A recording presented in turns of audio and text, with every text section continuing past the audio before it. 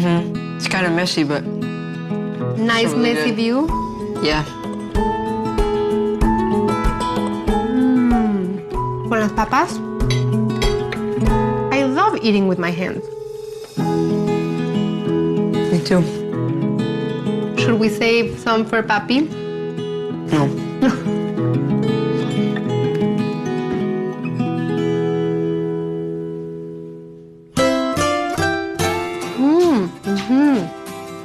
Déjame limpio un poquito. That was good. Okay, which is the very best one? This one. And are you keeping it for you? I'll keep this half. This is so soft. You've helped me nail so many recipes, Sammy. And I love eating your favorites with you. I like making my favorites too. Cheers for your favorites. For your super crumbly favorites.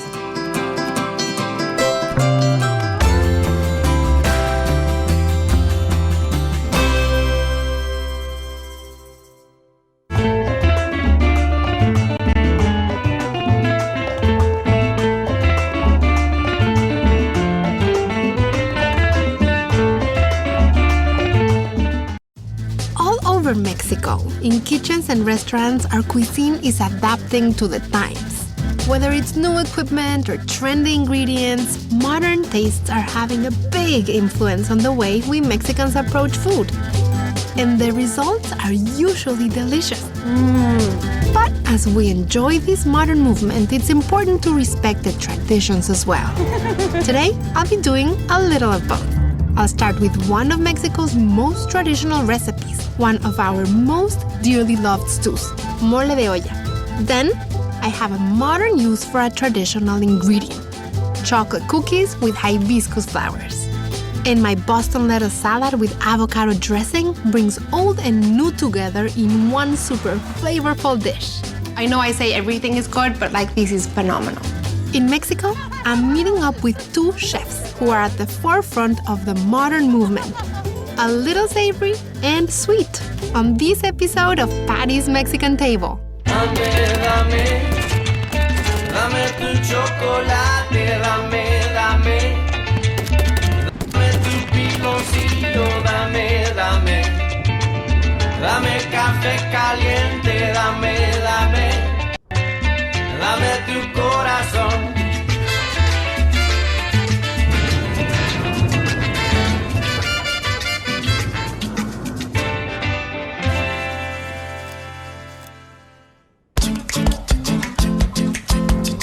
Today, I'm making an eclectic mix of modern and traditional recipes. And I'm going to start with one of the most traditional ones. It's called mole de olla. A mole de olla is a one-pot meal. Every country has their ways of making stews or one-pot meals. In Mexico, it's very simple, very humble. You have your piece of meat, you have your herbs and flavorings, and you make a very rich, flavorful stew. I'm adding 3 pounds of stew meat that I cut into 1.5 or 2-inch pieces. And I'm putting it in here with 10 cups of water. This is a very, very old recipe. It's been eaten and it's been made generation after generation. It's one of those dishes that I think people hanker for. I'm going to add 1/2 of a white onion, 3 bay leaves, 3 garlic cloves, and then I love using mint. It just refreshes this whole thing. And I'm taking this very, very traditional recipe, but I am stripping it down so that you can make it at home any weeknight. Some salt. I'm adding a little bit of black pepper. Now I'm gonna cover these and I'm gonna let it cook for an hour or maybe a little bit longer. You want the meat to be completely soft and cooked, and the broth should be really nice and tasty. Now I'm gonna make a sauce that is gonna flavor my stew a little bit more. This is a very usual step in Mexican cooking where you make the broth and once it's ready, you add a seasoning sauce. So what I'm going to use is some tomatoes and tomatillos that I charred. By charring or roasting this ingredient, you go from the very fresh and bright to the deep and rustic and even sweeter side of these ingredients. It is very traditional to use an ingredient that's called choconostle. It is like almost impossible to get them here in the US. And I'm using the tomatillos because they have a similar tart acidic taste. Then I'm going to toast some sesame seeds. They add a little layer of nuttiness and depth to the sauce. You can see how they start changing the color and they're starting to jump in the pan. Come, can you see? And then I have some chilies that I have been soaking here. I have anchos and I have pasillas. They are two completely different ingredients. It's like a pineapple and a banana. The ancho is sweet, it tastes a little bit like a prune. The pasilla is very bitter, but bitter in a good way. And neither the pasilla or the ancho are spicy. I'm adding some of the soaking liquid. It has so much flavor and color. Some freshly ground black pepper. Little bit of salt. It's everyday ingredients that are unpretentious, but they give and give and give. They have a lot of flavor.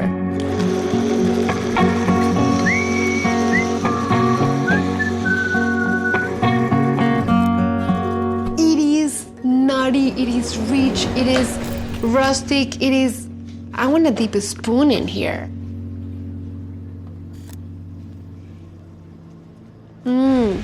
You have a tiny taste and it's like a million flavors explode in your mouth.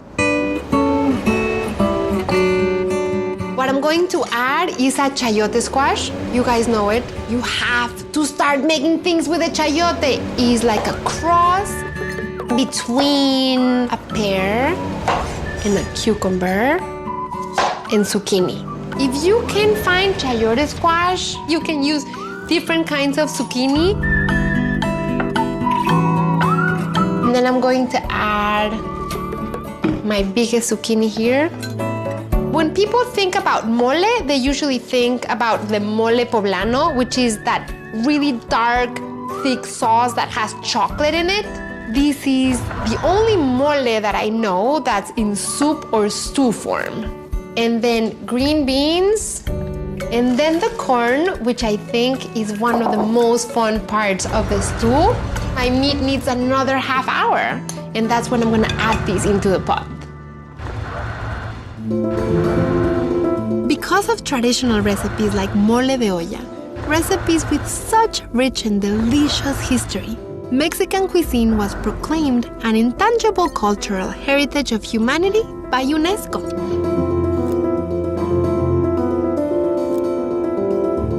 And lucky for me, I get to travel to Mexico to research and taste that food. And it was on one of those recent trips that I got the inspiration for my recipe for mole de olla. Ironically, my inspiration came from a visit with a good friend at one of the city's most modern markets, Mercado Roma. I'm here with Saji Tellez, a wonderful Mexican chef, and you're gonna show me how to make your mole de olla. Of course. Saji starts with a beef broth she's made by cooking a beef shank with its bones, a little bit of onion, and some salt. For her seasoning sauce, she uses some of the broth, roasted tomatoes, onion, and garlic, toasted sesame seeds, pasilla chilies, And this, which is choconostle. Oh, choconostle, which is like a fruit from the cactus. yeah, it's very acid.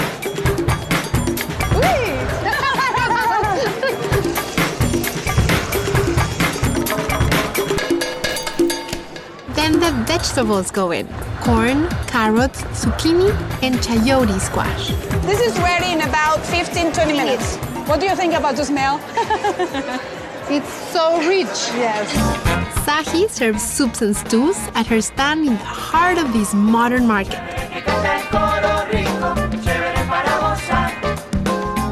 And Sahi uses some modern techniques to keep up with high, fast-paced demand here. But her recipes still capture the soul of Mexico's traditions. I don't know if you agree with me, like sometimes where people try to do modern, they sometimes lose the soul. You have to respect the recipe from the beginning, because we don't only have one Mexican cuisine. So exactly, like if you want to innovate, you have to know where to innovate from. Of course, and you have to really like to cook, otherwise people will feel it in your stew. Yeah. Y que quieres un poquito de sabor latino, vente conmigo ya. So you can put, join me, this is enough for both of us. Okay.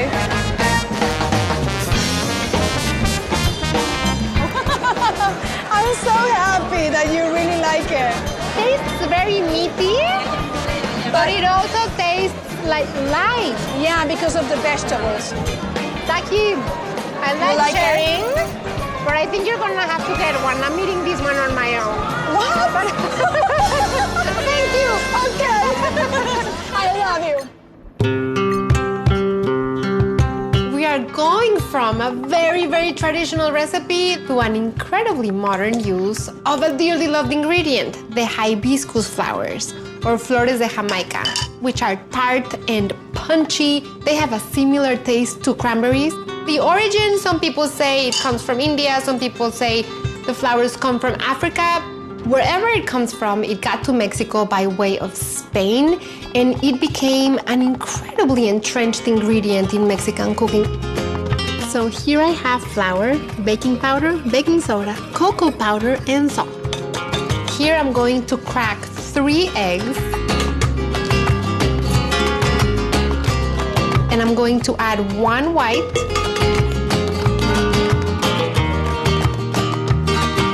One and a quarter cup of sugar. I'm gonna beat these eggs and the sugar until this mix becomes frothy, because I want these cookies to have some volume.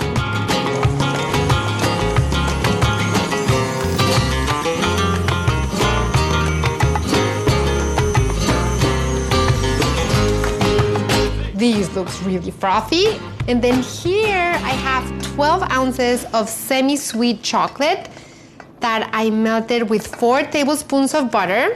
This is an improvised baño María, or double boiler. You don't need any special equipment. I'm gonna let it cool for just a second, and I'm going to add it into this mix along with 2 teaspoons of vanilla. I am constantly trying to improve my recipes. If I'm making a traditional recipe, I'm trying to make it a magic potion so that it is really irresistible, but also that it is the easiest to make.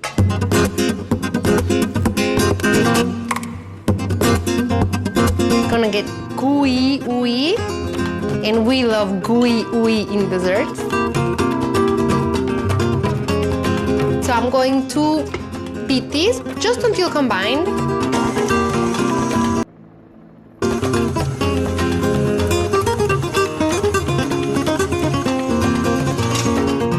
So now I'm going to fold in my dry ingredients.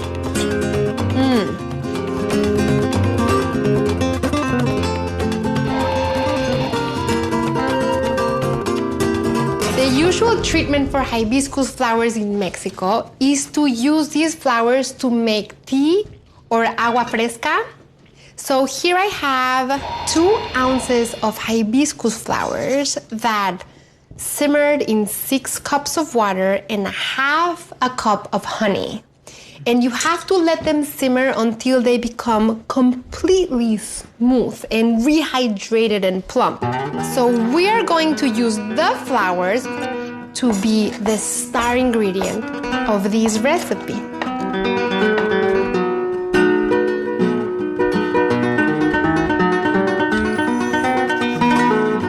So now I'm gonna let this batter rest rest in the refrigerator for 30 minutes. And then it's gonna make really nice, puffy yet thin cookies.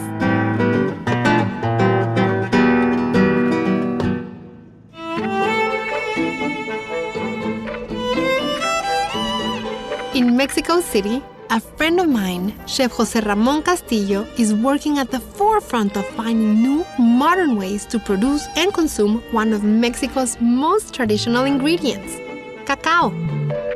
At Quevo, he treats visitors to a sensory overload of chocolate inventions. Jose Ra, I've been craving your chapata and I've been craving your chocolate. Okay. His chocolate creations prove that the secret is in the simplicity. 8 years ago, I started with something called Mexican Evolutive Chocolatery. We are going to use only Mexican ingredients. Chef Castillo is too modest to say this, but he's known as one of the most creative chocolatiers in all of Mexico. As a master chocolatier, his passion for cacao doesn't stop in the kitchen. He has spent years researching Mexico's prized cacao plant. He even produced a documentary on the subject. At Quevo, he uses chocolate to redefine the very idea of a chocolate drink. This is the sweet one. Yeah. It's like the normal. Okay. The normal Mexican chocolate. Correct. And it's water, Yeah. cocoa, corn, and a little bit of sugar. Hacemos un cheers. Yeah, correct. Qué gusto, Jose Ra. Gracias. Super refreshing. Yeah, correct. Cacao trees are a delicate plant, but they thrive in the hot, rainy, tropical climate of Mexico's southeastern region. The fruit of the cacao tree is this big, football-shaped pod you're looking at. The process of getting chocolate from the beans of the cacao pod is a tradition that dates back more than 1,000 years. The Mayans and the Aztecs revered cacao so much that the beans were often used as currency. Chef Castillo pays homage to this history with each one of his delicious creations. So this is the chocolate that Moctezuma used to have? Yeah, correct. You have chili in the inside, a little bit of corn. Which chili do you use? Chile de árbol. So it's spicy. Yeah, it's spicy. You have to be spicy here, but not in your mouth. That is so interesting. I feel it. Yeah. They used to drink it when it's really, really cold because the temperature of your body with the chili Warms up. Yeah, correct. Jose is always coming up with new, interesting ways to incorporate chocolate into otherwise normal recipes. Take, for instance, his queso Oaxaca, lettuce, bean, and turkey sandwich. Stop! Yeah. Wait, rewind. So in the bread, it has cacao paste, cacao butter, and white truffle? Yeah, white oil truffle.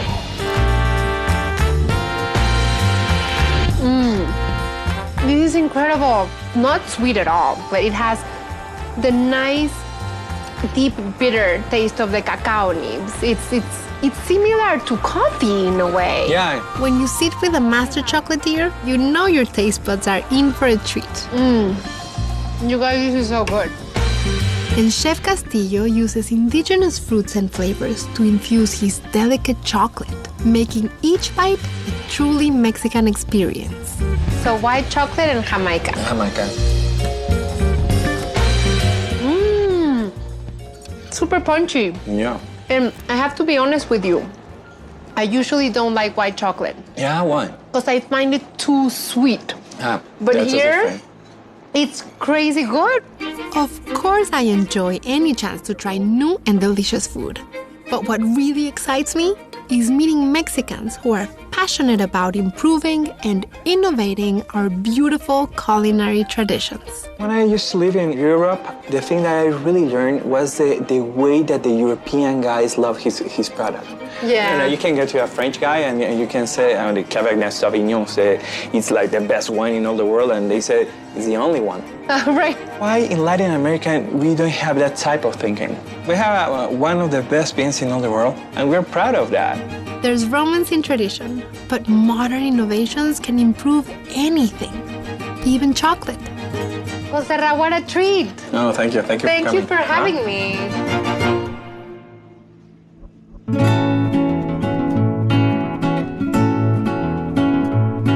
gonna check the mole de olla. It's been a little bit over an hour and it's looking perfect, just where it needs to be. I'm removing the onion and the garlic.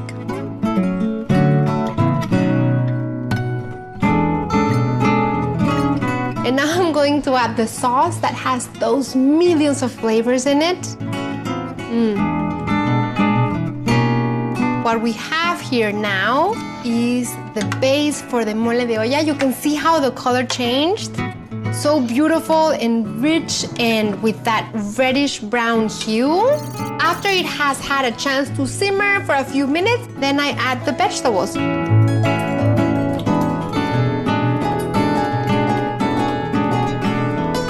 See how pretty this looks? Because we have all those veggies and they're starting to cook in that incredibly flavorful broth.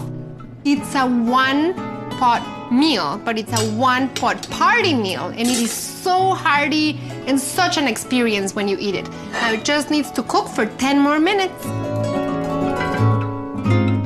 I have my hibiscus flour and chocolate batter that has been sitting in the fridge for half an hour.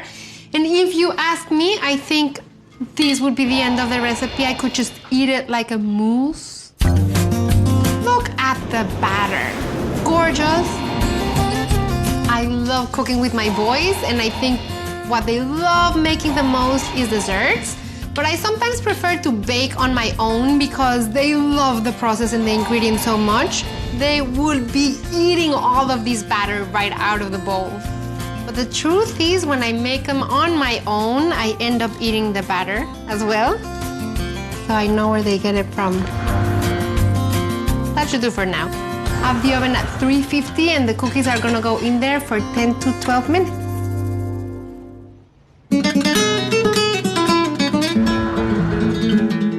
So I have a whole meal going on here, and the last thing I'm going to prepare is a super fun salad. The first thing I'm going to do is one of its toppings.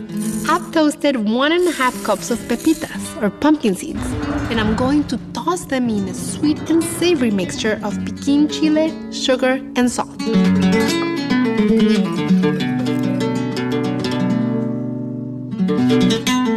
And this fun garnish is going to be on top of our salad.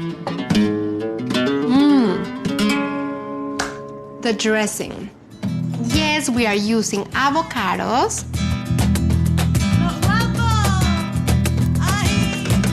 a half a cup of milk, a half a cup of Mexican cream. It's just tangy and salty and so delicious.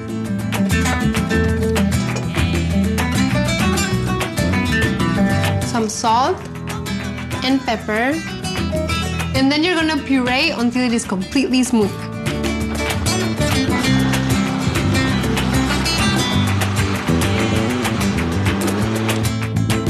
I have 2 heads of Boston lettuce.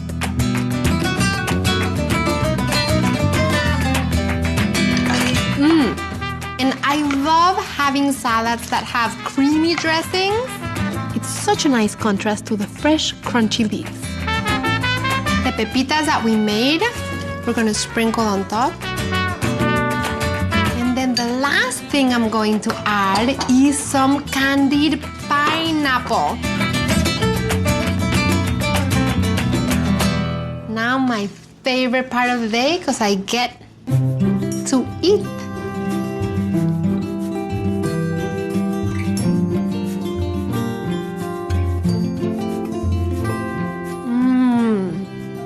This has the fresh and delicate and almost sweet lettuce, and it's entirely covered with this creamy avocado dressing, and then it has all the crunchy pumpkin seeds that are a little bit spicy, a little bit sweet, a little bit salty, and then you munch on a piece of that candied pineapple.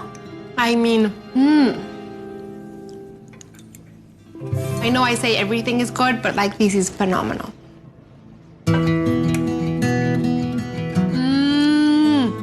These look so good. Makes me so happy to have this food at home.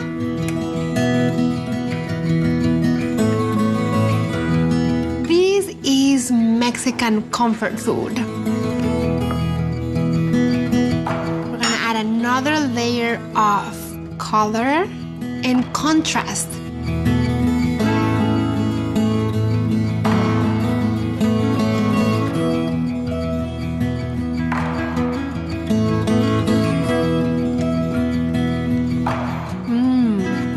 The meat is so tender. The vegetables are still nice and crisp. The broth is rich and comforting, and it feels so good as you swallow it.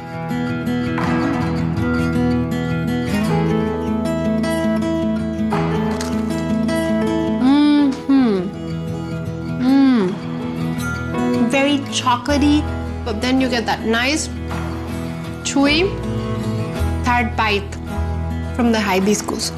Such a combination. With a very traditional mole de olla and this funky and fun modern salad. And this experimental use of hibiscus flowers in my chocolate cookies, I made an eclectic but successful mix of modern and traditional in my kitchen. So good.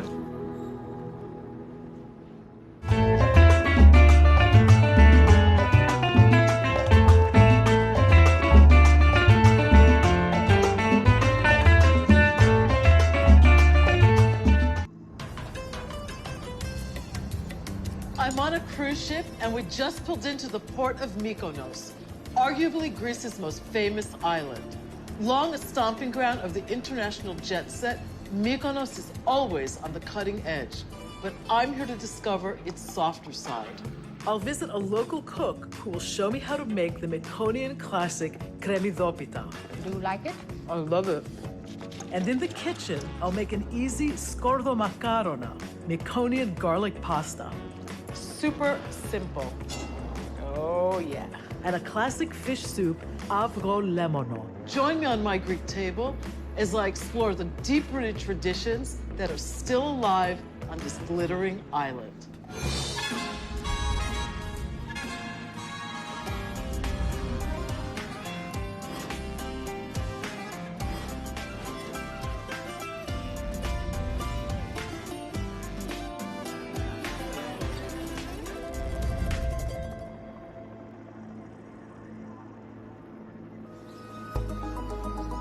Mykonos, mythical, magical, and one of the most popular travel destinations in the world.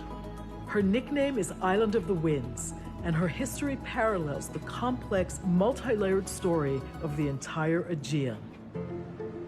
Windswept arid Mykonos was an important trading post in the ancient world. The island has been Roman, Byzantine, Venetian, then fell to the Ottomans in 1537 and saved 3 centuries later by a patriotic Greek heiress. After World War I, the archaeological work on nearby Delos brought business back to the island. By the 1960s, Mykonos was the place to see and be seen, the stomping ground of the emerging international jet set.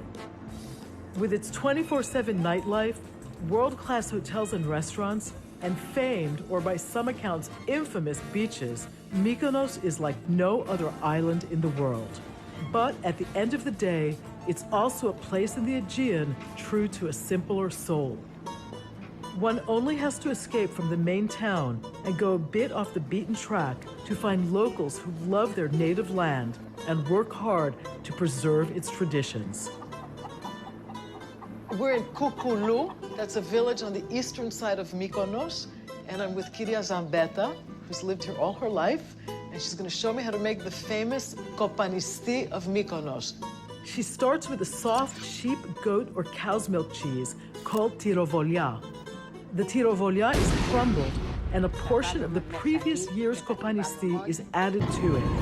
It's like adding starters. She's adding kind of like the yeast, the bacteria that will work into the cheese and ferment it over a few months. Okay. She mixes the cheeses together so the starter kopanisti is completely incorporated.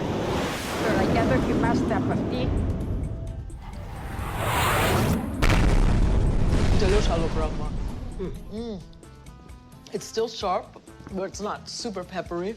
It's very sour, but in a very pleasant way. You could taste the fermentation. The sharp, spicy flavor will continue to develop over the coming months. Locals like Kyrias and Beba have been making this unique cheese for ages. I'm on my way to meet Irini Zuganelli, a local cook who made it her mission to preserve the traditional recipes of Mykonos. So I see you prepared a little feast here. I like to cook with local products. So we have here some Mykonoan bites. This is mostra, it's a local meze. This is local spicy cheese, kopanisti. It's the famous kopanisti. It's the famous kopanisti, okay. yes, and olive oil and tomato.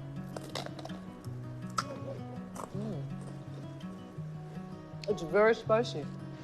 And this is Mykoniatico Lucanico, Mykonian sausage. With Mykonian herb, we call it fribi.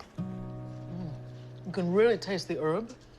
And the pork also seems very fresh. And then we have cured pork. It's luza. Luza. And I see a little bit of a, looks like a spice rub. Yes, salt, pepper, allspice, and fribi and oregano. Aha. Now what is this beautiful white cheese? Looks like a piece of marble. Xinotiro.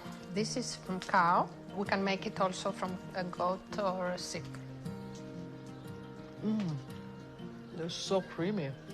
And a little sour, like xino. It's a little sour. That's why we call it xinotiro. Xino is sour. And tsibita, Yes. pinched pies. We use soft cheese, we call it tirovolia. Cinnamon, honey, and sugar. It's really nice. With coffee, this would be excellent. I want to see the kremidopita, the onion pie. Okay. I know that's one of the most famous dishes of Mykonos. So, fun. We're going to make first the dough. I add the water, almost a glass of water. I add some olive oil, like half. It's a very exact measurements. Yes. This looks like vinegar. Yeah. Dough always needs acid. That looks like it's fire water. Yes. Raki. And salt. Okay. I like to put first all the liquid things, and then I use as much flour I want. Yeah, you can't. It's easier to add dry than wet. You need. I'll pour. So that's 6, right? Yes. And this is just all-purpose flour. Yes. 7. So is this a soft pastry? It's soft, it's like a baby. Ah, okay. And how do you know when it's ready? When it's not sticky, yes. Yeah, so you need it like a Mykoniatisa yaya. Did you learn this recipe from your mom? For my mom. So it's ready. Oh, can I feel? Yes. It is soft like a baby. Yes. I like it very much. Okay, I'm curious to see how you make the filling. This is tirovolia. It's Tirovolia, soft okay. cheese. Okay. And the dill. And dill. And dill. Okay. And I have to cut the onions Yes, next. 2 onions. Do you cook the onions? Or No, they go in raw? No, fresh.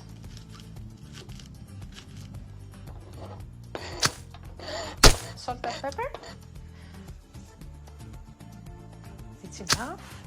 And 1 egg. And an egg. This is a Mykonian Yes, chicken's egg. my mom's. I can tell by the color of the Yes. yolk. There are 7,000 people who live on Mykonos year-round and 1 million people in the summer. But I love the fact that there are still parts of the island that are pretty rural. It's ready. Do you want Okay. to try? Ooh, it's so fresh. It's very springy.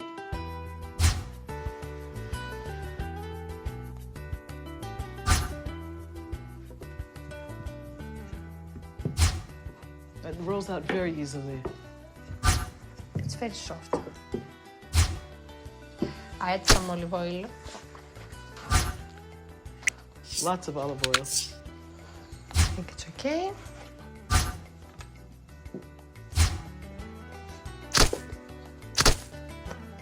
Ah, I see.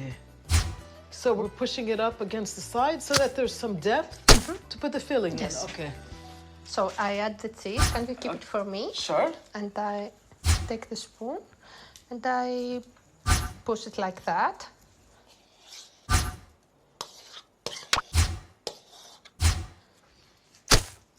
Okay, so this is fine. It's all spread out where how it has to be. I turn it like that. Ah, okay. And so we're covering the filling. And I So this push is a it. very different technique. This is my technique.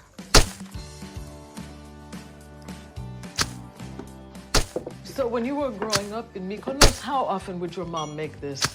Almost every day. Oh, every day.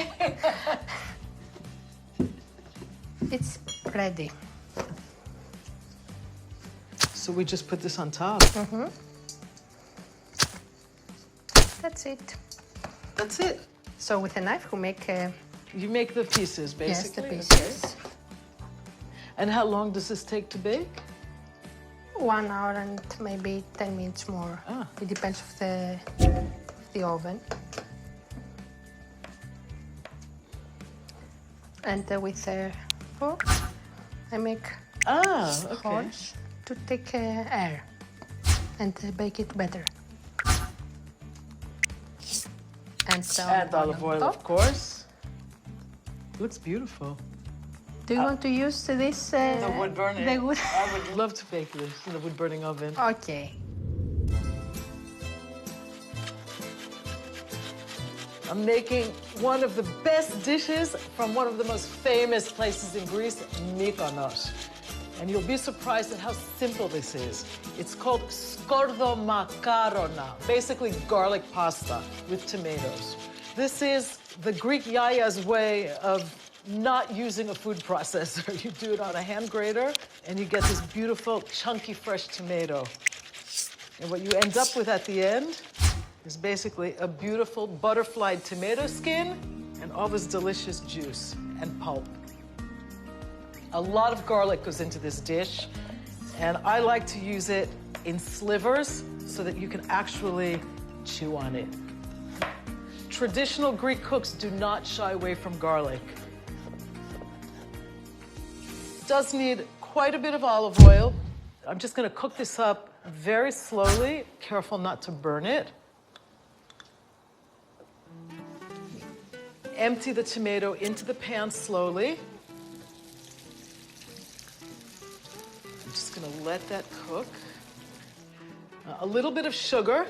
There's always a little bit of acidity in a good tomato, so you try to balance that with some sugar, a little bit of salt, and a spritz of black pepper. And while this is simmering, I'm going to get the spaghetti going.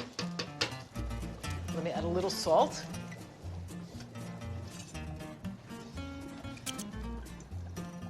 So this dish dates back pre-Jackie-O. This is a pre-Jackie-O dish, really traditional Mykonos when the island was still poor. People needed to figure out how to get by without using so much meat. This is imitating the idea of spaghetti with ground meat sauce, except I'm using rusks instead of ground meat. So we're crushing this with a mortar and pestle. And by doing that, we're simulating basically the texture of ground meat. And when it's sprinkled over the tomato sauce and it gets a little wet, it'll be very similar actually in texture. It's done.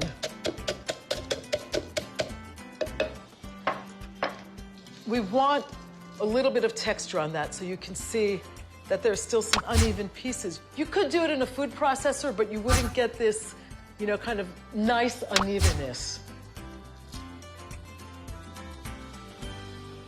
I'm ready to marry these two. Just lifting my pasta straight out of the pot, mixing it right into the sauce. I'm just gonna mix this together. Super simple. I'm getting those nice garlic cloves in here too. It's exactly what we want.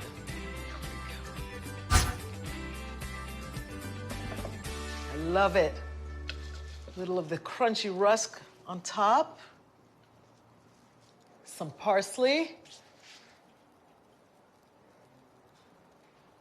I always like a little black pepper on my pasta. Not too much. and the pièce de résistance, which is not something that traditional cooks on Mykonos would probably do, but I have this wonderful kopanisti that beautiful Greek yaya made for us. And I just want to add a tiny bit, kind of a reminder of my beautiful trip to the island. If you can't find Mykonos kopanisti, you can make your own just by mashing feta cheese, oregano, black pepper, and a little bit of olive oil. Or you can enjoy it without any cheese at all. It's totally delicious this way.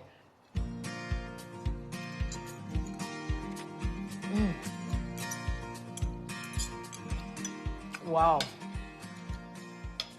This absolutely proves that simplicity is the key to good eating. The garlic is soft, but it's there.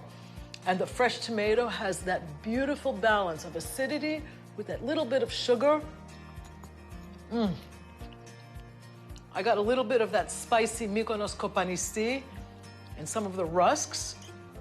What more do you want? Spaghetti with fresh tomato sauce, garlic, and I have a great wine picked out. I chose a single vineyard rosé made with the Xinomavro grape from the area of Amindeo. It has hints of rose petal and strawberry. It's a really nice match with the tomato sauce and the garlic. Isi here.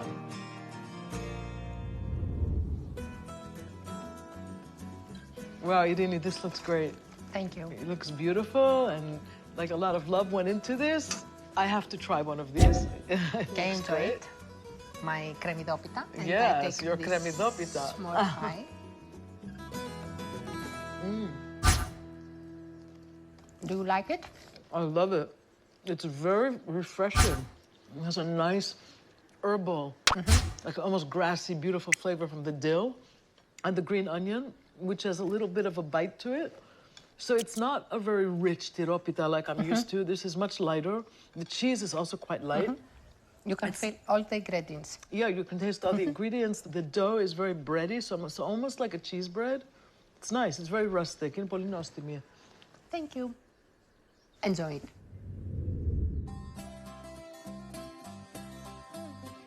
Fish soup is on the menu today. Classic Greek fish soup called psarosoupa avrolemono. I'm going to start with my carrot. We just want to get this cut and ready to go into the pot with the celery and the onions, kind of the basic vegetable mix for the soup. This is a recipe that we find basically all over Greece, but especially in the islands. First time I had it was in Ikaria, where my family is from. And I was a little kid.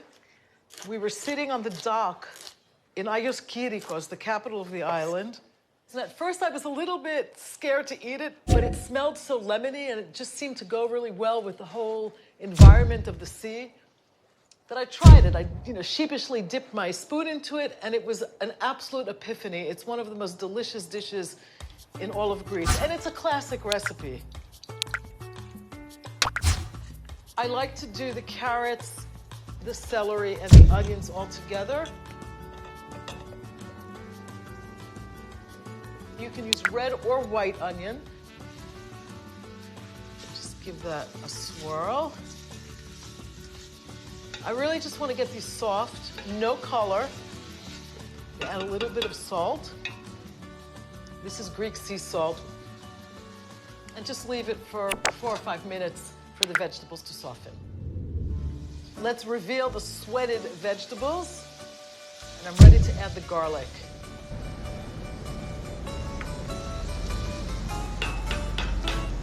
My fish is going in here next, and I want to talk about this guy for a second. It's called milokopi, but it's also called croaker. It's one of the main farmed fish in Greece. You can find Greek farmed fish in the States, and you can use anything. You can use bream or bass or grouper. A little bit of water. Okay.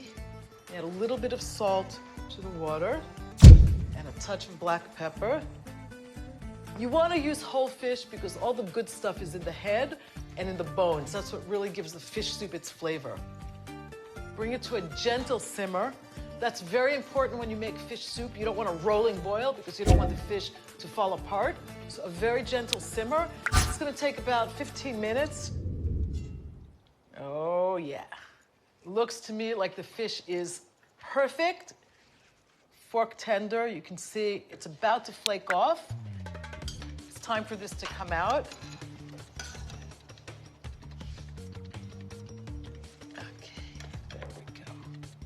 The fish needs to cool a little bit. I'm gonna clean it.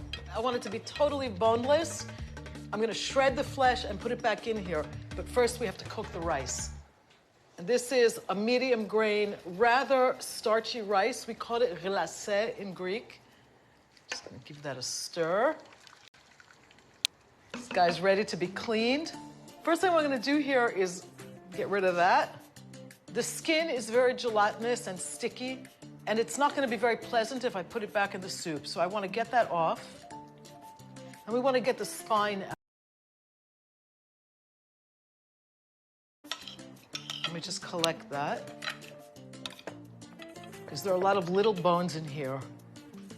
So this will now open up right along the center bone there. Don't be afraid to do this. It's a lot easier than it looks. And basically what we want to do is shred the flesh and just feel your way through it. You want to pick out any bones.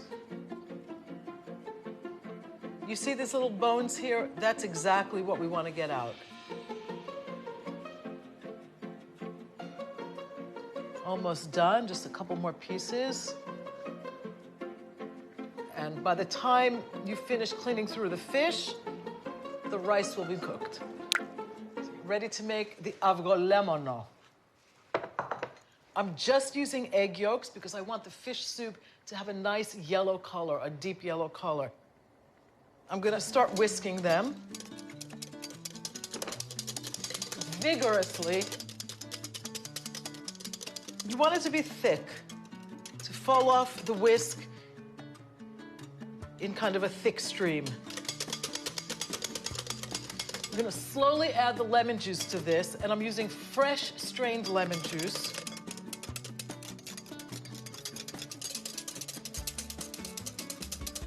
It takes a little bit of patience, but we want to get frothy egg yolks in here, and the lemon juice and the egg together will achieve that result. And then we're gonna slowly add our hot broth.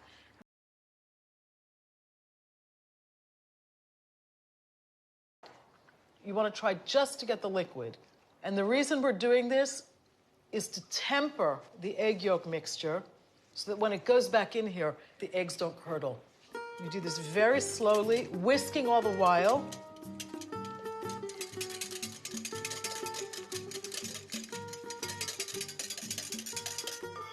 A little bit more.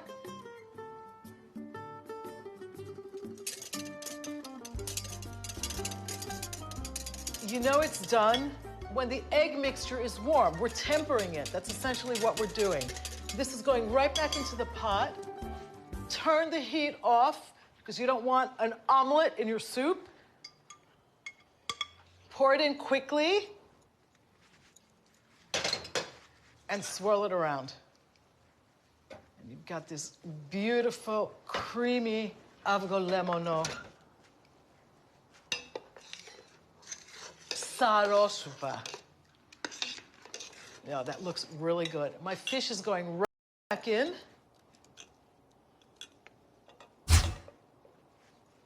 Just gonna stir this around.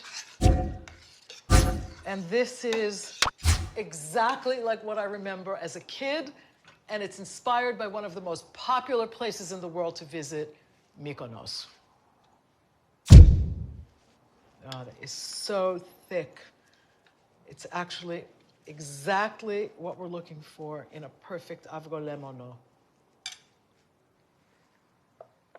I have to say, I'm very excited to taste this.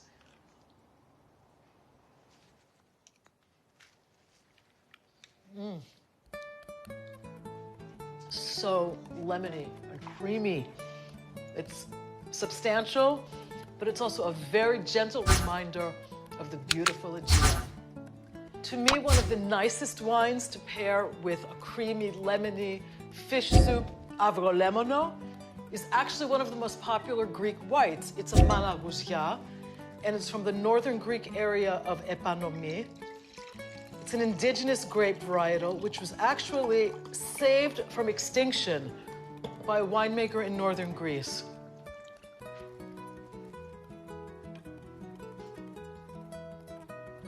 Look at that golden wheat color. This wine has very nice crisp acidity, and that pairs beautifully with the richness and the creaminess in the fish soup avrolemono. Isi Hian to the timeless Aegean.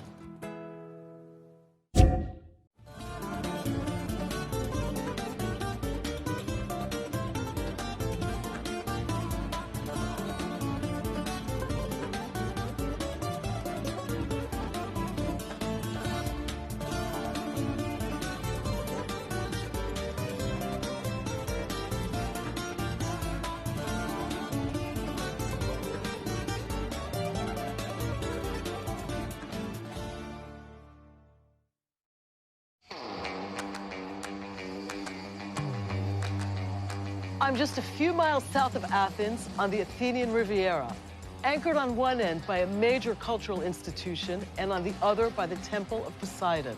From traditional fishermen to haute cuisine, yachting, an international aura, and exciting nightlife, the Athens Riviera has it all. I'll board a friend's sailboat and we'll fry up the freshest fish. I will be your sous chef today. In the kitchen, I'll make a luscious feta-stuffed calamari.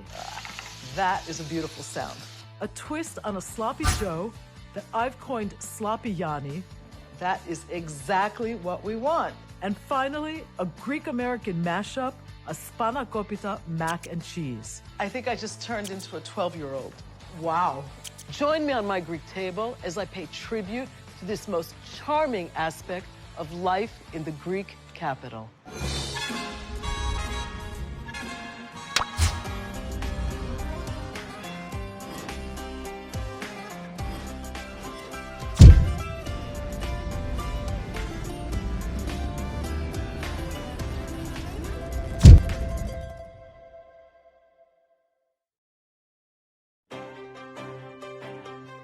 One of the most seductive aspects of life in Athens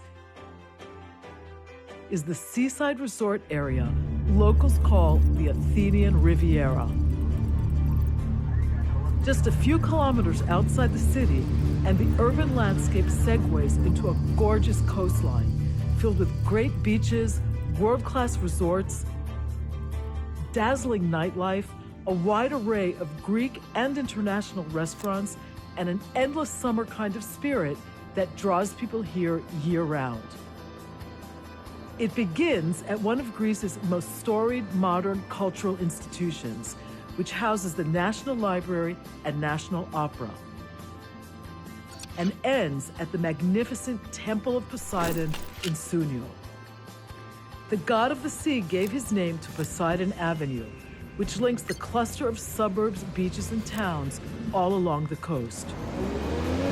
Year-round swimming, world-class resorts, all manner of water sports, from diving to sailing to surfing, vibrant marinas, great eating and nightlife, all can be found along the Athens Riviera. There are even traditional fish markets where fishermen hawk their catch of the day right off the boat. If I lived near the sea, I would swim all year. The water is very clean. I'm with my old friend and skipper, Ilias Petru, who has lived in the southern suburbs of Athens all his life. He has taken me to one of his favorite fish markets, in Glyfada, a town along the coast.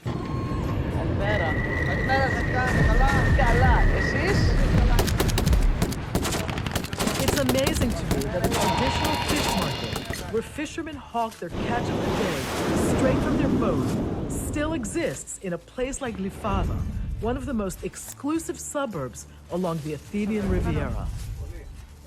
Stratos Taratoris is cleaning fresh sardines for us. We're also buying some small red mullets. They look super fresh too. Τα παιδιά, παρακαλώ. Ευχαριστούμε πολύ. Πάλι ευχαριστούμε. Γεια χαρά, καλημέρα. Γεια σου. Some of the best seafood in the world is right down the coast from Athens on the Athenian Riviera. And I'm paying homage to that today in a beautiful stuffed squid dish, starting with a little bit of olive oil and some sauteed onions and garlic. Just want to get our onion soft. I'm going to get the garlic in next. And give that a swirl to soften. Heat it just enough for that beautiful garlic perfume to start emanating out of my frying pan. This is ready to come off the heat.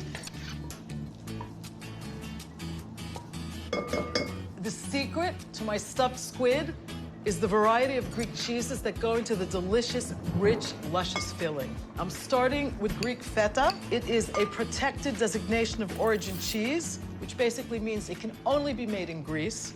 And it's always made with sheep or sheep and goat's milk. To balance the pungency of Greek feta, I'm adding a very mild Greek cheese, which is called anthotiro. It's made from the residual liquid after making all sorts of different Greek cheeses. The last cheese that goes in here is called kefalograviera. It is one of the mildest, nuttiest, grating cheeses and table cheeses in Greece. I'm adding herbs to this next, and first in, Greek dill, probably the most popular herb in the Greek kitchen and a natural partner to anything with feta. And a little bit of mint, another popular Greek herb. To counter the richness of all these cheeses, I'm gonna add a little bit of lemon zest. Lemon zest adds this beautiful fruity brightness. Just want to give this a mix, taste it for salt. Use just a touch. A little bit of black pepper. Another of my favorite ingredients, pink peppercorns. Just crush my fingers into this. I have to bind the filling, so I'm adding an egg. Mixing it all together. It's gotten considerably looser, so we want to add a bit of breadcrumb. You kind of have to eyeball this a little bit and get a feel for what the texture should be. The breadcrumb will hold it together. This is exactly where it needs to be. You want the filling to be able to hold up into a ball. I'm just going to put it in the fridge for about a half hour to firm it up before stuffing the squid. This is our beautiful squid today. Super fresh, nice big tubes. The filling is nice and firm. And for me, the easiest way to get this beautiful, rich, cheesy filling inside the squid is to shape it so that it slips in easily.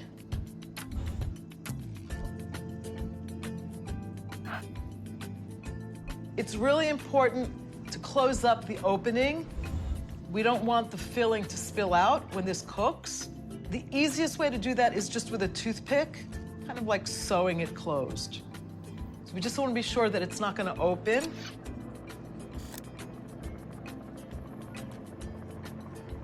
That's beautiful.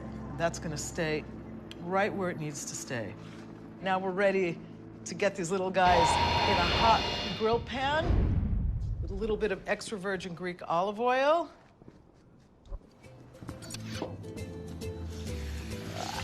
That is a beautiful sound. Cook's music. Then the tentacles. And this is not going to take very long. It just takes a few minutes to cook squid. You have to be a little bit careful when you handle the squid. They are a little bit fragile. We want to get a beautiful color like this golden brown. These are totally done. If you could caramelize seawater, that's what it would smell like. Look at that beautiful color. That's exactly what we want. Remember to get the toothpicks out of here. I would venture to say that Greeks never eat squid without a little bit of lemon. Combat initiated. A little bit of garnish. A little lemon. Squid is very tender. Let me get a bit of everything in here.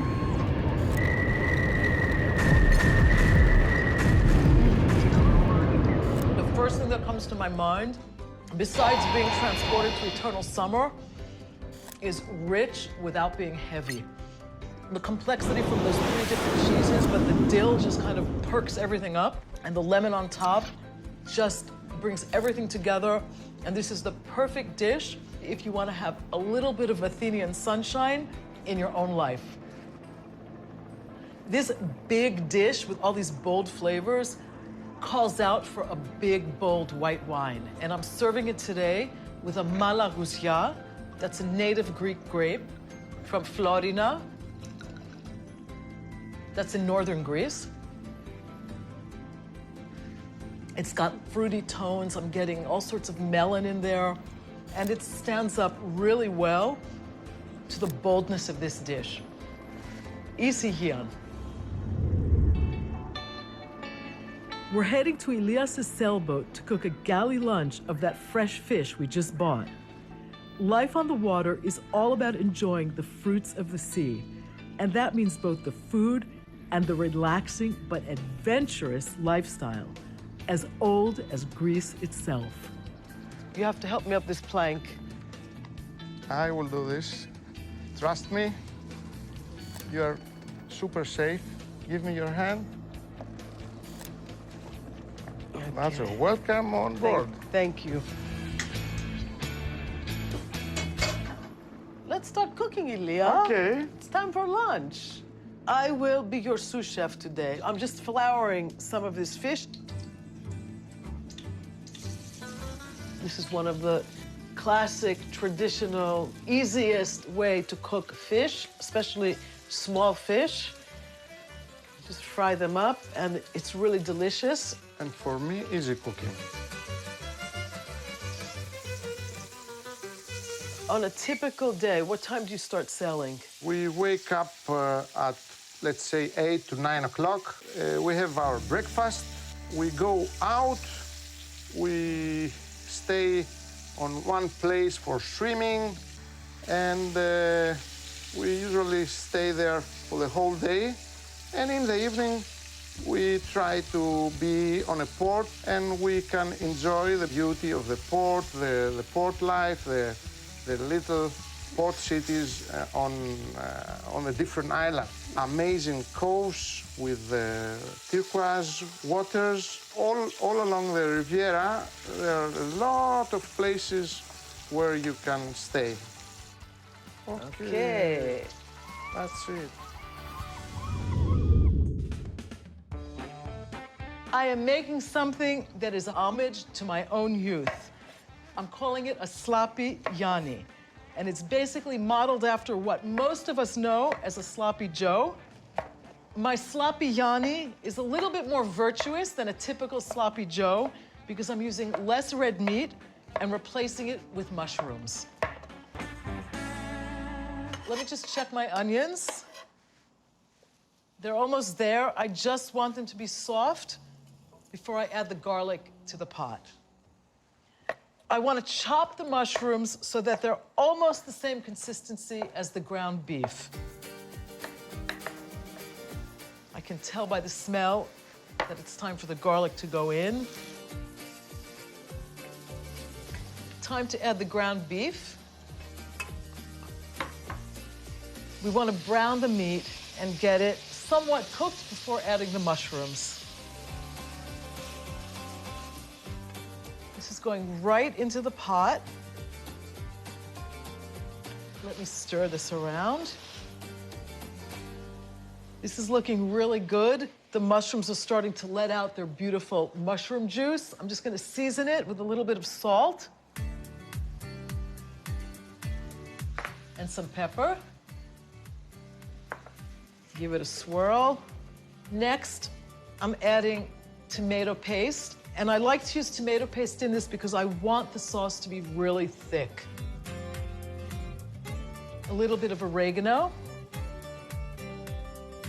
A little bit of petimesi, which is grape molasses. Allspice. A cinnamon stick. And a couple of bay leaves. That looks gorgeous. I'm going to add a little bit of red wine to this. Just eyeballing it. Maybe add a little bit of water to it. Just so that I don't have to worry about it and make sure there's enough liquid in here. Just cover this as you cook it.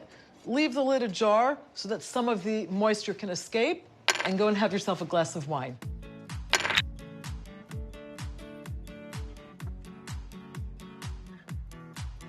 Sloppy Yanni time. That is exactly what we want. It's nice and thick, but it's still juicy. How does that look to you? I'm ready to eat it.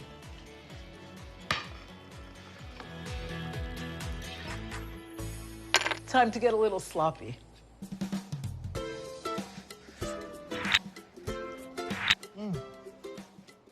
This is a very sophisticated sloppy Yanni. I'm getting this wonderful wine flavor. The mushrooms are totally melded into the meat mixture. This is really good. The neatest sloppy Yanni this side of the Atlantic.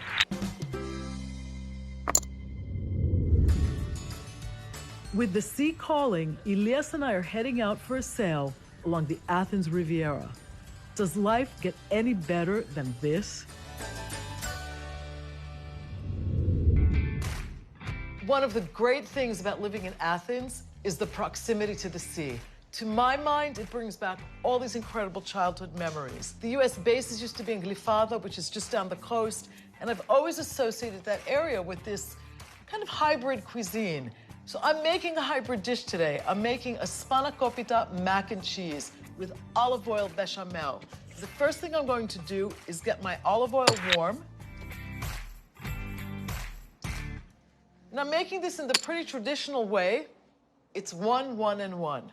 A tablespoon of olive oil, a tablespoon of flour, a cup of milk. So here it's times 3. The flour is going in, and I'm making a quick roux. Of course, the classic bechamel calls for butter, but this is a little bit of a Greek interpretation. We don't really want much color on that, but I want to cook the flour. If you don't cook it enough, you end up with almost a pasty flavor, and it's not very pleasant.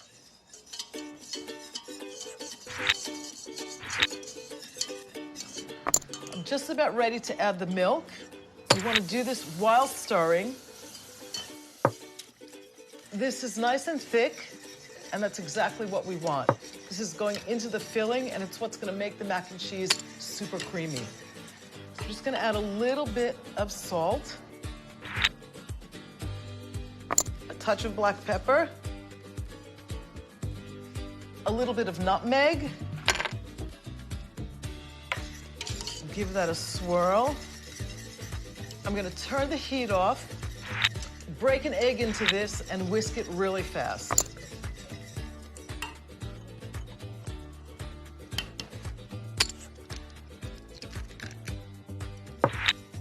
The egg will help thicken this. It'll give it volume in the oven. It gives that beautiful yellowish color. I'm just gonna let this sit for a while. So I'm ready to start my filling. And the first thing we're gonna do is heat some olive oil. I'm ready for the leeks. A quick saute, I wanna soften them. Ready for the garlic. Careful not to burn it, I'm gonna start getting the spinach in here in batches.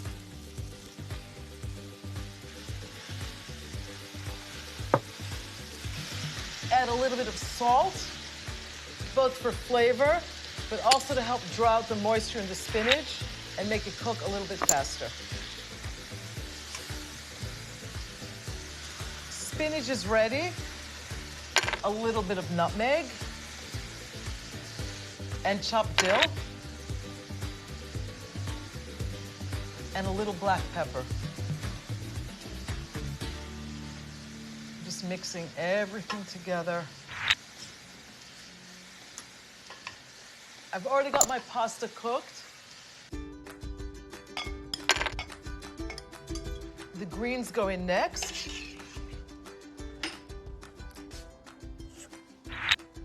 The next thing that goes into this are two really delicious Greek cheeses. One is a soft whey cheese, very mild, called anthotiro, and it's very similar to ricotta. The second cheese that goes into this is real Greek feta. It's going right in. And I think you can tell this is going to be a pretty rich dish. The next thing that goes into this beautiful elbow macaroni mixture is my Greek bechamel. Just going right in. Just mixing all of this together. Just a little bit of extra virgin Greek olive oil.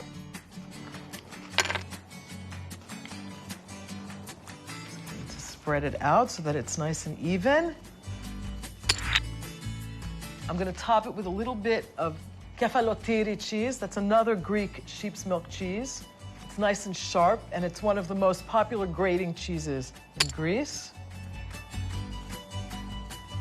And just a sprinkling of breadcrumbs to give it a really nice crust and finish. This is going straight into the oven. I've preheated the oven to 375, and I'm gonna bake it for a half hour or until it's nice and golden. This is definitely ready. The whole kitchen has filled up with the aroma of the spanakopita mac and cheese. And I am going to enjoy a piece. I think I just turned into a 12-year-old.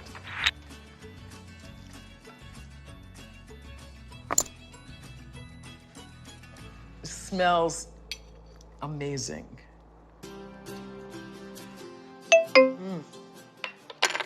This is perfect. It is so creamy. The elbow macaroni is totally like mommy food, New York City, 1965. But for me, the best part is the top because it's really crunchy. It's a perfect balance with all the creaminess inside. This, to me, is a sophisticated child. And this sophisticated child wants a little red wine with this dish. And I've chosen it. It's a Syrah from the island of Evia, which is not too far from Athens. Complex nose, a little bit of vanilla and a little bit of smokiness and dark fruit. It's a really nice pairing with this lovely dish that helps us bridge the gap between childhood and adulthood. Isi-gian.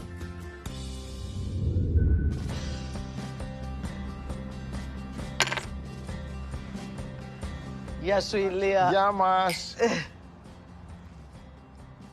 If I lived near the Athenian Riviera, I would be on this boat every weekend.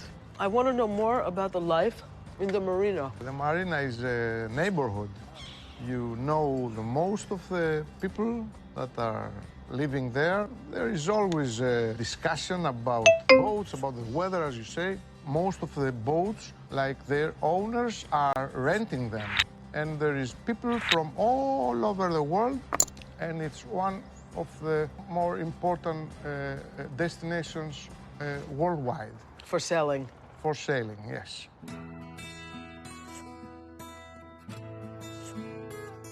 How do you like the fish? The fish is delicious. Delicious. It's very fresh. You can taste it immediately. They're nice and crunchy. When they are fresh like that,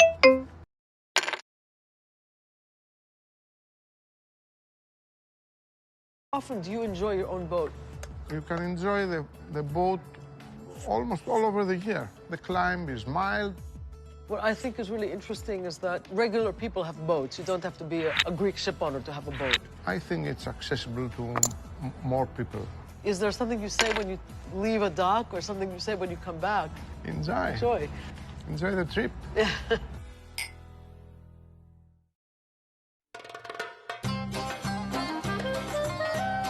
In this water, in the Aegean, what are the dangers? I mean, it's not the Atlantic where you have these huge waves, but... The sea is a part of Mother Nature, and Mother Nature is not always easy with us human beings. We have to respect the nature. That's it. Yeah, that's true in anything.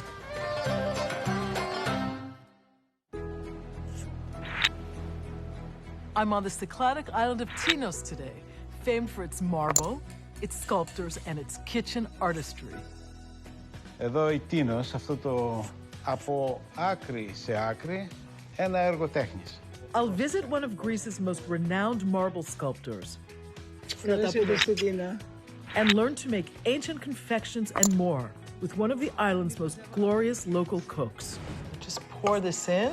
In the kitchen, I'll make an artichoke bread pudding. The artichokes are the entire flavor of Tinos. This looks like the Kyklades, and a wonderful red mullet recipe with local capers and tomatoes. Join me on a sweet and savory journey as I chisel a path filled with the aromas of this beautiful place, from my Greek table to yours.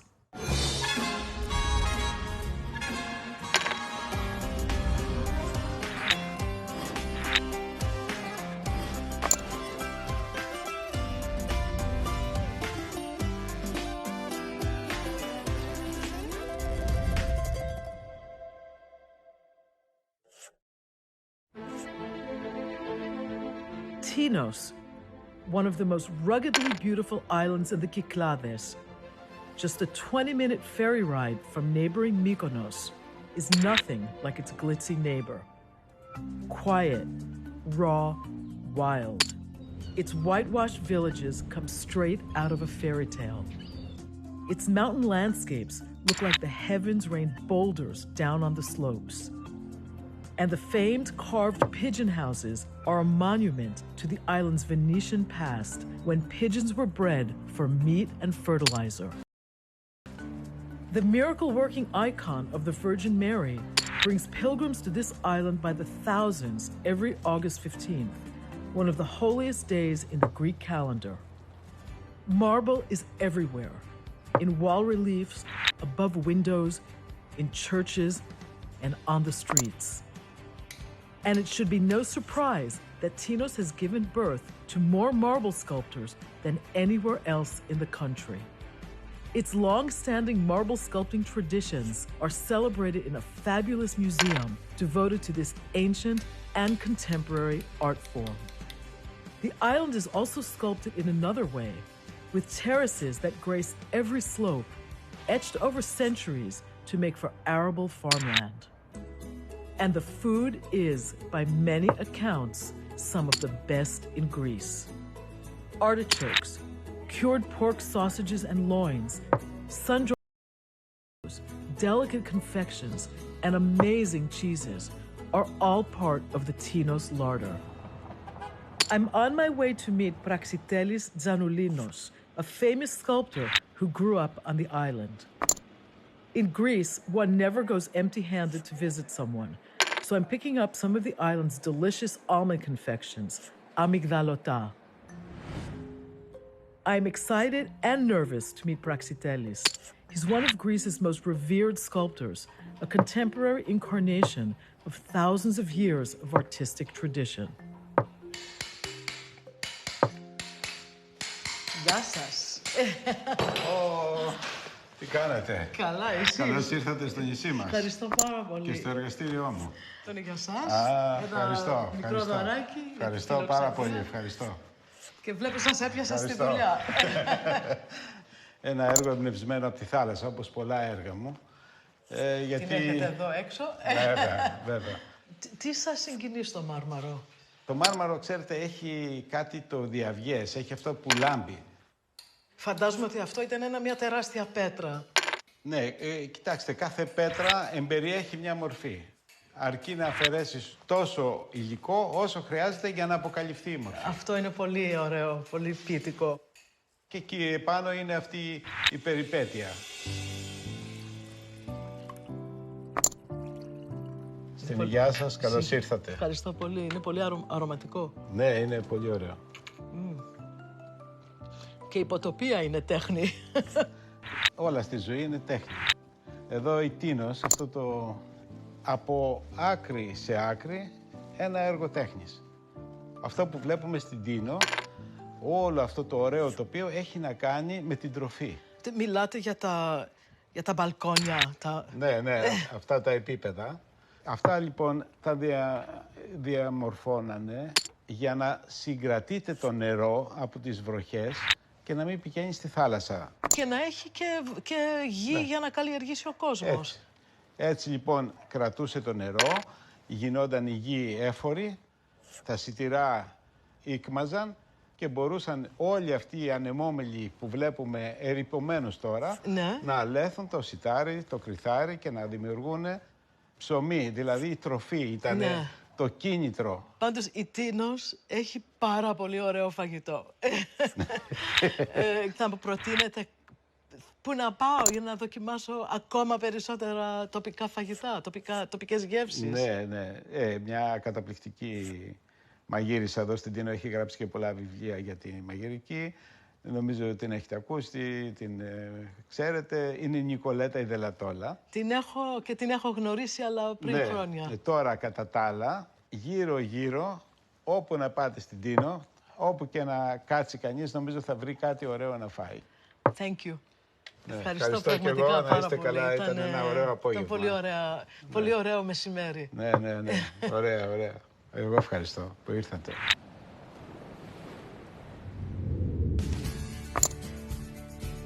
Sometimes it's always summer in my kitchen, especially when I'm cooking something from the Kyklades, inspired by Tinos, which are these beautiful red mullets called barbunya, in a nice tomato sauce spiked with capers, very traditional ingredient from the Kyklades.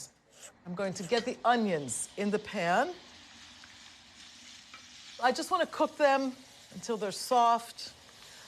Red mullets are one of the most popular fish in Greece.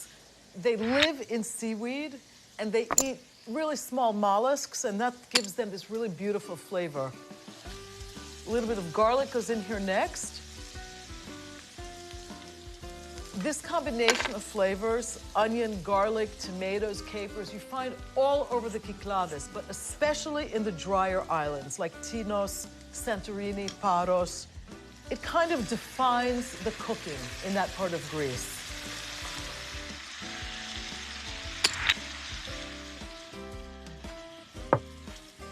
I have the capers soaking in a little bit of water just to desalt them a little bit, because I don't want them to overwhelm the delicate flavor of the red mullet.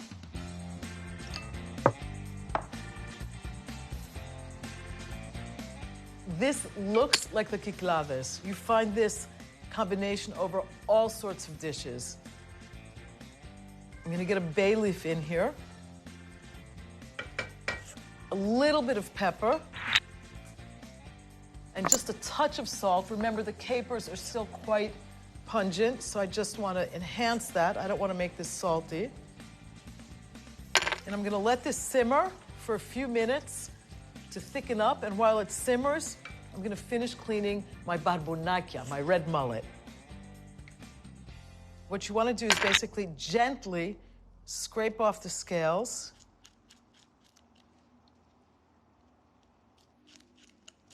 It's not very hard to do.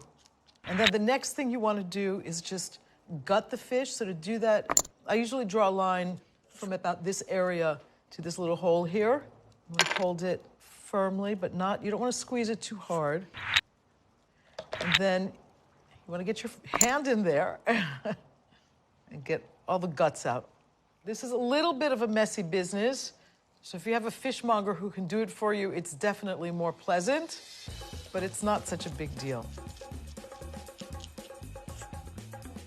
I'm just gonna rinse these.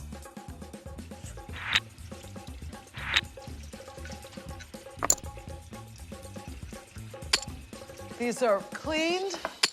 The sauce is ready. I'm just gonna season them a little bit. And these are ready to go into this beautiful Greek island tomato caper sauce. So you can see this is a really pretty dish. That's beautiful. A tiny bit of Greek olive oil just over the top. I'm gonna let these simmer covered for about 5 or 6 minutes. They don't need more time than that because the fish is quite small. I'm just gonna cut a little fresh oregano for garnish over the fish. Ah, perfect. Super tender. These are very, very delicate.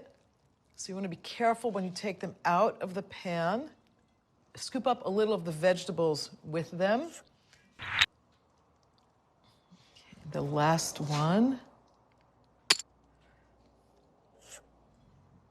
Just a little bit of fresh oregano. I don't even bother chopping it. I just want these beautiful, delicate leaves. And just a fresh note over the top.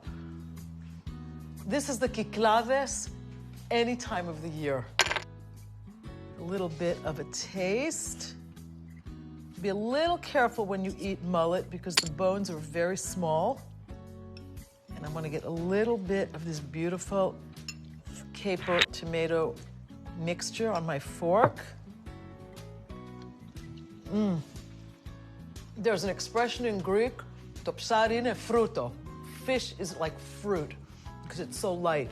And this is a perfect example of that saying. It is so delicate and yet so rustic. The crunchiness of the onions and the capers and the sweetness of the tomatoes all work really beautifully together. I'm pairing this with a Greek island variety called assyrtiko, which has actually been blended with a French varietal called Viognier. This wine is made on the island of Evia. It has a nice lemony palate, which balances beautifully with this lovely Greek island fish. Following Praxitelis' suggestion, I'm off to meet Nicoleta Delatola Foscolu, an authority on the traditional cuisine of Tinos. Γεια σου, Διάννα. Καλώς ήρθες. Today, she was going to show me how to make tsibites, small pinched cheesecakes. Οπότε το πρώτο πράγμα που κάνουμε είναι το φύλλο. Το φύλλο. Okay, για να δούμε. Πόσο κιλό αλεύρι. Μισό κιλό αλεύρι. Μετά θα βάλουμε το λάδι. Είναι μια κουταλιά λάδι. Βάζουμε το αυγό. Ένα αυγό, φτάνει φρέσκα χωριάτικα αυγά, φαίνεται. Ναι, δικά μας. Α, δικά σας αυγά, οκ. Και σιγά σιγά θα ανοίξουμε το αυγό με το λάδι. Και θα συνεχίσουμε να βάζουμε το χυμό πορτοκάλι. Όσο χρειάζεται για να γίνει το φύλλο στην ζυμάρι που θέλουμε. Λίγο ακόμη. Είναι σαν το ζυμάρι σχεδόν για τα ζυμαρικά, δηλαδή που είναι σφιχτό και... Σφιχτό, ναι. Έτοιμο είναι. Α. Ναι. Οκ, και θα αφήσουμε να ξεκουραστεί για να το ανοίξουμε μετά. Πόση ώρα για να ξεκουραστεί? Μισή ώρα. So now we're going to make the filling with a special cheese from Tinos called Petroma. It's a very mild, soft cheese. Εδώ είναι μισό κιλό τυρί. Θέλεις να δοκιμάσεις? Ναι. Για να βρεις και τη προφανή γεύση. Ναι. Είναι πολύ νόστιμο. The cheese is very creamy. It's very mild, but it's got a little bit of a tang too.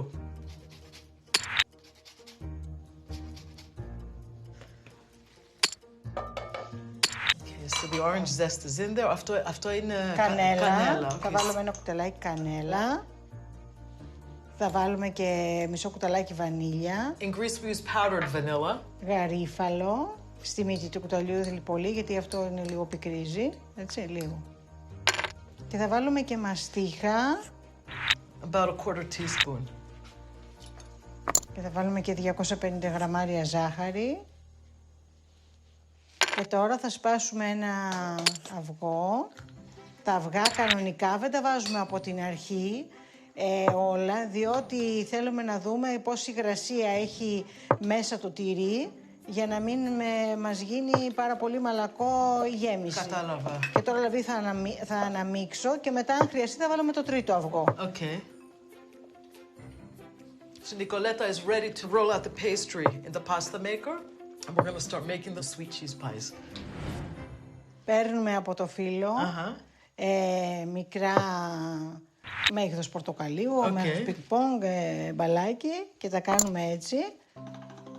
Το περνάμε 2 φορές να έρθει μια ωραία ή 3 ανάλογα για να έρθει λίγο το φύλλο. Μετά αλλάζουμε τον αριθμό, το πάμε στο 4. Το φύλλο ανοίγει ωραία, δεν κολλάει, είναι πολύ ωραίο στην υφή. Έχει πετύχει πολύ. Λίγο λεπτό φύλλο θα δούμε, να ανοίξουμε. It's very silky. Λοιπόν, έτοιμο είναι.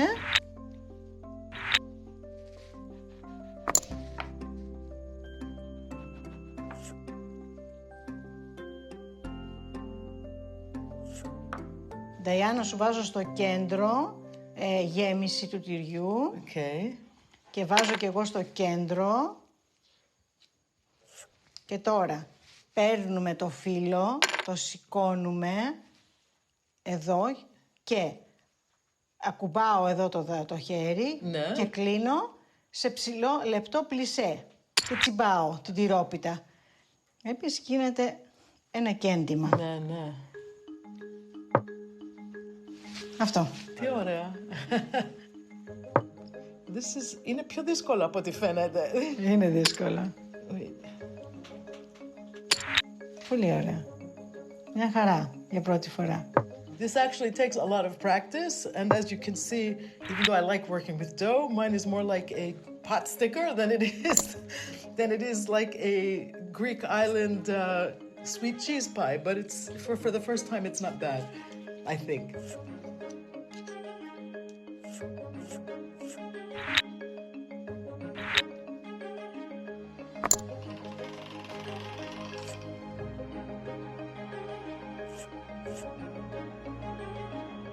Και τώρα το πασπαλίζω λίγο με ζάχαρη και είναι έτοιμες για το φούρνο μας στους 180 βαθμούς για να ροδοκοκκινήσει για 1 ώρα. Για να δούμε. Να δεις, Νταϊάννα, πώς είναι, σ' αρέσει τη γεύση, να δούμε, πέτυχε. Εσύ θα μου πεις αν πέτυχε. Πέτυχε. Ωραία, δεν είναι. Τα αρώματά του, η μαστίχα, το πορτοκάλι. Ναι, όλα βγαίνουν. This is so orangey, and it's got that beautiful little sourness from the cheese, and all those undertones of the spices, the cinnamon, the cloves, the masticha, the vanilla, it's all coming through, but the orange is definitely the most prominent. Γεια στα χέρια σου. Γεια στα χέρια σου means health to your hands, so she can continue to cook this beautiful food.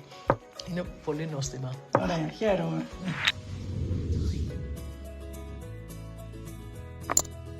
I'm making a dish inspired by the island of Tinos. It's a bread pudding. I'm using pita bread for it. And it's made with a special ingredient. These lovely artichokes, which are one of the most important vegetables on the island. This recipe is super easy. I like to use pita bread because it's something that's really accessible. I put it under the broiler just to get a little bit of color on it and some crunch. You want to get pieces in here that about an inch and a half. They don't have to be even pieces. The traditional dish on Tinos is called anginaropita, artichoke pie. And I've seen it both as a phyllo pie and also as something very, very close to a bread pudding. I'm making a quick and easy version of that. I'm going to get started next on my onions and garlic. Just give that a stir. I like the combination of artichokes, which have that acidity to them, that natural acidity, with the sweetness of onions. I'm getting the garlic in here next. I really just want to soften this a bit It's all gonna cook together in the bread pudding. And I'm going to add the artichokes next. I really just want to warm this through. The artichokes are blanched, and I'm just using the hearts. I just want to get a little salt into this. This is looking good. This is going right into the bread mixture.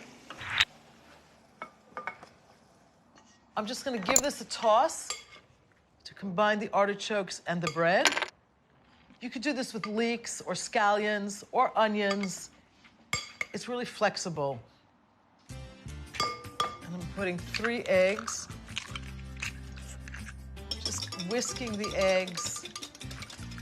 I'm gonna get the milk in here next. If you wanted to make this extra rich, you could even add a little bit of cream to it. A little bit of salt. Some nutmeg.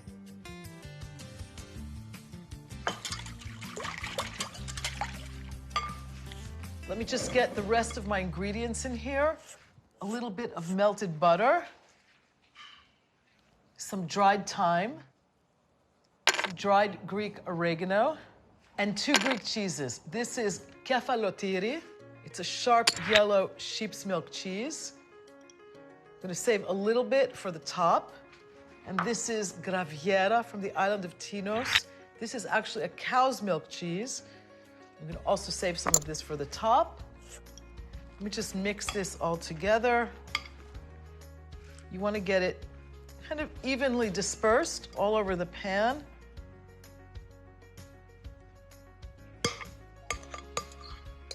I'm just gonna flatten that out.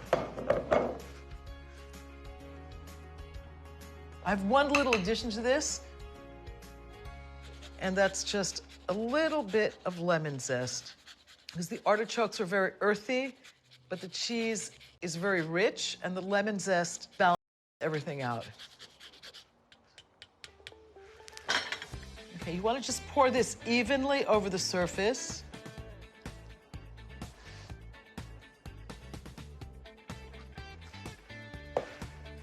Pat it down so that the milk comes over the surface of the bread. This will absorb all the liquid. This is the kefalotiri, and my graviera goes over next. Graviera is essentially a cheese modeled after Gruyere, but made with the milk that was available in Greece. But on the island of Tinos, there's been a special breed of cow that provides dairy and meat, and that is a legacy of the island's Venetian past. This is going right into the oven at 375 for about 40 minutes.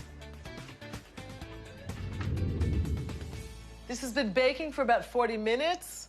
It's got a perfect color, and it smells wonderful. Let me cut a little taste of this.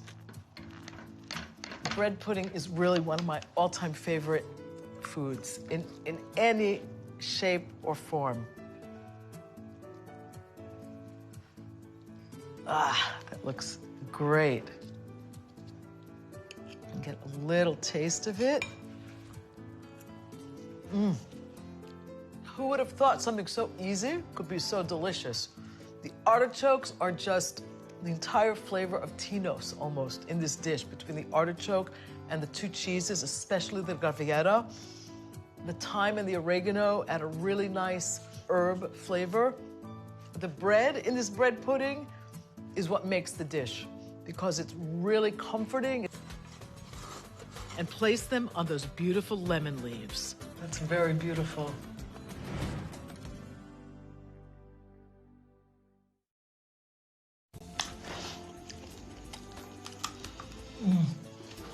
No. That's amazing. This sweet has a lot of symbolism too. The way that the honey and the sesame basically come together is symbolic of a good marriage, a sweet marriage. Any sort of seed is also a symbol of fertility, and honey represents, a good life. And that's what this is about. And you can actually taste it. It's absolutely wonderful.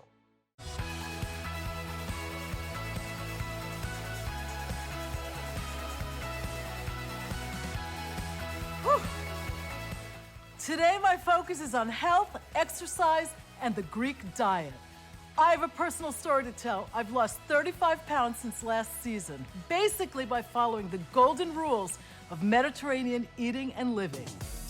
I'm here in Messina, about to meet my good friend Dean Karnazes, who's in town to run the VaRiuS Challenge, and he's gonna share some tips about eating and exercising with me. And in the kitchen, we'll whip up a superfood cabbage salad. The more color in a salad, the healthier it is. Bacalhau, salt cod, with tomatoes, onions, and raisins. Greece has amazing fish dishes, and this is definitely one of them. And gigantes, giant beans, baked with spinach and feta. Look how hearty that is. Beans, beautiful beans. Join me on my Greek table as I explore Mediterranean living in this exemplary place, Messina.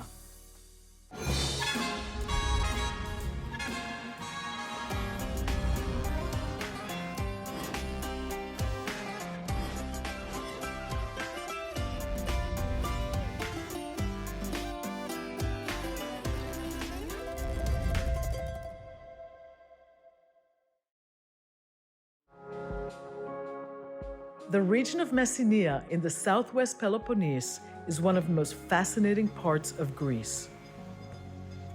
The whole cornucopia of the Mediterranean diet is here, from iconic products like the Kalamata olive, to oranges, honey, olive oil, and so much more.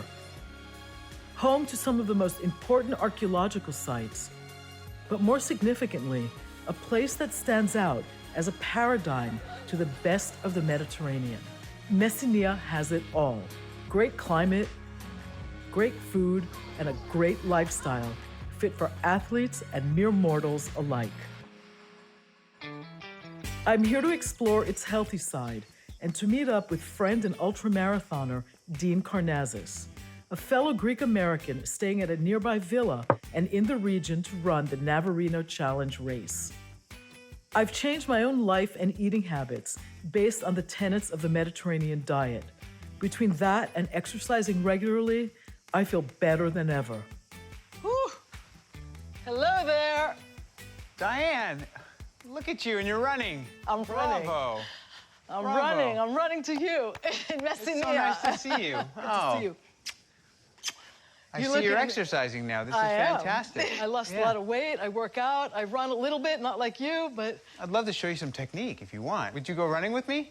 I think so, if you don't mind slowing down a little bit. The ball of my foot first? Kind of the middle. It's called the mid-foot. You strike in the mid-foot. Shorter strides, more rapid foot turnover, and arm extenuation. You're doing perfectly, Diane. Okay, so the arms are important. The arm swing is very important. It's really beautiful to run in nature. The air here is it's so pure and so fresh. I could live here. I really could. Yeah, that's the dream of every Greek American.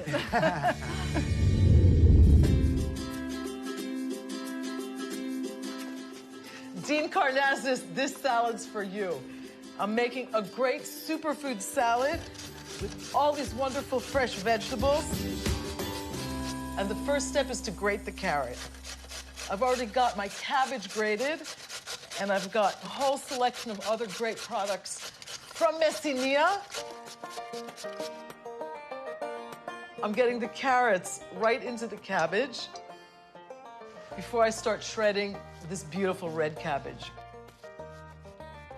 We all learn from a very young age in Greece that the more color in a salad, the healthier it is. I'm gonna get the pomegranate in here next. Pomegranates are only in season for a couple of months, and it's one of those things that really speaks to the heart and soul of all Mediterranean cooking. Eat things in season.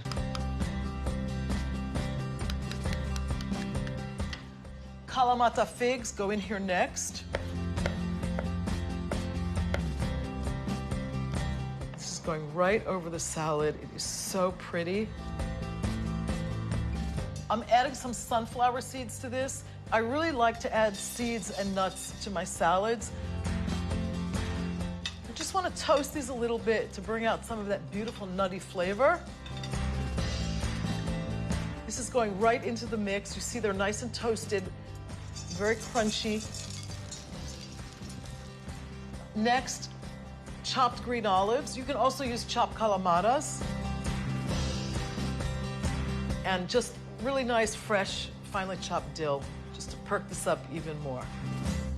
When I thought about a dressing for my superfood, super healthy, dedicated to Dean Karnazes salad, I thought about local ingredients from Messina.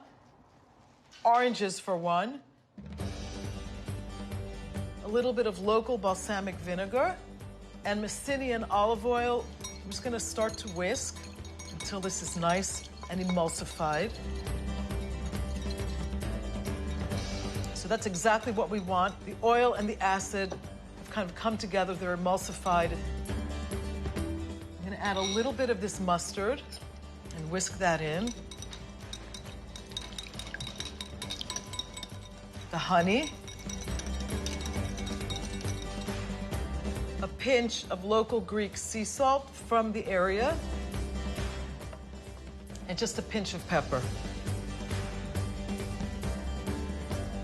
You can see how smooth and velvety the dressing is. That's exactly what we want. I'm gonna pour that right into the salad. I like to toss my salads by hand. I suggest you take off your beautiful Greek jewelry before you do that. I certainly do.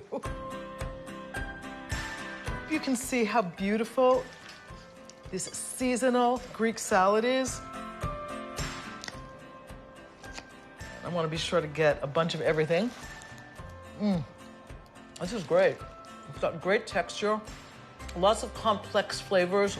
I'm getting briny olives and sweet figs and the orange in the dressing and the nice sweet acidity of the balsamic. It's all coming through. What does one drink with a superfood healthy Greek salad?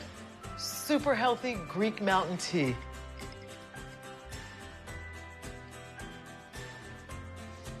That's really refreshing, very grassy and herbaceous. The perfect drink after a good workout.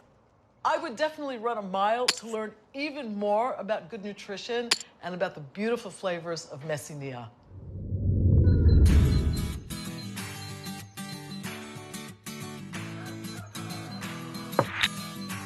You see this? Yeah. It's amazing. What are those, eggplant? These are eggplants, yeah. Tomatoes are over there. Yeah, I see there's parslings here, too. You know better than I do, but it's like a That's miracle, a miracle food. I know that you have a nutrition background. I'm also, a cook who specializes in Greek and Mediterranean food. So for me, vegetables are basically what I eat. How important are they when you're an athlete the way you are? Huge. I would say that 40 to 50% of my diet is vegetables. When I come to Greece, I go crazy because the vegetables are so good. Are great. How do you make basil taste like this? The soil in Messina is really good soil. It's really healthy, vibrant soil. So the vegetables they produce here are so flavorful. Do you cook vegetables? Do you eat a lot of salads? Most of my vegetables are raw. Ample olive oil, ample lemon, ample sea salt for electrolytes. I do eat meat, mostly fish. I would say 70 to 80% of my diet regarding protein comes from the sea. For me, I've thinned out a little bit. You look great, Diane. Be good to yourself. You look fantastic. I'm trying to be good to myself. Yeah. I gave up a lot of processed carbs, basically. Sugar and processed carbs are the evil, and they wreck a lot of people's diets. Dairy? I don't eat any dairy. Well, I shouldn't say that. I do eat Greek yogurt. Me too. That's what I eat. And if I can get sheep's milk yogurt, all the better. It's even better, yeah. So I am looking really forward to making, a nice salad together and maybe using some of what's in this garden. So shall we move on? Let's go, let's go eat.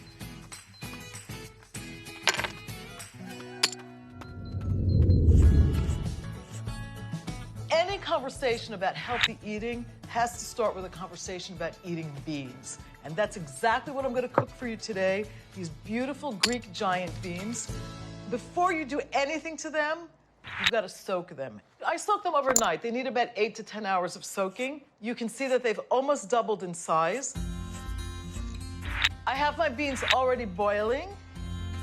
Even something as simple as boiling beans has its little tricks. One of them is to skim the foam off the top, because that will make you a little flatulent. The other little secret to cooking beans is not to use too much water, because you don't want to dilute the nutrients or the flavor of the beans. So you can see I've got about an inch of water above the beans. Never add salt. You add salt always at the end, because if you cook your beans with salt, you'll be cooking rocks. The last little secret, bring them to a boil, lower the heat, gentle simmer, and keep the lid ajar.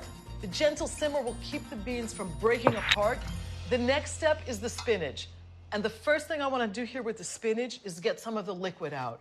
So in order to do that, I'm going to salt it. This is an old-fashioned technique.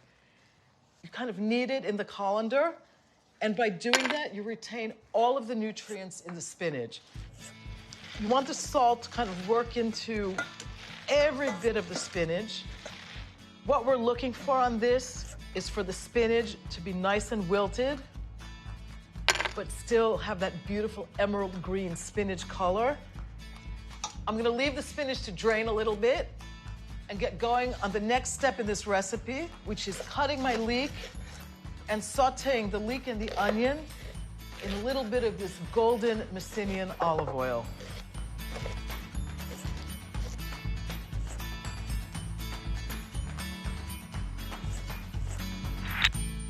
I have to say, I love to teach people about cooking beans the way we do them in Greece, because this kind of food is really good for you. It's very filling. It's very satisfying. I think these are done. They're nice and soft. I'm going to drain my beans next. You can see how plump they are, but you can also see how they've retained their shape. And that's really important when you're cooking any bean, but especially when you cook giant beans. We also want to keep the cooking liquid, because we're going to need it when we bake them. I'm going to mix all of my vegetables into this. Spinach is going right in here. The leek and onion mixture comes next. The herbs go in next. So I've got chopped fresh dill. I'm using a little bit of chopped parsley as well. A little bit of black pepper. At this point, I can add a little bit of salt. We're gonna add feta to this, so you wanna be a little bit easy on the salt. I'm using half the tomatoes for now. The other half are gonna go on top. And half the feta cheese. I'm using Greek feta for this dish. It's always a combination of sheep or sheep and goat's milk, never cow's milk. A little bit of Messinian olive oil.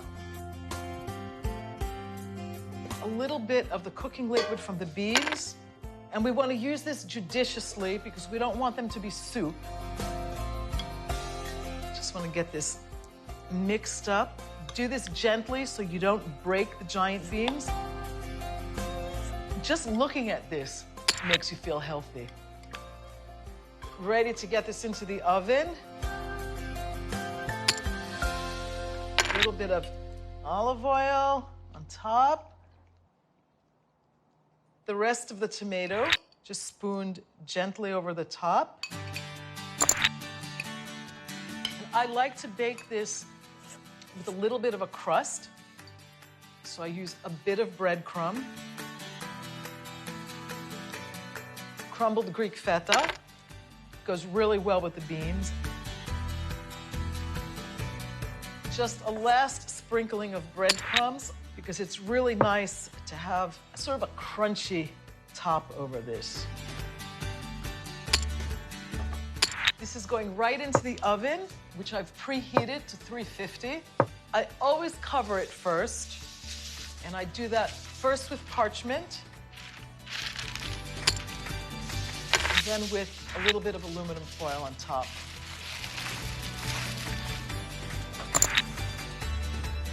And that's gonna bake at 350 for about an hour. At some point, I'm gonna take the paper off and the aluminum foil and just let it cook without a cover so that it gets a beautiful crust on top.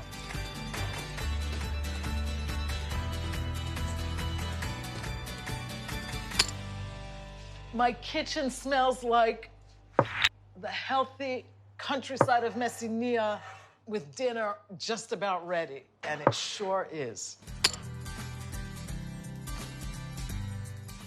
Look how hearty that is.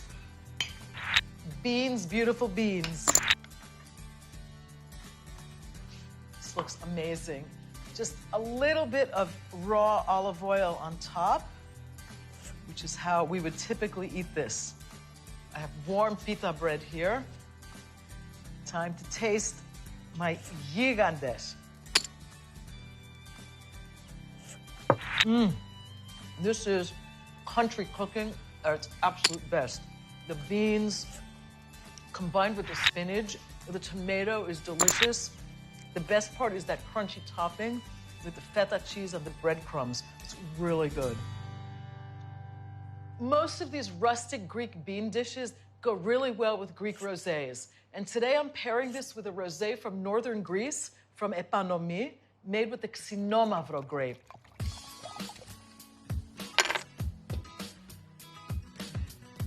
Very full-bodied, really nice aromas. I'm getting strawberry and a lot of pink grapefruit. And that's that balanced acidity, which works really well with these rich olive oil-based bean dishes. Isi here.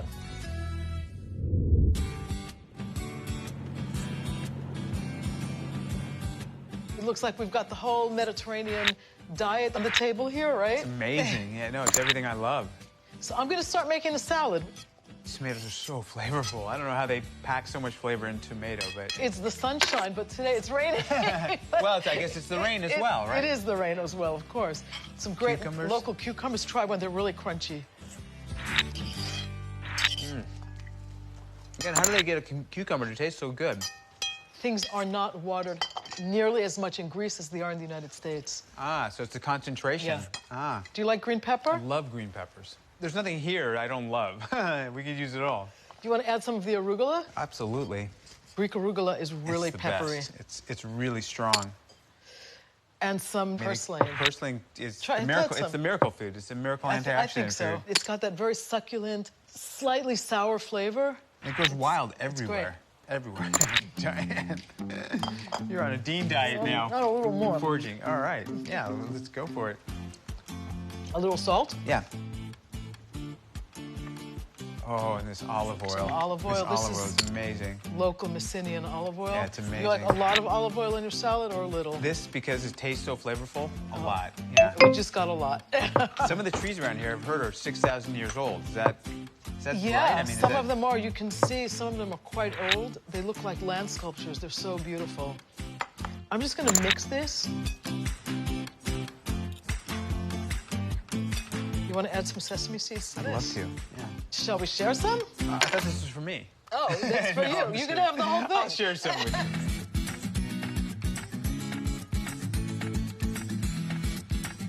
I know you told me you like to eat standing up. I love eating standing up. That, to me, as a Greek, is very odd. I have to think about that a little bit. Why do you eat standing up? I just think it helps the digestion. Does it? I find it helps the digestion. I don't do much of anything sitting down. Well, the tomatoes are like, they're so sweet. They're like strawberries. There's a lot of love that goes into growing stuff. Well, and it shows right in the flavors of this It does. food. I'm in love with this tomato. Let's try some of the yogurt. You into that? Some of that honey, maybe some walnuts. Sure. You said yogurt was the only dairy that you eat, right? Greek yogurt? Unsweetened and full fat. I am totally in tune with you in terms of full fat. Should we get some walnuts on here? Yeah, I think so. What do you think? Is that enough? Great. I have a sweet tooth, and I like to have something, a little something sweet after a meal, even if it's literally just a taste, a teaspoonful of yogurt and honey. My spoon is dripping in honey, so. Wow, that's so good. Now we have to run this off. After good food, a good run, Makes best feeling in the world. Makes you feel young. Yeah.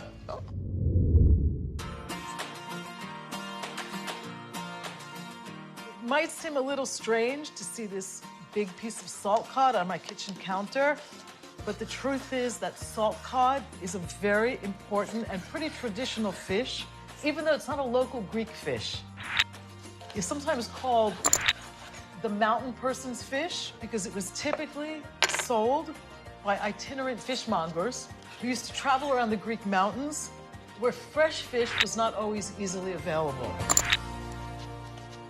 The first thing you have to do with salt cod is desalt it. And you do that by placing it in a bowl or in a colander if you'd like, with plenty of fresh water. And I do this over the course of 2 or 3 days, depending on how thick the salt cod is. By the end of the 2 or 3 days, what you end up with is this beautiful, pearly white, rehydrated, unsalty salt cod.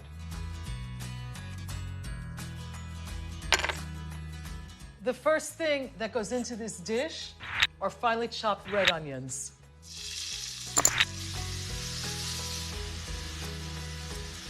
I'm gonna get all this beautiful garlic in here.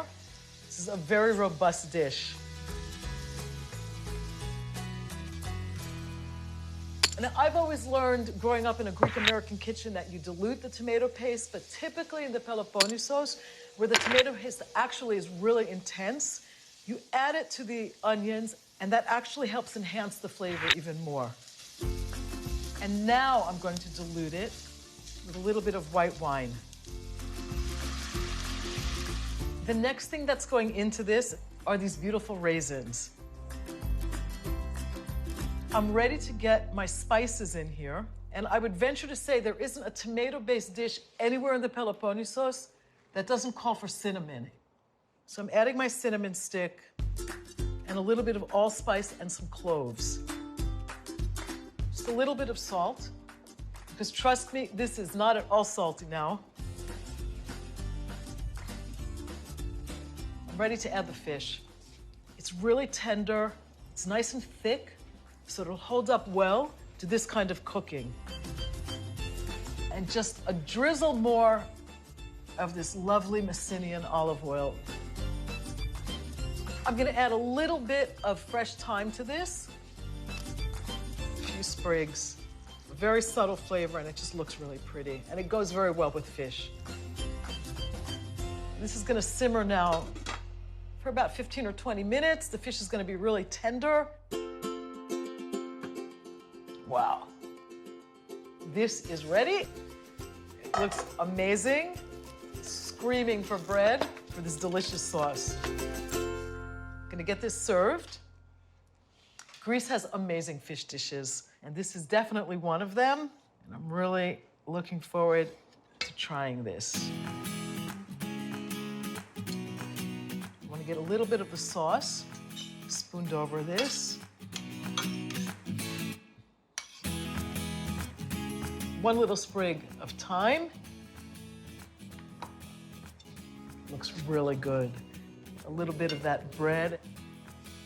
And you know it, this is coming. Just a little bit of that Messinian olive oil as a finishing touch. I have to taste some of this. It looks so pretty.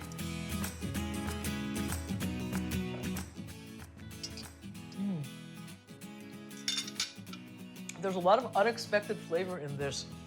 You've got the raisins, that beautiful intense tomato paste flavor, the thyme from all those beautiful herbs that grow everywhere. It just all comes together, and it makes salt cod Greek. And that's really what this is about. It's wonderful. Your starting to run is fantastic. No, you really did inspire me after a conversation we had a couple of years ago. I remember what you told me. You said, it doesn't matter how old you are, you can start at any time. This was wonderful. Thank you for inviting me over. I love having you here, Diane. You're welcome anytime. I think you should move here, too. Yeah, that would be very nice, actually. That would be very nice. Yeah. All righty. Yeah. Well, see you soon. Okay. I'm glad you. Bye. Ciao. Ciao.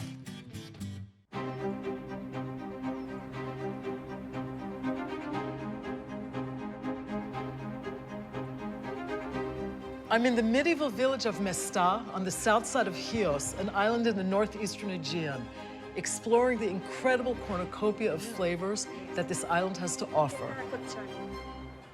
I learned how to roll macaronia spartu, handmade pasta, and harvest exotic masticha. In the kitchen, I'll make a tangy black-eyed pea salad with masticha vinaigrette. The addition of that masticha adds this really, really unusual flavor to it. An aromatic chicken braised with quince. They do look rather like potatoes, but they're a lot more flavorful. Join me on my Greek table for a feast for all the senses.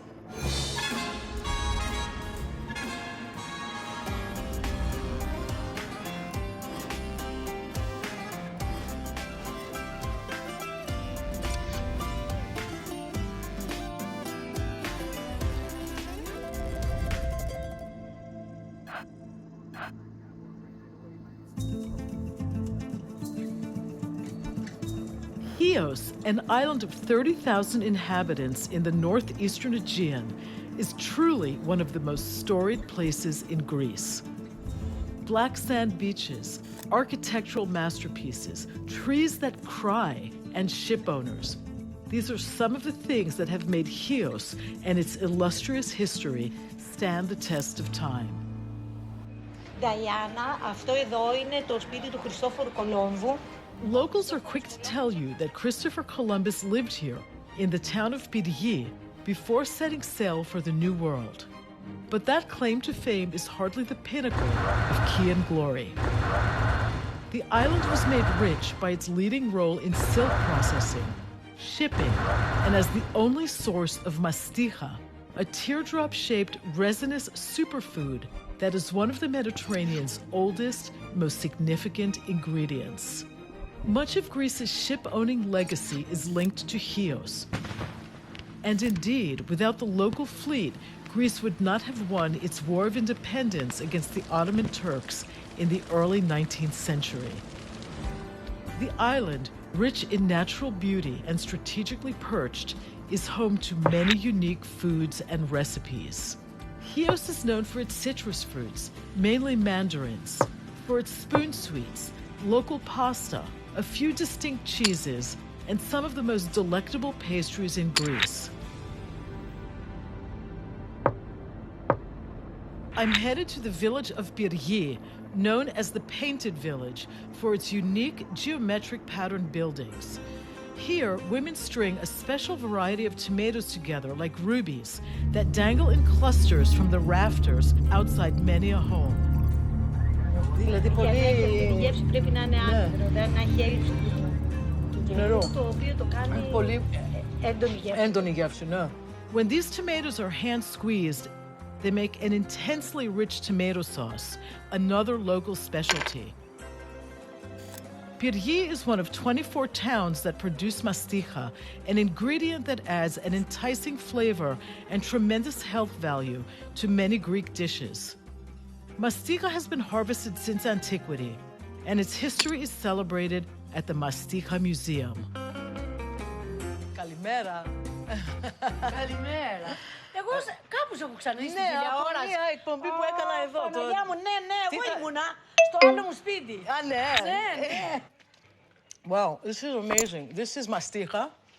It's the resin that comes from the masticha trees. Really hard to describe. Almost like if you've ever smelled church incense, that's kind of what it tastes like. But it's delicious. It's very subtle. It's very piney, almost earthy. It's not sweet, obviously.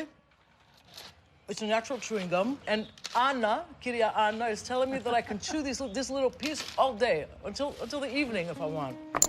In a field just outside of town, Iakobos Fistes is going to show me how to collect masticha. These masticha groves have been in his family for generations. Τον Ιούνιο, τέλη Ιουνίου, αρχίζουμε και ρίχνουμε το χώμα και ρίχνουμε αυτό το ασβεστούχο χώμα για να πέσει πάνω η μαστίχα καθαρή. Και αρχές Ιουλίου αρχίζουμε και πληγώνουμε το δέντρο για να δακρύσει να πέσει η μαστίχα. Μάλιστα. Αυτό, όπως το βλέπουμε τώρα, είναι στο τελικό στάδιο της συγκομιδής. Μάλιστα. Και το αποτέλεσμα είναι αυτό που βλέπετε κάτω. Και αυτό εδώ. Ναι. Μπορώ να το πιάσω. Αμέ, είναι ξερό αυτή τη στιγμή. Ωραία. Και αυτό θεωρείται καθαρό τώρα. Αυτό θεωρείται, ναι, είναι η πρώτη ποιότητα. Ό,τι είναι πάνω στο δέντρο είναι η πρώτη ποιότητα. Είναι το α που λένε στην Ένωση Μαστιχοπαράγων. Μάλιστα. Αυτό δηλαδή το μασάζ έτσι όπως είναι. Ναι, το μασάζ όπως είναι. Εγώ θα σας δείξω πώς γίνεται το κέντημα. πώς στάζει τη μαστίχα και πώς τη μαζεύουμε. Ωραία. Ωραία. Λοιπόν, πιάνουμε τον κορμό και με αυτό εδώ το εργαλείο που είναι το κεντητήρι, πιάνουμε και κάνουμε πληγές. Βάζουμε πάνω στον κορμό και τραβάμε. Βλέπετε, όχι πολύ βαθιές, για να μην βγάλουμε το φλοιό και μετά αυτό ξεραίνεται αν φύγει ο φλοιός και δεν στάζει πια. Δηλαδή, αν έρθουμε την επόμενη χρονιά, αυτό είναι ξερό. Αυτό τώρα, την άλλη εβδομάδα που θα έρθουμε εδώ για να ξαναπεράσουμε από την άλλη πλευρά, θα δούμε ότι θα έχει δακρύσει. Και αυτό ανάλογα την καθαρότητά του έχει 5 κατηγορίες που εξαρτάται και η τιμή του. Μπορώ να δοκιμάσω λίγο με το κεντάρι. Ορίστε. Δηλαδή... Θέλει λίγο δύναμη. Ναι, ένα τράβημα. Ναι, ένα τράβημα. Λίγο, σφίξτε το λίγο. Το χέρι σας μόνο να μην χτυπήσετε. Ορίστε, κάτσε να σας δείξω εγώ. Ναι. Αυτό είναι. Αυτό, Κοιτάξτε που δακρύζει επί τόπου. Ναι. Έχει τρομερή ιστορία. Έχει τρομερή ιστορία. Με αυτά έχουμε μεγαλώσει και θα συνεχίσουμε να ασχολούμαστε με αυτά.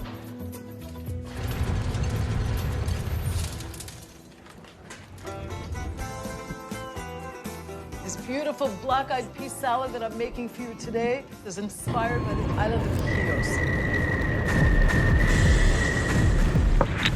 First, I rinse the black-eyed peas, and then I bring them to a boil in cold water.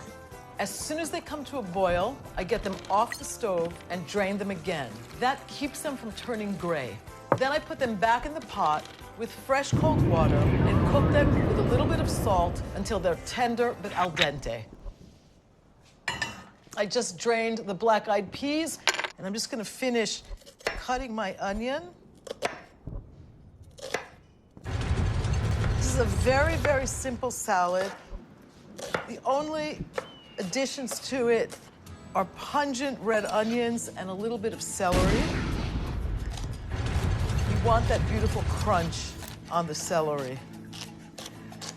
And I've got this beautiful, fresh, very tender dill here. And this will add a little bit of color and a really nice, almost grassy flavor to the earthiness and that almost smoky flavor of black-eyed peas. Black-eyed beans are still warm, and you can enjoy this salad as a warm salad, as a salad at room temperature, or even chilled. The onion and the celery going next. A little bit of chopped garlic. This is a very robust salad. And this beautiful dill. Next, I'm making the salad dressing. And what gives it that little special twist from the island of VaRiuS are these beautiful crystals masticha. It's going right into the mortar. You have to crush the crystals. And remember, they're a natural gum.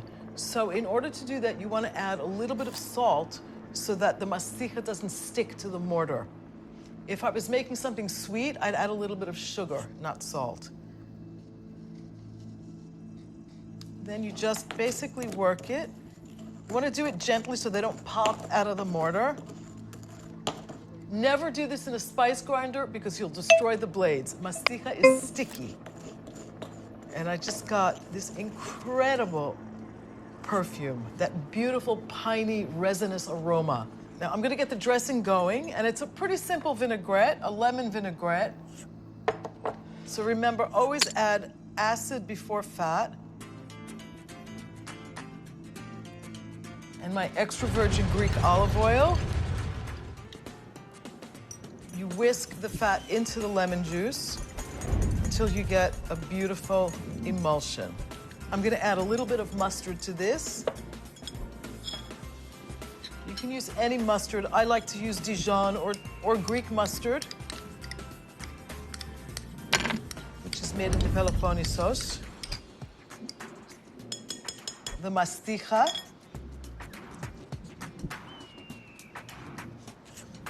Now, I'm not adding any more salt to this because there's salt in the masticha. A little bit of black pepper. And I'm just gonna whisk this all together until it's nice and smooth. I'm ready to add the dressing to the salad. I wanna get all that good masticha powder.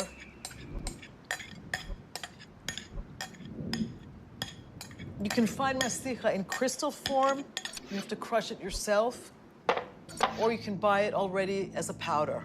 I like to add one last touch, which is one of my personal favorite seasonings, pink peppercorns. It just gives the salad, first of all, it gives it really beautiful color and a really nice, there's almost a floral quality to pink peppercorns that I think works really nicely in here. I'm just gonna toss this all together, and this is Greek island health in a bowl. One of the easiest, healthiest, and also most unusual dishes because the addition of that masticha adds this really, really unusual flavor to it. Almost a beautiful musky, almost like an incense flavor. I'm ready to serve this.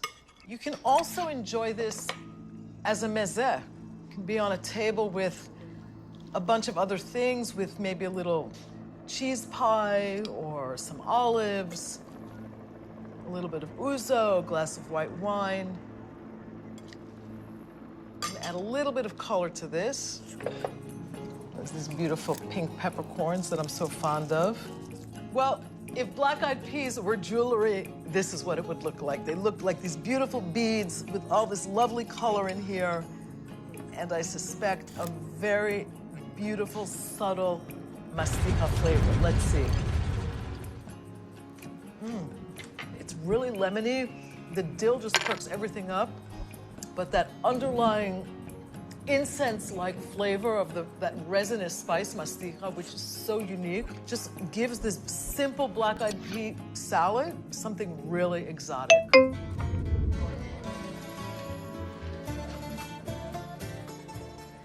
I'm in this amazing medieval village called Mesta in southern Chios with Dora, a young woman, modern woman, who's going to make a very traditional dish, homemade pasta, which is local to the island.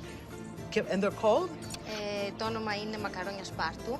Σπάρτος είναι αυτό το ξύλο. So they're called pasta macaronia spartu. This is the name of the reed. It comes from a flower that grows in the springtime, which refers to this little stick here.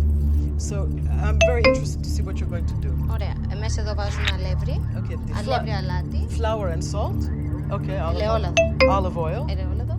Και νερό. And water. The water is actually the water is warm. Το περίεργο με αυτά τα μακαρόνια είναι ότι δεν έχουν αυγό μέσα. Το ξέρω, το παρατήρησα. Τι περιμένετε τώρα, τι ψάχνετε με την ζύμη? Πρέπει να είναι λία στο τέλος. So it has to be smooth. The dough has to be smooth. Και να μην κολλάει στα χέρια.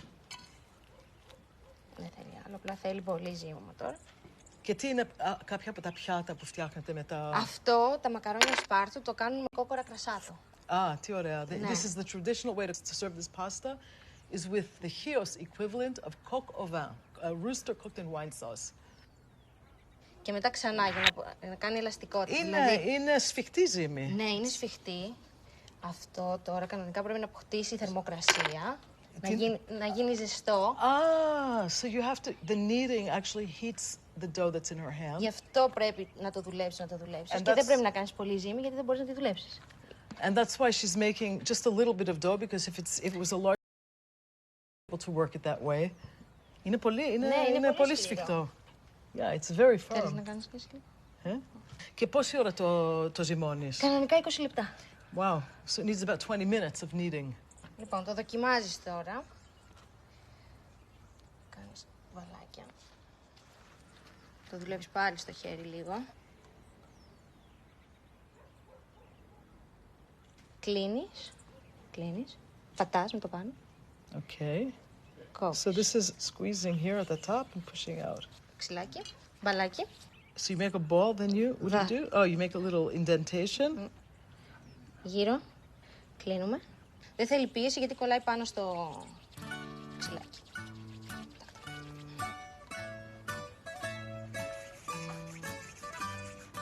Αυτά όταν ξεραθούν μπορεί να μείνουν στην κατάψυξη. Συνήθως τα τρώνε...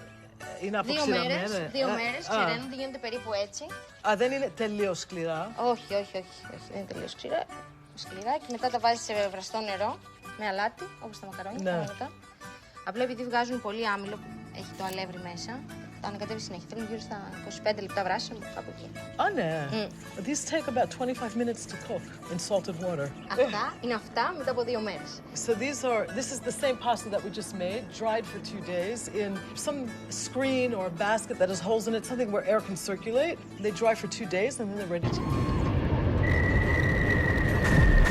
I'm making a really interesting dish, very popular on the island of Chios, called kotopoulo me kidonia. It's basically chicken braised with quince.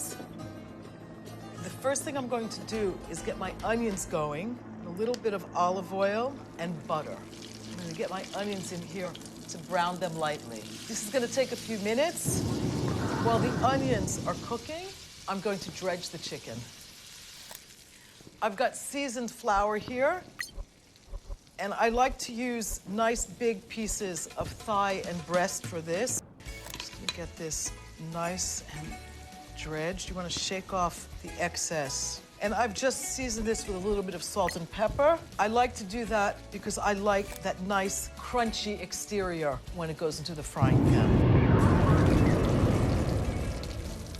These are ready to come out. These will continue to cook. As soon as the chicken is browned, I'm going to add them back in. A little more butter.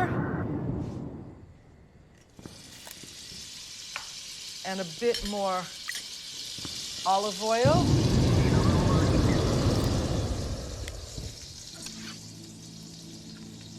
And shake off the excess if there's too much flour on here.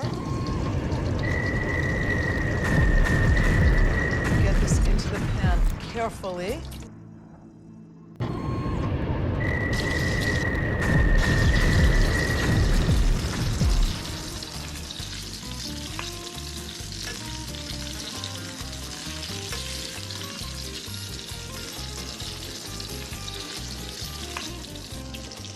What's going on with the chicken? I think one side is beautifully browned. That's exactly what we want.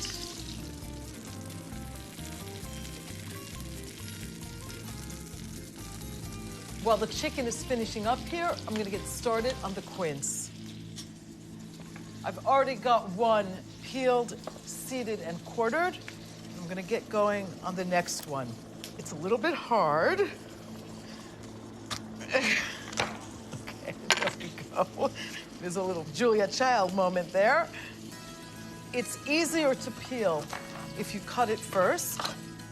Quince is one of the oldest fruits in the Mediterranean. It's been esteemed since antiquity. Some people think it might even be the apple of discord that kind of an indirect way started the Trojan War. It's called kidoni in Greek, and it's been associated with Crete, kidonia. You want to get the core out, which is a little bit tough.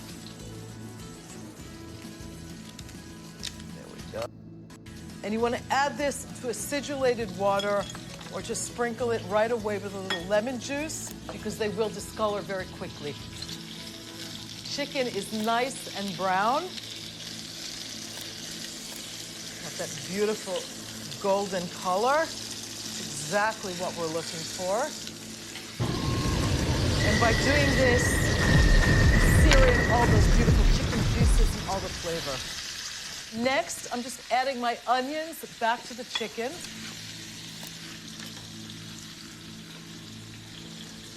I'm using fresh peeled plum tomatoes for this. You can easily use canned plum tomatoes or even chopped canned tomatoes. And I actually like to do this with my hands. I like to squeeze the tomato into the chicken. I like those uneven pieces. I like that rustic look. Even though this is rather a sophisticated dish, I don't worry too much about the seeds. I just think it looks really pretty like this. You get all that beautiful tomato juice. A little bit of white wine goes in next.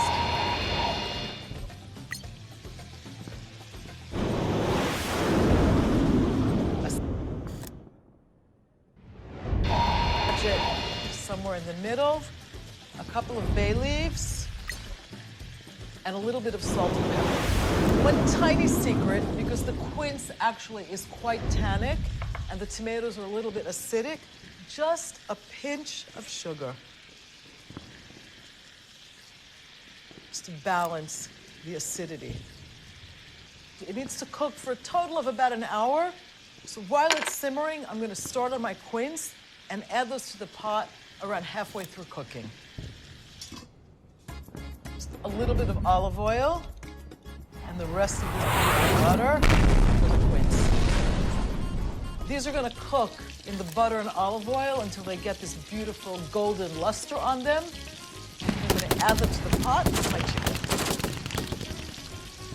The quince takes a little bit less time than a potato would.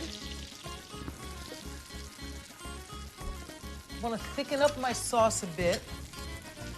So I'm adding some tomato paste, getting that into these beautiful pan juices. I can smell the cinnamon is great. The quince is ready. That's what we wanted. We wanted this nice caramelized color.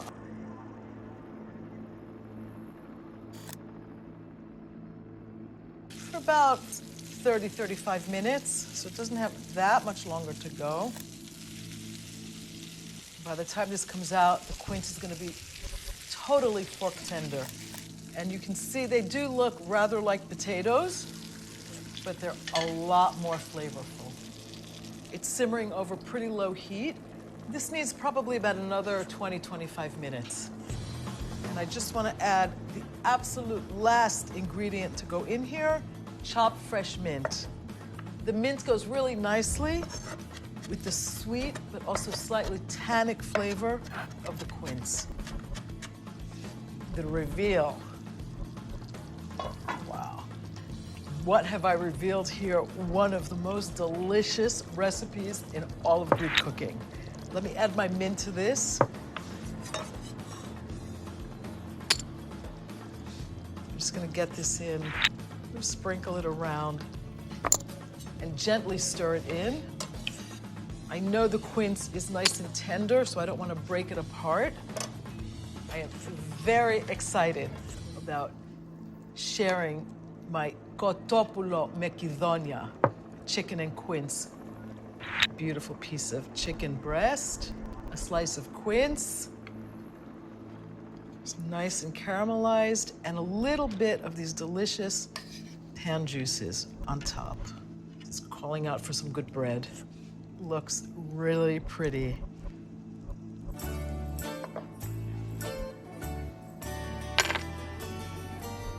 The aromas just coming out of this plate are amazing. Get a little bit of everything on here. The quince has just infused the entire dish with this beautiful, very, very subtle fruitiness. But there's a little bit of a tart note in the quince, too. The chicken is perfectly cooked. It's really tender. So is the quince. You can slice right through it, but it's not so soft that it falls apart. The cinnamon just marries everything really beautifully. It's a beautiful pairing with the fruit and with the tomatoes, very Greek. I want to marry this with a big red. And I'm pairing it actually with a wine from northern Greece, from Epanomi, made with 3 local grape varieties from different parts of Greece. Mavroudi, Limnio, and Mavrotragano, from islands and mainland alike. I need a big, bold wine for this chicken dish.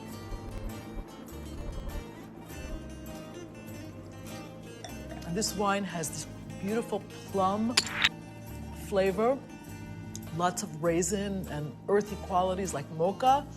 And it is a really nice pairing with this lovely fruit and cinnamon infused braised chicken dish. Isi here.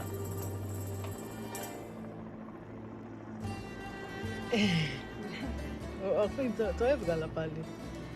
Δεν είναι καθόλου εύκολο αυτό. Όχι, είναι πολύ δύσκολο. Είναι κόλπο για να το... Κόλπο, να το κρατήσεις. I'm not good at this. Το έβγαλα. Αυτό. Βλέπεις έτσι. Ορίστε, το κρατώ και το πάνω και το κάτω και τα κοτσάνια του. Και μένει στέρεο.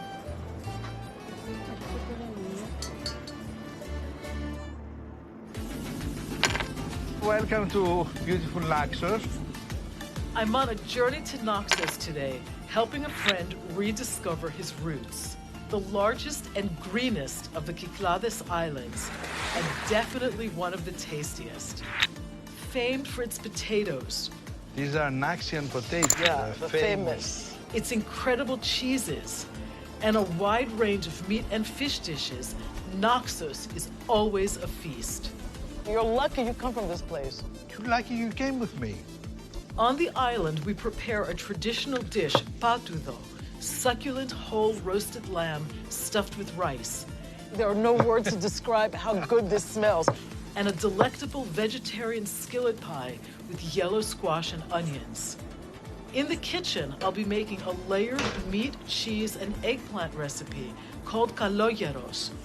Perfectly melted cheese over the tomatoes and all those delicious pan juices. And a warm potato salad with tomatoes and sardines. There is so much flavor in here. Join me on my Greek table for a delicious adventure by land and sea to the amazing island of Naxos.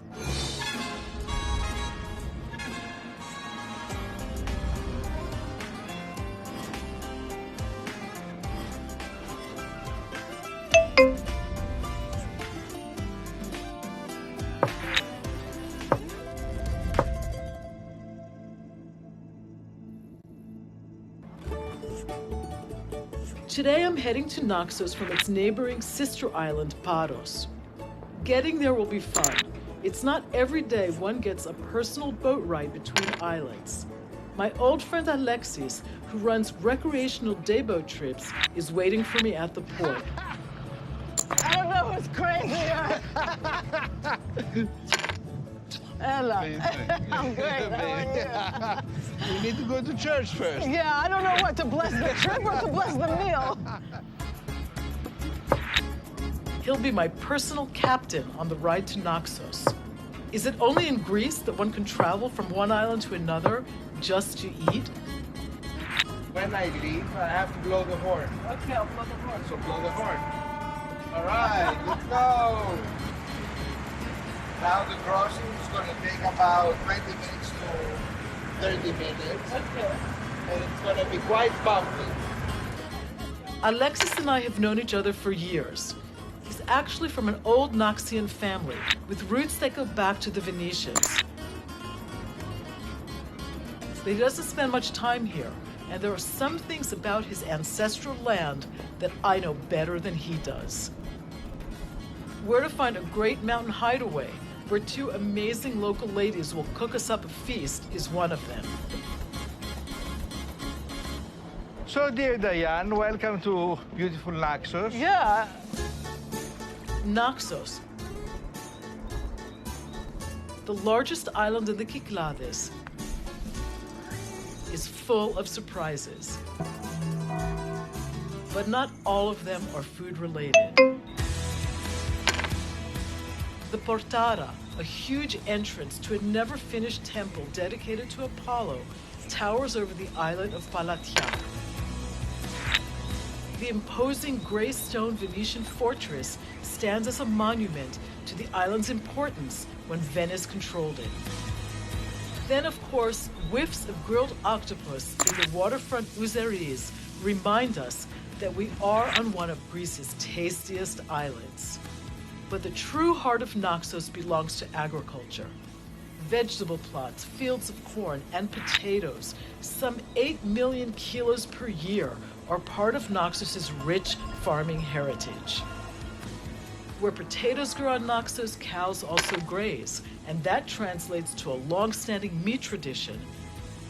Dairy is another seminal food group here, and Naxos boasts some of the most unusual and esteemed cheeses in all of Greece, almost all made from cow's milk.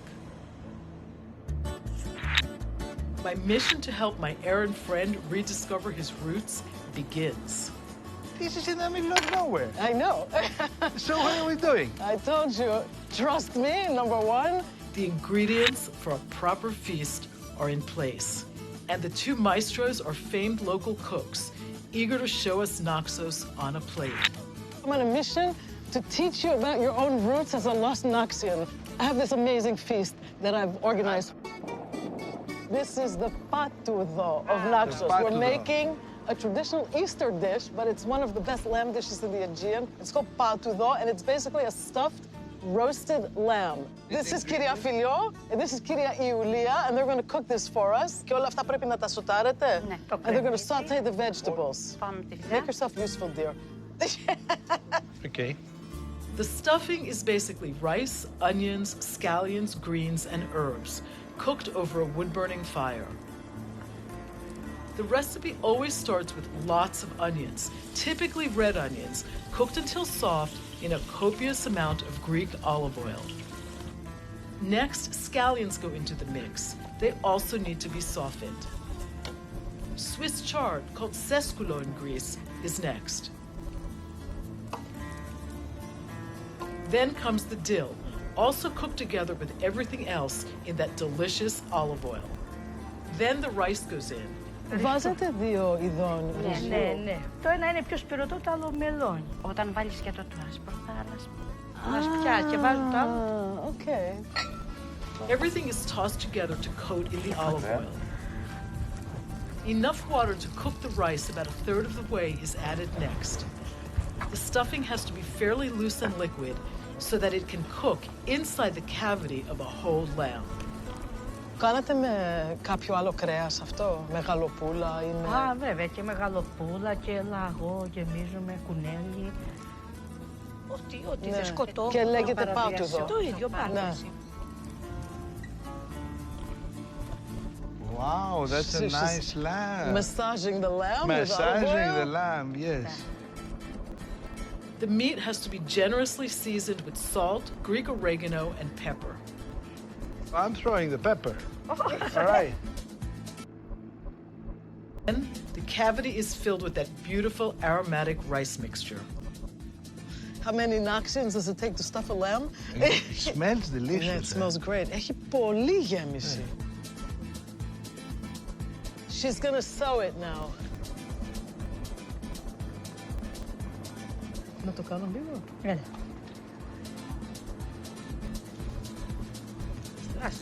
We have to also cut the potatoes.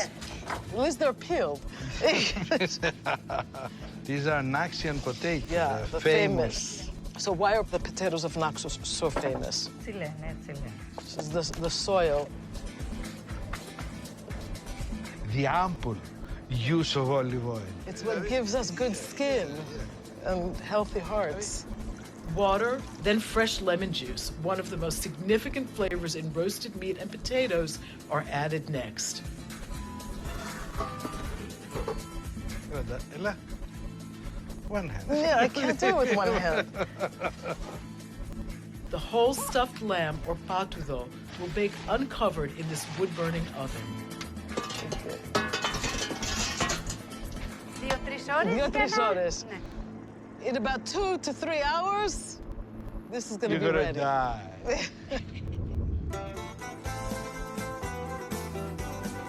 Most meat cooking throughout Greece is pretty simple.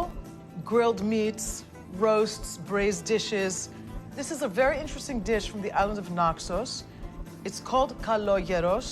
It's got various layers of meat and vegetables. And right now I'm just flouring up some top rump. I'm gonna get these pieces into my pan once I heat up a little bit of olive oil. We want to get some color on this. I'm just gonna shake it out a little bit. As soon as I brown the meat, I'm going to cook it over a mixture of onions with tomato, white wine, some herbs and spices before layering it with eggplant, cheeses, and tomato. And that is the famous kalogeros of Naxos. You want to get just a little. Naxos is one of the few places in Greece where beef is actually one of the traditional meats. Greece is a very mountainous country. There isn't a whole lot of wide open space for cattle to graze. This is ready to come out. I just want light color on it. I want to drain it on paper towels.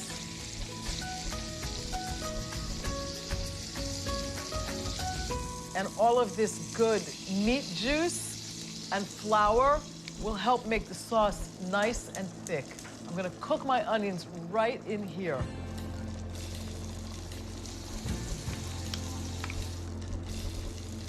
Just wanna get the onions soft. So we just wanna get all these beautiful scrapings up because that's where all the flavor is. And next, as the Greeks say, I'm going to extinguish this with the wine, basically deglaze it. A little bit of white wine.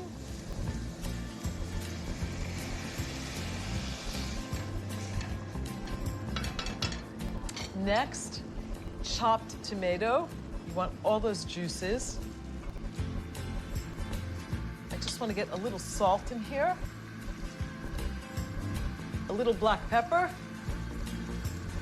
Greeks' favorite spice in tomato sauces, cinnamon. And a couple of bay leaves. Give that a whirl. Get the beef back in here, lower the heat, and let this simmer until the meat is fork tender, melting on the fork.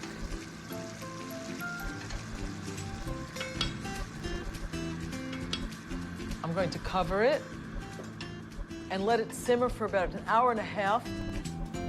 Step 2, we want to prep the eggplants.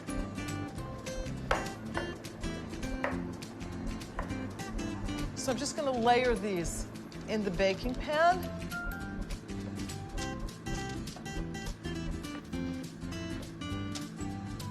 Just going to get a little bit of olive oil on each of these slices.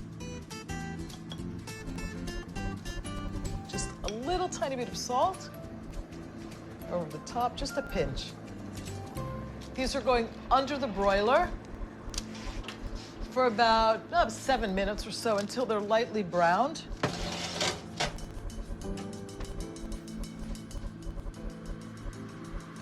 That looks completely done and very, very tender.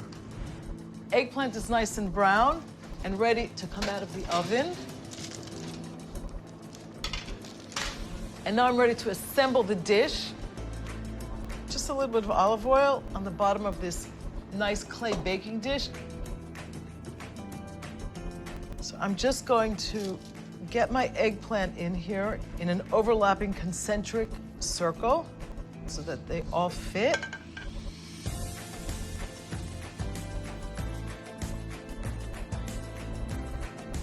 Next in the pot, the beautiful meat. We just want to get the meat around here. It smells great.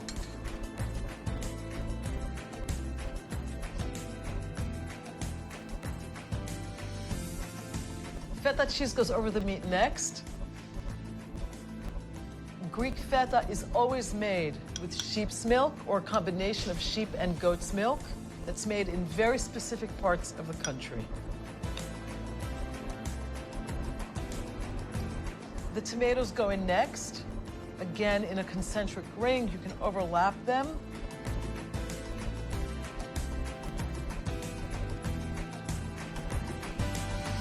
And the last one goes right in the center. Just press the tomatoes down a little bit. We basically just want to make room in here for more cheese and whatever sauce is left in the pot. I'm not gonna let this go to waste. All the flavor is right here.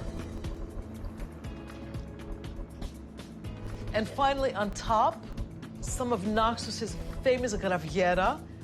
Unlike other graviera cheeses from around Greece, Naxos's is made with cow's milk. So this is going right over the top.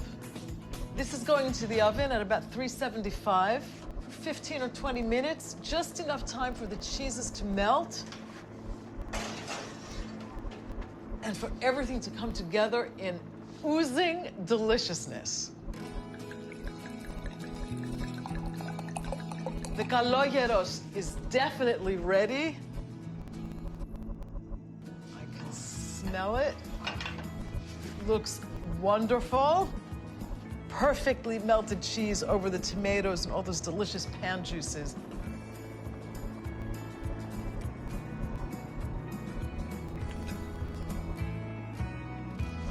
Look at that.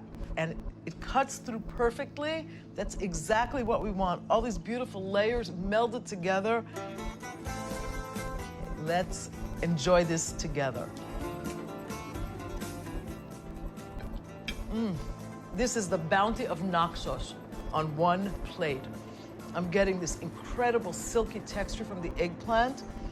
The beef just melts in my mouth. The tomato provides this almost garden-like freshness, but the two different cheeses, the sharpness of the feta and the sweet, nutty flavor of the Graviera from Naxos, just balance each other really well. I'm going to marry this with a simple red wine, a Syrah, from the island of Evia. And these nice, peppery, spicy notes work really well with this rich, delicious Greek island classic.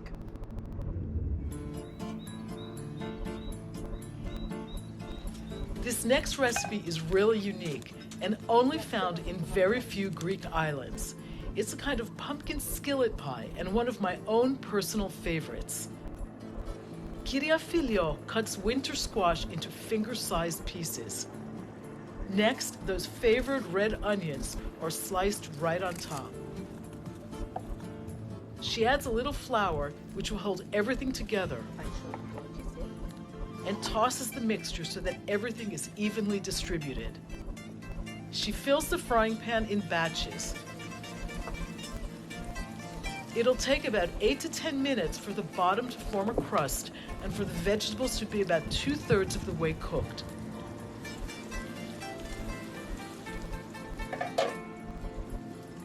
At that point, she deftly pours off the excess very hot olive oil and flips the frying pan over to turn the pie onto the other side on the lid. Can't have too much of that olive oil. She then slides it back into the frying pan to cook for about 5 to 7 minutes on the other side. When the yellow squash skillet pie is done, she slides it onto a serving plate, ready to dig in. The moment we've been waiting for has finally arrived.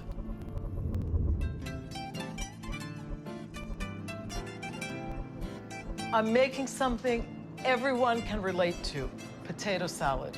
Not just any potato salad, one inspired by the island of Naxos, where potatoes have been cultivated since the 18th century.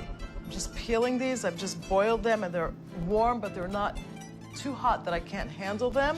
I'm just gonna cut these into chunks. You can see their beautiful yellow color.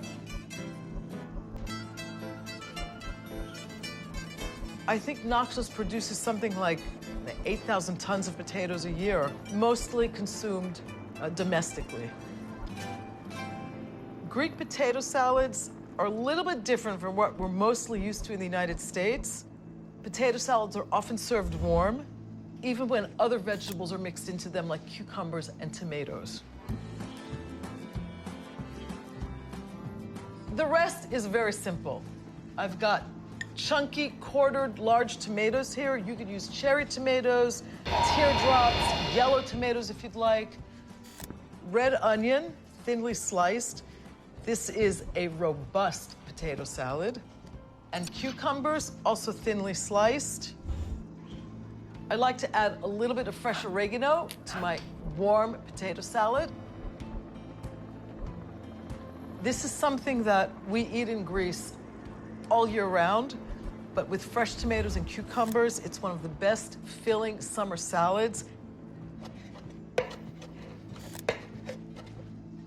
Set this aside and add it to the top of the salad right after I dress it.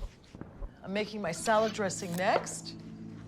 A little bit of red wine vinegar, extra virgin Greek olive oil, as always. Whisking that in. We want just a nice smooth emulsion on this.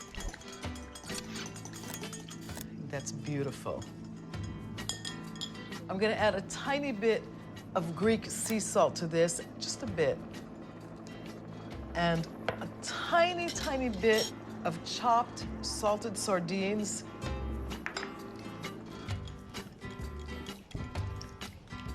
This is going right into the salad.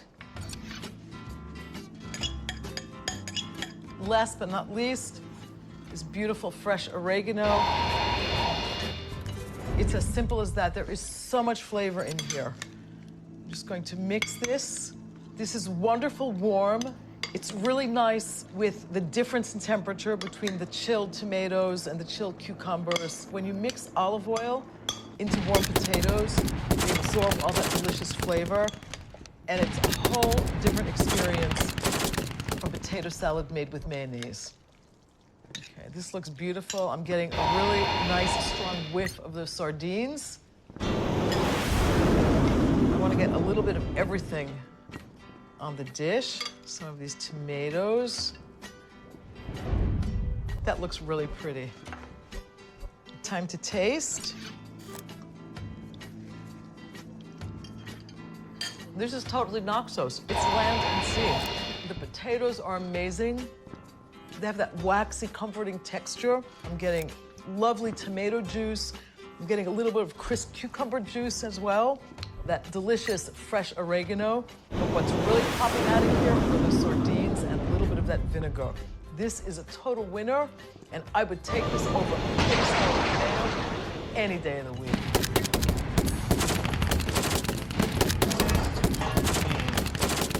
What a smell. This is not food for the dainty or self-conscious.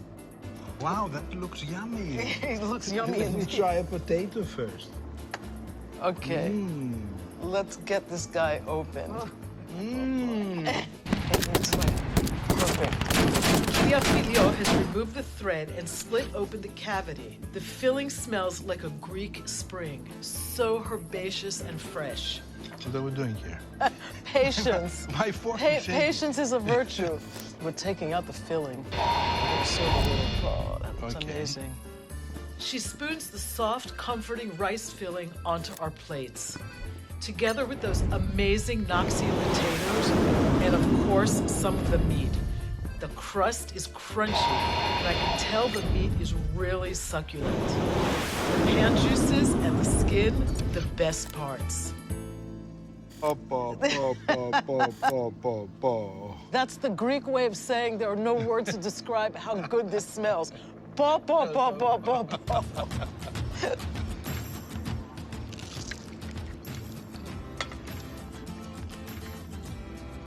Awesome.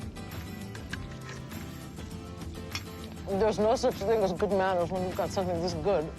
Okay, this potato has my name on it. That's awesome. It's absolutely delicious. It's delicious because the raw ingredients are delicious. It's a salt, pepper, and a little oregano. The flavor of Naxos, right here.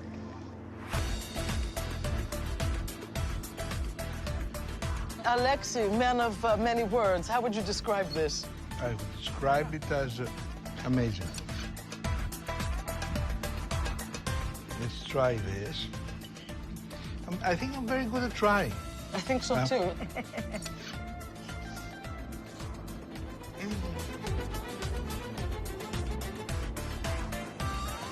Wow. It's very sweet. The onions are sweet, the pumpkin is sweet, but it's also crunchy. I'm talking, he's eating. And this was a really wonderful example of the amazing flavors of Naxos. You're lucky you come from this place. You're lucky you came with me. Excuse You're me? lucky I'm your captain. Who took who here? You're lucky I'm your captain. Come on, you're lucky you're here. Ευχαριστούμε πάρα πολύ. Είναι απίστευτα. Εμείς ευχαριστούμε. Εμείς. Πω.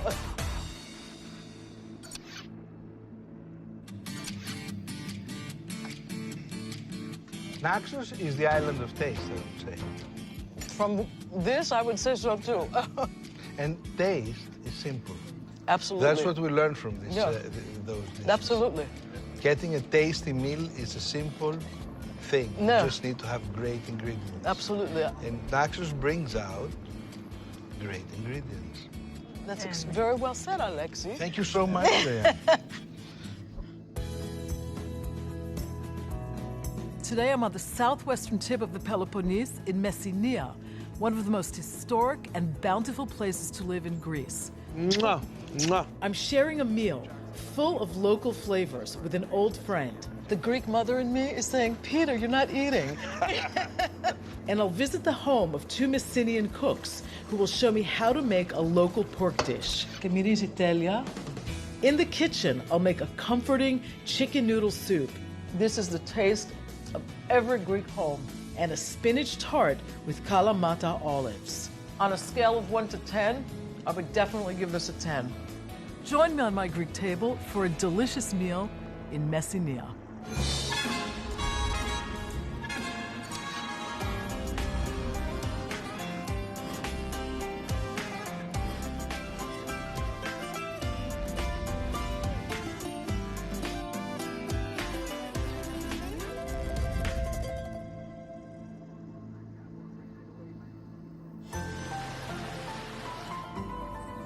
Messinia, the ultimate Mediterranean destination. Hugged by the sea, defined by the historic and picturesque Bay of Navarino, towered over by imposing mountains, but also wide open with expansive groves of olives, figs, and more. I'm in Messinia for a little R&R, and I'm going to meet my good friend Peter. Hello! Diane, welcome to Messinia. Whose idea of a great weekend is to hole up in a fabulous villa, fit for a king as legendary as Nestor. Indeed, the palace of the renowned Mycenaean king is close by in the town of Pylos. Fabulous antiquities, nature preserves, incredible beaches, and some of the most familiar and famous Greek products all can be found in this historic, fertile land. But I'm here for more prosaic reasons. Literally, to enjoy Messinia's natural beauty, which has truly been blessed by the gods, and to indulge in some delicious local specialties. Just so you get your bearings, what we're looking at right now is the Ionian Sea. So we're looking west. We're actually facing Italy, actually Sicily. Okay. To the left or to the south of us is the famous Bay of Navarino. Okay, very historic place in Greece. Yeah, one of the most historic, especially in Greek modern history, because it was where one of the definitive battles of the Greek War of Independence was fought. Thank you for taking me on this lovely walk. You're very welcome. It's like the whole Mediterranean is right at our fingertips here. I mean, I think that's one of the really nice things about this region, about Messinia, is this connection that people have with the land. I noticed that when I was driving down here, that there's so much life everywhere, like olive trees, fig trees, everywhere. I mean, I can see that just walking through this little patch right here, rosemary, a little olive tree. You've got thyme, you have wild oregano, you have all things that are native to this part of Greece that are growing in this Mediterranean garden. So now what are you going to do? Me? I'm a restless soul. I'm going to go for a little cooking lesson. Oh, good for you. And you? I'm going to go for a swim. Lucky you, dear. Bye. See you later. Okay. Ciao. Every culture in the world has some variation of chicken noodle soup. I'm making one today called kokoras protoyachni. Traditionally, it's made with rooster, that's kokoras in Greek, but I've got a plain old boiling chicken here because I want you to be able to do it at home, and rooster can sometimes be a little hard to find. We're gonna start with chopped red onion. I'm gonna cook this until it's soft, together with some chopped carrot. This is gonna take just a couple of minutes. It's all gonna cook together. It's gonna simmer together with the chicken and tomatoes and water, so it's gonna get nice and soft by the end. The garlic is going in.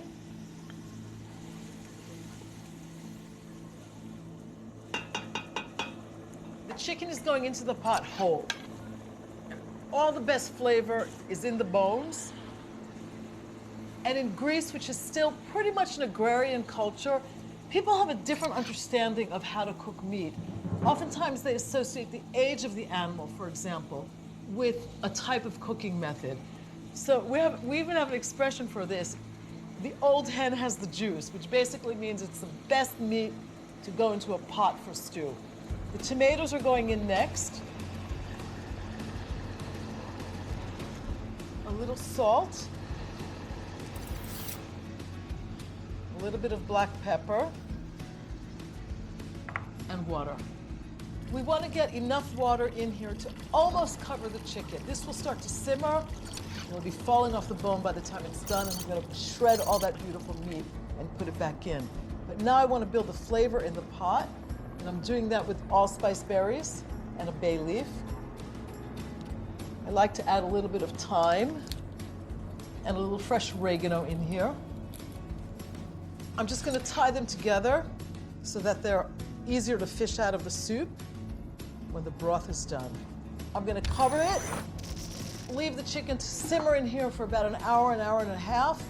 We'll see at the end, the meat will literally be falling off the bone, and that's exactly what we want. Wow. The first thing that comes to my nose is that beautiful perfume from the oregano and the thyme.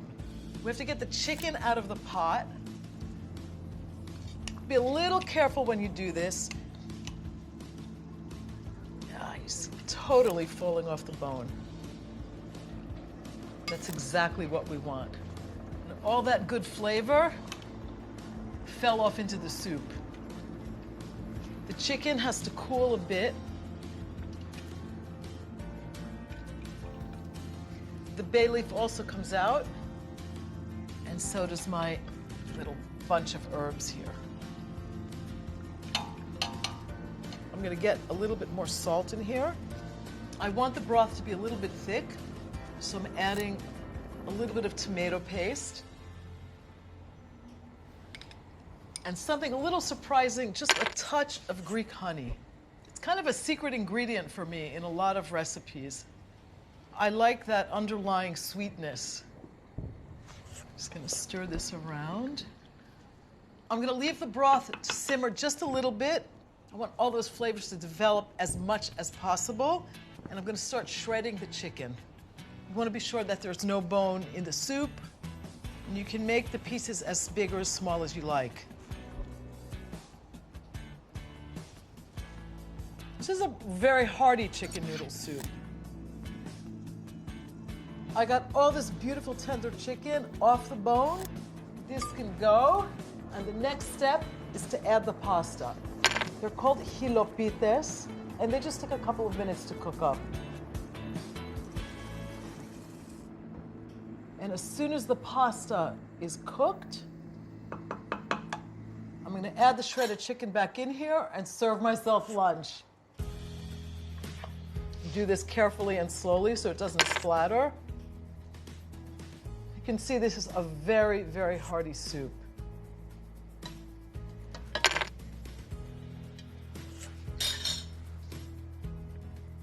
All mixed together. Ready to serve this. I'm very happy to be eating this today because it's the ultimate comfort food. It smells really good. Two finishing touches, just a little bit of local Messinian olive oil, just a touch. And this really interesting Greek grating cheese. It's actually a whey cheese, and it's called mizithra xeri, dried mizithra. And it's the traditional cheese we use in dishes like this, especially in the Peloponnesos. This is ready to taste.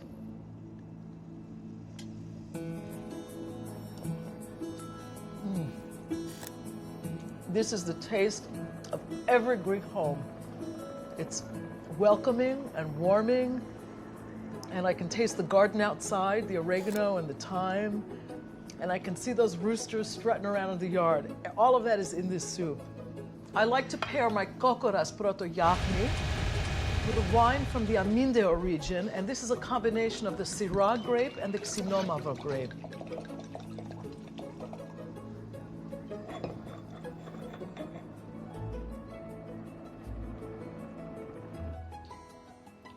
The rounded tannins, the vanilla, little woody tones in here.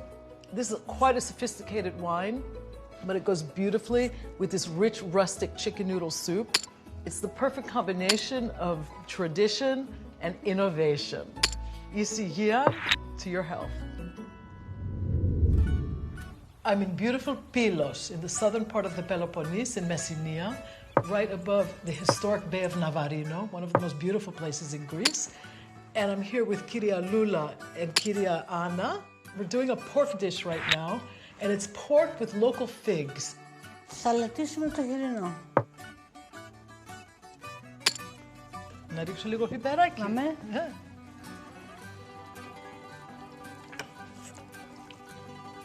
Και τώρα το αλευρώνουμε. Οκ.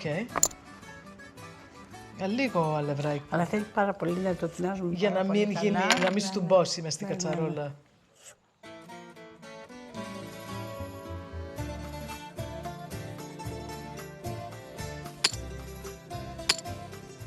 Σε τώρα το λάδι. Ναι. Και έχει ζεσταθεί κατσαρόλα. Ναι.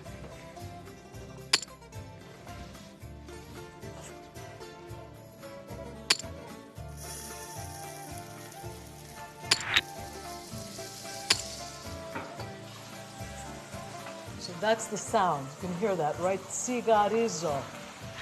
Παλιά εδώ ήταν Τούρκοι. Ναι. Πολλά χρόνια. Και οι Τούρκοι... Δεν τρώνε χοιρινό. Δεν τρώνε χοιρινό. Ναι.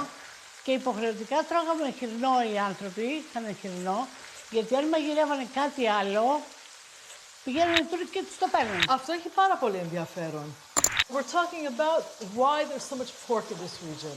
During the years of the Ottoman occupation, which was 400 plus years in this region, Muslims don't eat pork. So the Greeks in this region used to cook more pork because it was something that they could basically enjoy without it being taken from them. Is adding a little white wine from the region. Yeah, that's the cook's shake. That's going to cook now for at least an hour before she adds everything else to the pot. That looks really good. It smells amazing. And everything is local. The pork is local, the wine is local, the olive oil, of course, is local. The entire region is basically one delicious olive grove. Βάζουμε λίγο λαδάκι ακόμη. Okay. Oh, this is really heavy. There's a lot of olive oil in this. Τώρα το κρεμμύδι. Τώρα το κρεμμύδι. So the onion is grated, and that's the traditional way of chopping an onion in Greece. You get all the juices. 4 κλονεράκια. Και 2 κομματάκια κανέλα. Tasika. I have to taste a Messenian fig. They are so meaty. They're so succulent. The onions and the figs have to cook until they both get soft. Then she's going to add the meat back in and finish it off with something that is very dear to my heart, called petimezi. And it's basically grape molasses, and it adds this wonderful, earthy, very subtle sweetness to the dish and a little bit of color. That's going to come out right at the end.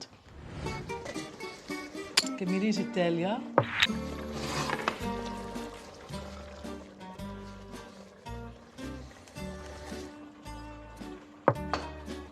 Ωραία.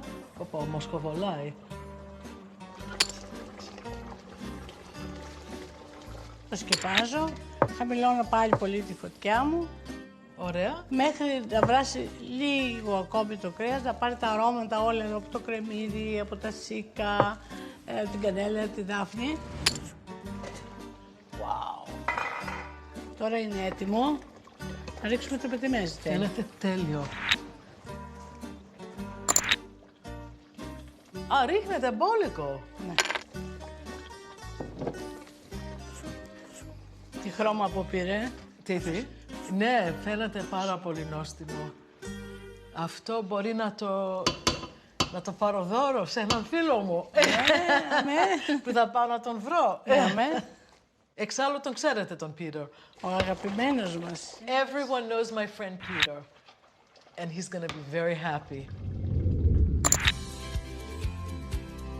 There isn't a region in Greece that doesn't have some version of a spinach pie. And this is my version of an open-faced spinach tart, inspired by the flavors of Messenia in the Peloponnese. I'm starting with fresh spinach. I just want to get it steamed. I want a coarse chop on the spinach. It's going to take about 5 or 6 minutes, and the spinach is going to be nice and wilted. In the meantime, we're going to get the leeks and the onions sauteed and then add a little bit of garlic to that.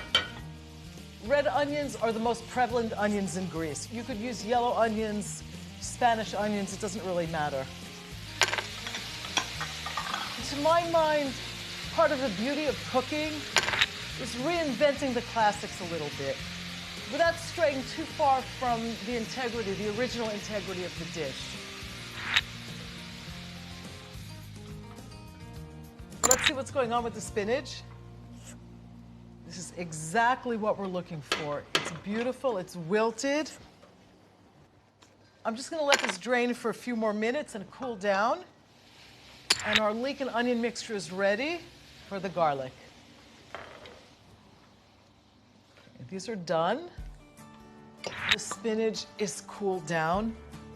I'm getting that into my mixing bowl so I can get all these ingredients together.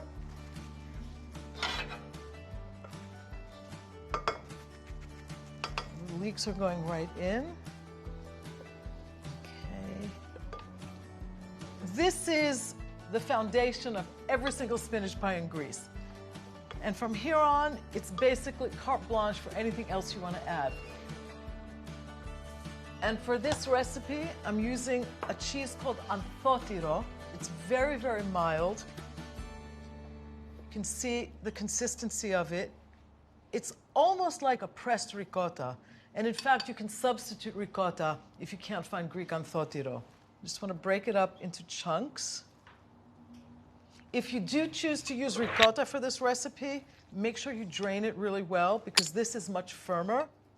I want the filling to be nice and creamy, and this beautiful cheese will give it that texture. Even though it's quite light, it's actually a pretty low-fat cheese.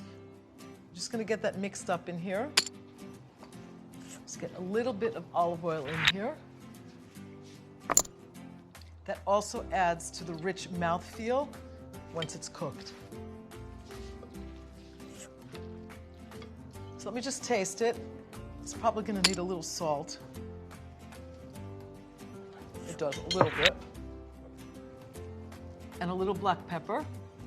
And almost last, but certainly not least, are the Kalamata olives, already cut into these nice little rounds.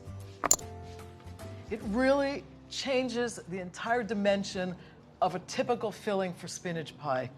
And ironically enough, in most of the areas of Greece where olives are, the most important ingredient, people don't cook with them. There are very, very few recipes that call for olives in cooked dishes. The last ingredient to go into the filling, a couple of eggs. I want to save 1 for the pastry and 2 for the filling. Just lightly whisked and right into the filling. The filling looks great, nice and creamy. It's ready, and next I'm going to start on the puff pastry because this is an open-faced tart. Just want to butter my pan a tiny bit. When you work with puff pastry, if you're buying it frozen, just remember to defrost it slowly overnight from the freezer to the fridge, and then take it out right before you're ready to use it so that it's still nice and firm. I want to roll the puff pastry out so that the edges come to the circumference of the pan. And I'm just going to do that very, very gently. Just push it out.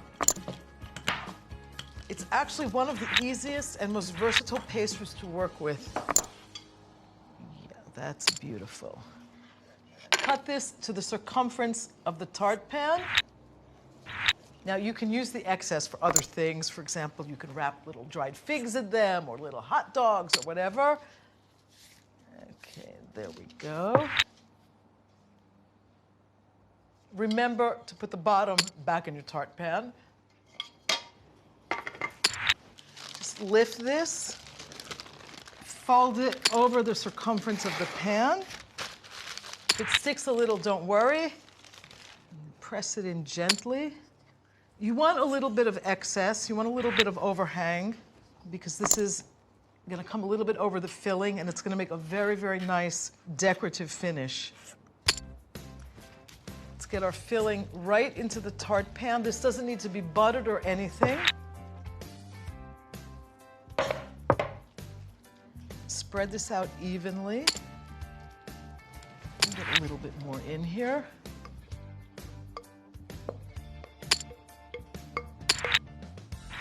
Now this will puff up when it bakes, and the rim of the pan will look very different than it does now. What I like to sometimes do is just pull a little bit of it over the filling. I like the kind of rustic edges. That doesn't bother me at all. Because this is an open-faced tart, I like to pour an egg right over the surface.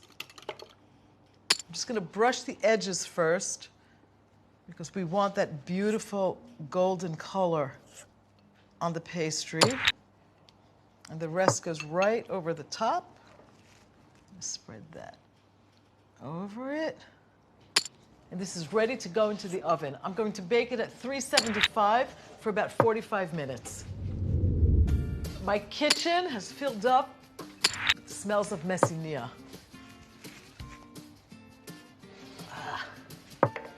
Smells great.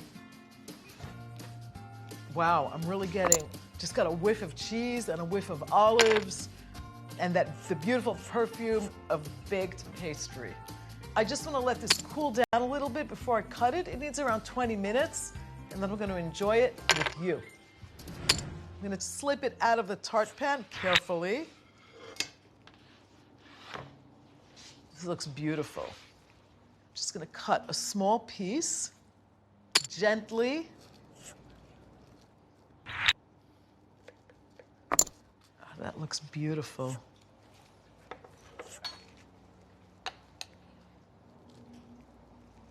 Wow, look at that. Let me just taste it. It's so silky and satiny, I can cut right through it.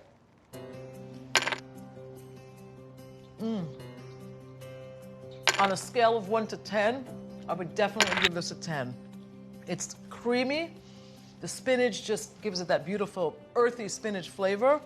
The cheese is really silky, and it's a perfect balance to the tartness and the brininess of the Kalamata olives. But it's the pastry that makes this totally irresistible. This rich, creamy, elegant tart, to me, calls out for a big red. And I'm pairing it today with a xinomavro from Amindeo. I think it's going to be really nice together. Let's see.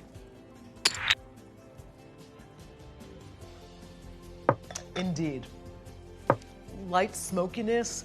It's really earthy, this wine. It's unfiltered.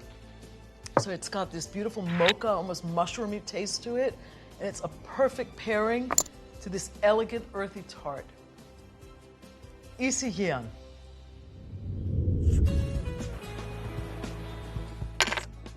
Peter, my buddy, this is wonderful. Thank you. Thanks for being here. It's nice to have someone to share all of this with. Yamas. Yamas. This is great. Delicious. You know, there's lots of beautiful places in the world, but what you also have here is you slow down while you're here. Yeah, I think there really is something about this idea of marrying the water with the mountains. And I mean, we were driving down here. It was so lush. I mean, it really is a breadbasket, you know, when you drive down, you kind of don't expect it.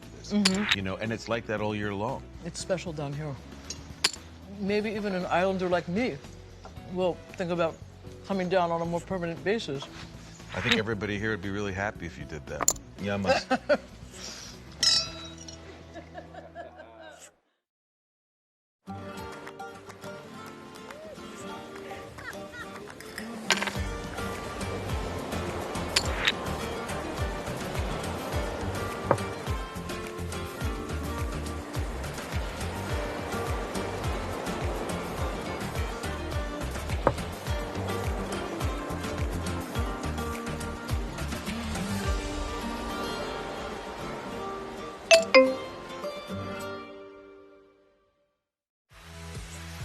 I'm in Evia today, the second largest Greek island, yet one of the least touristed. Evia has everything from snow-capped mountains to famed hot springs, amazing olives, great seafood, wild mushrooms, and so much more. I want you to taste it. I will taste it gladly. On the island, we'll make mushroom critharotto with orzo. This should be enough for the three of us, don't you think? Oh, And in my kitchen, I'll make a mushroom and onion stew called stifado. You can see how dark and luscious and almost chocolatey this looks. Spicy trajana soup with fresh seafood. The perfect marriage of earth and sea. And capamas, lamb in aromatic tomato sauce. Smells amazing. Join me on my Greek table as I explore this cornucopia of the senses hiding in plain sight.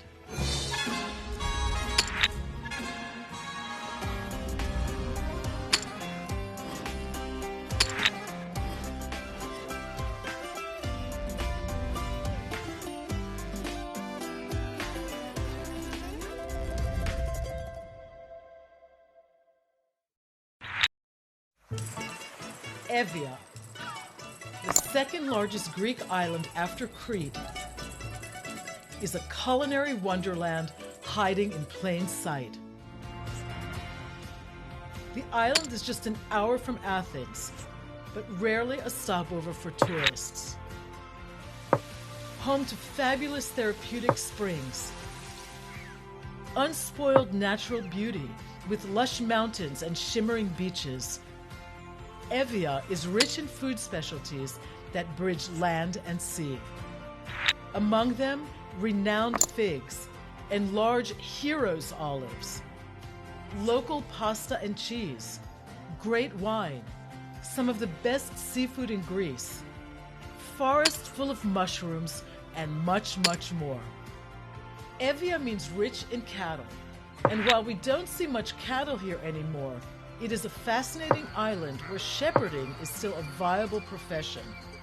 Many of her beloved dishes are combinations of luscious meat stews served with noodles or trachana, an ancient dairy-based grain product. It is home to monuments that stand as a testament to the length and breadth of Greek history. Evia is also a paradise for mushrooms. All sorts of wild mushrooms flourish in its rich, dense forests. Here is a chestnut forest. I'm on Dirfi Mountain with one of its foremost mycologists, Eleftherios Lachovaris. You can find a big variety of mushrooms. A passionate forager and also one of Greece's premier mushroom farmers. Together we'll explore the slopes for some of these wild natural delicacies. This is fun. Nati. Oh, excellent mushroom. Oh. It's the black trumpet. How did you even see that? Yes, Nati. Wow. It's, the other name is Trompette de la Mort. The trumpet of death. Yes, exactly. Why? The trumpet of death, because it's black. But it's so delicious. See there.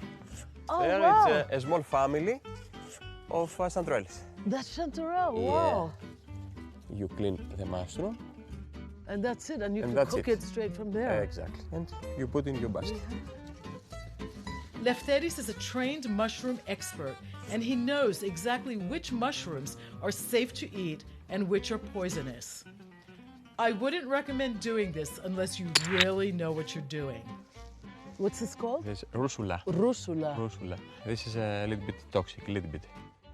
If you eat this particular mushroom, you mean it's some gastro problems. Okay.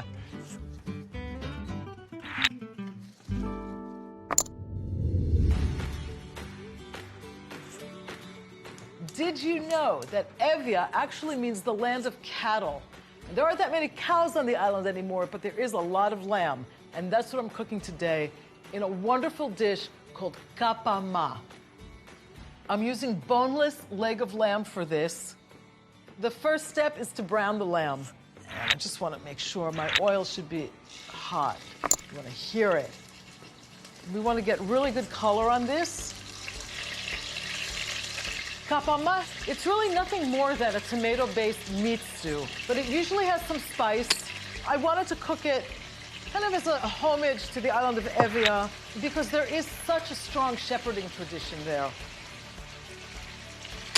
This is exactly at the point where I'm ready to add the onions. It's nice and brown. These are going right in. They just need to be stirred around for a few minutes to soften. Now that this is beautifully browned and the onions are nice and soft, a little bit of salt in there and a touch of black pepper. And I'm just about ready to deglaze it with the brandy. Want to do this a little carefully. Do not put your face over the pot. I like that kind of bittersweet undertone that brandy imparts. I'm just gonna add my spices to this. Some allspice berries, the cinnamon stick, the bay leaves, and the bukovo, Greek hot pepper flakes. Tomatoes, the basic ingredient besides the meat in kapama. It's going right in. I'm gonna add just a little bit of water, enough to barely cover the meat. Cover it. And as I like to say, let the food work for me. It smells amazing. Oh yeah, it is perfect. Exactly at that point where the meat is so tender I can cut right through it with a wooden spoon. I'm about to add the figs. These are really well known and they're famous because of their white color. They're kind of a classic Greek ingredient. These are going right into the pot.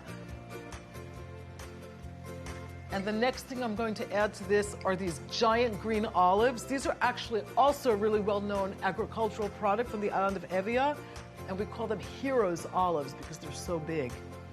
These are going right into the pot. And last but not least, just a little bit of parsley to brighten this up even more.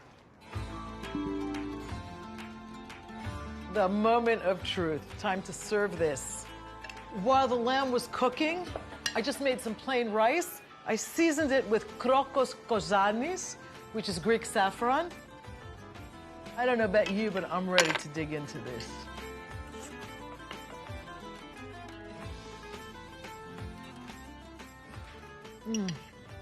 First of all, the lamb just melts in your mouth. It's so tender, but it's also absorbed everything that's going on in here. The brininess of the olives, the sweetness of the figs, and I even get a little bit of the brandy that went in here. And I'm drinking a syrah from the island of Evia. This is a good match. A lot of the same spiciness, the same undertones that the kapama has. Very nice, round, long aftertaste. And it's a really nice match for this kapama. Isihian. How did you end up cultivating mushrooms in Evia? Ideal climate. Oh, wow. This is very cool. These are oyster mushrooms. Oyster mushroom, yes. It feels like a steak. Exactly. Do you want to pick it? Yeah. Oh, that's heavy. That's right. Oh, wow, look at that.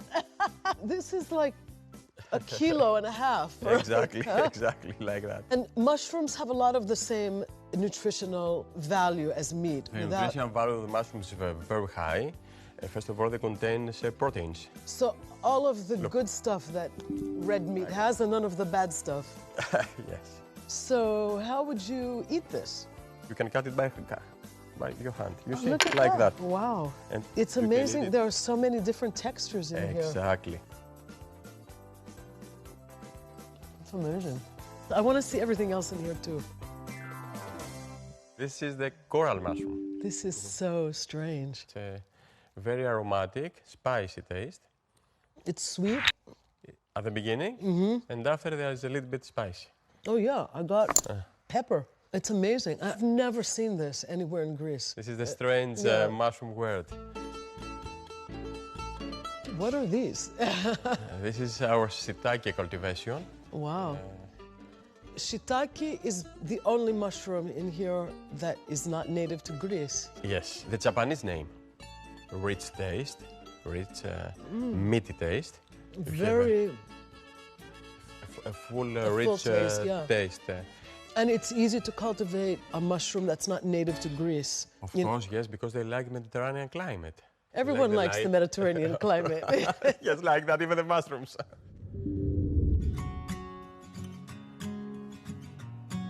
I love trahana. It's one of my absolute favorite Greek ingredients, and it's this very unusual grain product. I'm making something today that, to me, speaks to exactly what the island of Evia is all about, a combination of land and sea. I'm making a beautiful soup with mussels and shrimp.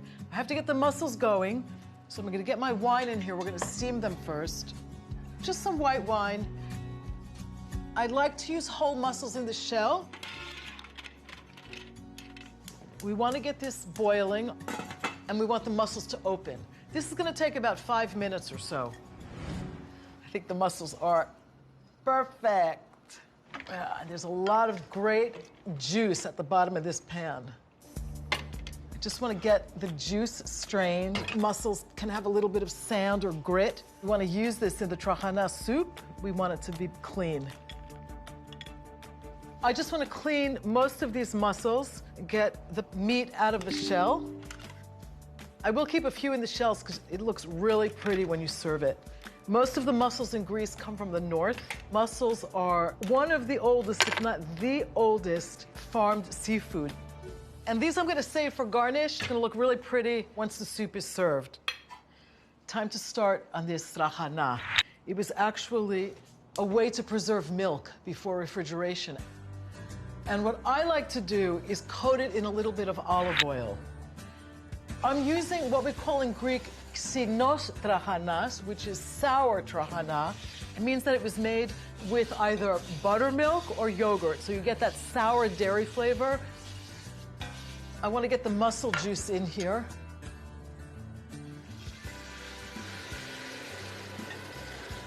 The tomatoes go in next.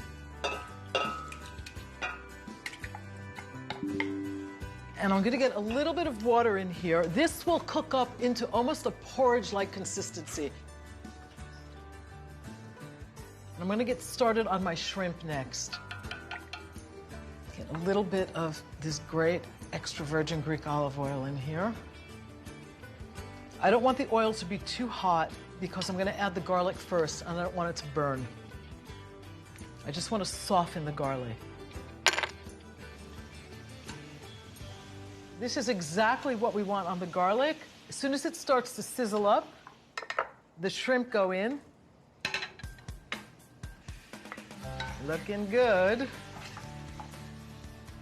I'm not going to cook these completely because they're going to cook in the soup as well. I think these are ready for the addition of the mussels, just for those flavors to meld. Let me get my steamed mussels in the shell in here too. This is going in next.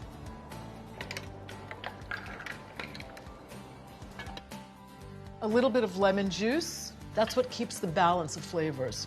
And a little bit of feta. I just want a little bit of that extra creaminess as the cheese melts. I'm going to thin it with a little bit of water. It's getting a little bit thick. And the only thing I need to do is chop some parsley, and that's basically just for some color and garnish. The soup is really creamy, and the parsley just adds a really nice fresh note. That is looking beautiful. I'm gonna get this served. And I just wanna get a couple of those beautiful whole mussels in here. They look so pretty.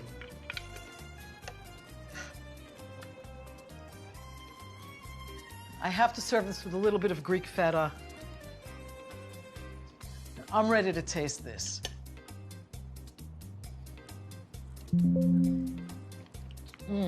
This whole recipe is like the perfect marriage of earth and sea, because the trahana is almost a gamey quality to it, which is absolutely delicious. But the seafood is really coming out. It's really pronounced. The lemon perks everything up. It cuts through the richness of the trahana. And I can keep eating. If the camera's rolling, it's delicious. I want to serve some wine with this.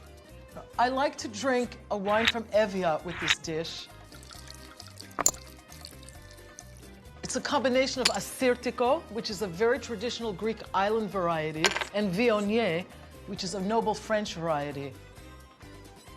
It's got this really nice kind of green apple, green fruit flavor, and a lemony finish. And it's a beautiful wine to pair with a dish as rich as the trahana.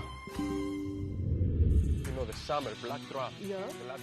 With the mushrooms we've collected in the wild and indoors, Lefteris and I are going to cook with his friend, Chef Zervoudaki. A mushroom extravaganza awaits us. I get the sense that you do this a lot. Yes. Every time we have people that are coming from Athens for our excursions. What are we cooking? We are cooking kritharoto with orzo. Oh, don't be afraid. We start with olive oil. I'll be your sous chef. Like most of Mediterranean dishes, we start with olive oil. Yes. Then we have onion. Then we have the peppers. We can have the garlic now. You can tear the fresh mushrooms. These mushrooms? Give me the olive, please. These are the shiitakes. The shiitakes. So you want these in strips? Yes. Like that? Like that, yes. Is that chanterelles? Chanterelles, black strawberries from the mountain. Here are the oysters that we picked earlier. You're gonna make nice strips by hand here. These are dried porcini? Dried porcini. Porcinis are hand-picked from north end of the island, and they are sun-dried. Now, this is? This is powder that we make from the porcini. This is porcini dried powder. Porcini powder. Yes. This is one of my secret ingredients, too. I add it to a lot of things. Can we have the orzo? This is 2 kilos. Let me empty this. Okay. It's heavy. And a lot of wine. We are going to deglaze the pan. The sun-dried tomatoes. It's ready for the stock. Okay, and this is mushroom stock? Mushroom stock, porcini stock. Red pepper flakes. Okay. I like hot food, but not everybody else okay. does. This is for you. And the thyme? Okay, in with the thyme. All of it. Okay. We can have the porcini powder now. Yes, sir. How much of it? Give me 1 tablespoon and we are seeing. Okay, perfect. Can you add a little bit more powder? You know what happens when there are 3 people? One more. When there are 3 people cooking. Yeah. It's like better. It's like having 3 architects. Yeah. You know, everyone's got an opinion. And everyone's right. You want the cheese in there now? Yeah. And we are ready. Half. That's it. it. Ready to finish. Okay. And how we finish every recipe? With extra virgin olive oil. Okay. Ready. I think this should be enough for the 3 of us, don't you think? Oh, okay. I'm making this beautiful mushroom stew called stifado. It's a really classic dish in Greece, and it's often made with meat, more often than with anything else. I'm gonna start just by softening my porcinis. They're dried, and they need to soak in a little bit of warm water for about a half hour. The most characteristic ingredient in any dish called stifado, it's actually where it gets its name, are these beautiful onions. And you can use shallots, you can even use little pearl cocktail onions for this. You just want them to be whole and peeled. That's the secret. We want to get the pan nice and hot before adding the olive oil. A little goes a long way. And as soon as this is warmed up, I'm going to add the onions. These need to cook now for about 20-25 minutes until they have this beautiful caramelized color. And I'm kind of just going to let them do their work. So I've got my beautiful creminis here. I've got these lovely oyster mushrooms, and I've got just pretty classic white button mushrooms as well. And of course, the portobellos, which are really meaty. I have a damp paper towel here. I just want to wipe them off. You want to just basically get the dirt off them. What I like to do when I make mushroom stifado, I don't like to chop them very finely. I like the meatiness of it. I can smell the onions, and they're beautiful. got this beautiful dark amber color. That's exactly what we want. The mushrooms go in next. The portobellos, my buttons, the oyster mushrooms, these beautiful creminis, and everything I've got here in the bowl already cut. Let me just stir this up a little bit. By the time these cook down, they'll have exuded all that delicious mushroom juice. Let's get the bay leaf in here. I'm using 2 bay leaves. A little bit of red wine vinegar goes right in here. And I like to use a touch of balsamic as well. And a little bit of this delicious sweet red wine called Mavrodafni. One other little secret, I have my forest here. I'm gonna add a little bit of fresh rosemary. It's also one of the really common ingredients in stifado. I'm gonna cover this, let it work, and while that's happening, I'm gonna get going on my pasta water. The water's boiling. The pasta's ready to go in. These are chilopites. Can you say that? For this dish, I like to use these beautiful flat, wide noodles. These are only gonna take a few minutes to cook. And while that's boiling, I wanna get the porcinis ready. We want some of this delicious liquid. There's a lot of flavor in here. They smell so good. It's almost like earth and chocolate together. That is perfect. So I'm gonna get the porcinis in here. And some of the strained porcini juice. Ah, that's great. The mushrooms look perfect. Everything's ready. I just want to get my garnish done, which is just a little bit of parsley that I'm going to chop.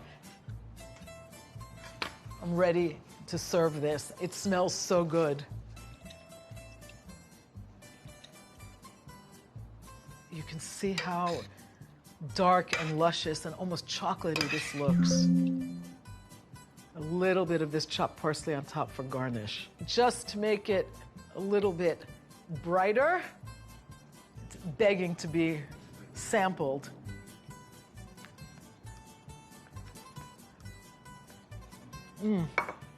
It's sweet earth. It is so good. Because there's a lot going on in here, but it's all very subtle. The onions, the sweet Mavrodafni wine, leave that beautiful, subtle, underlying sweetness, but everything else is super earthy. And I'm also getting that light acidity from the vinegars. And this begs for one of Greece's many, many red wines. It's a combination of 3 native grape varieties, Mavroudi, Mavrotragano, and Limnio. I'm getting a lot of berry, like raspberry and cocoa and coffee. It goes beautifully with this dish. I encourage you to cook and enjoy. Yamas. I want you to taste it. I will taste it gladly.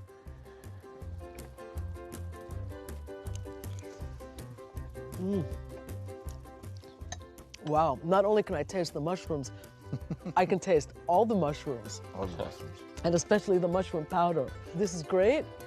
It's delicious. You made me realize that you really can substitute every piece of meat with a nice, beautiful mushroom.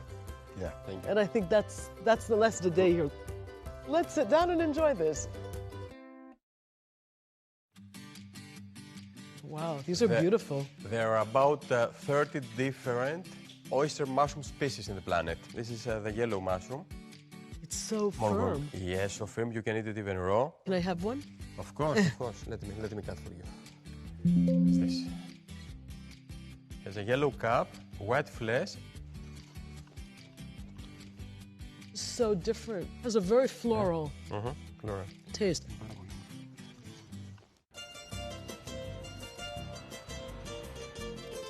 I'm in Corfu Town, a UNESCO World Heritage Site and capital of an island truly unlike any other. with its beautifully preserved Venetian architecture and its rich history, filled with Italian, English, French, and Russian influences. We put plenty of parsley. I'll cook sofrito with one of the island's best-known local cooks. Everything is covered. And in the kitchen, I'll make tsigarelli, braised greens with tomato and feta. I want to convince you that you can even eat greens as a main course. Burdetto, a garlicky fish and leek stew, ready for Operation White Grouper removal. And pasticcio venezianico. The whole idea of the pasticcio venezianico is make something very special, basically out of leftovers. Join me on my Greek table as I explore the fascinating food and culture of Corfu.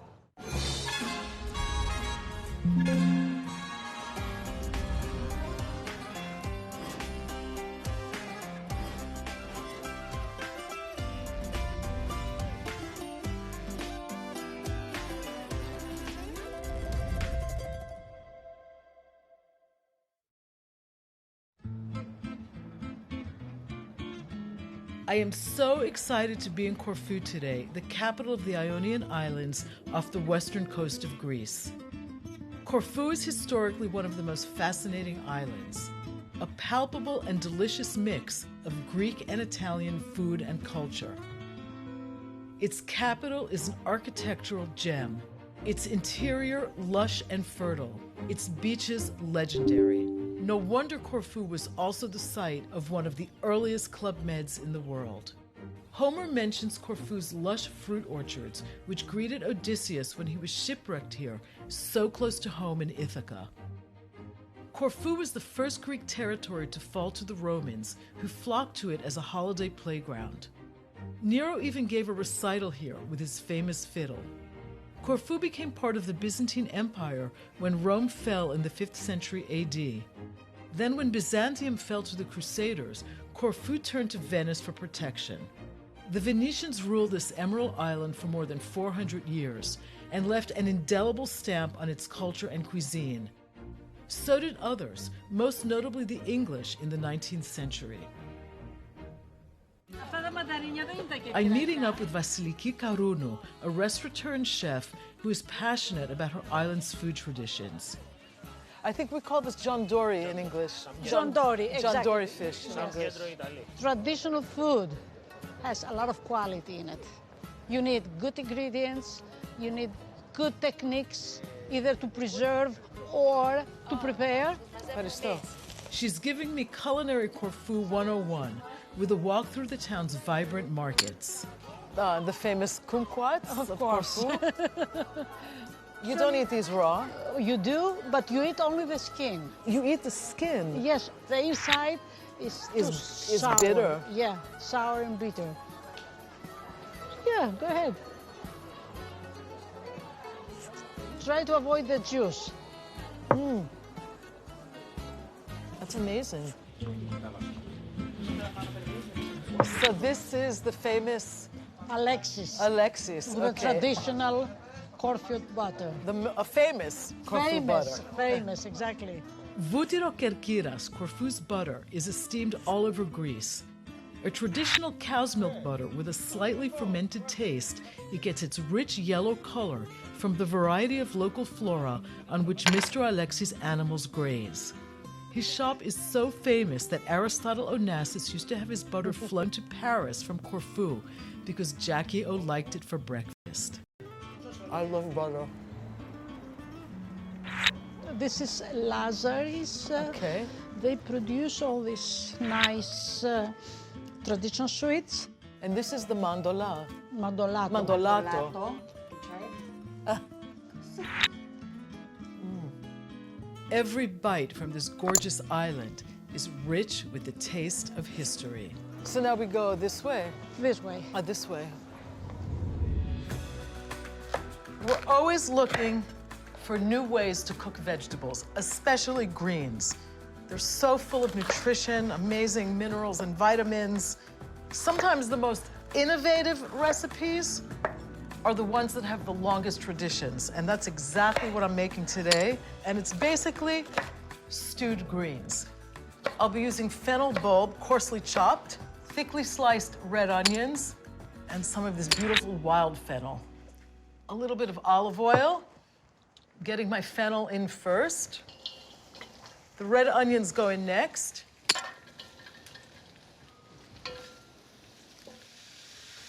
I'll add a little salt to this, and I'm gonna cover it so that the onions wilt and kind of steam in the olive oil.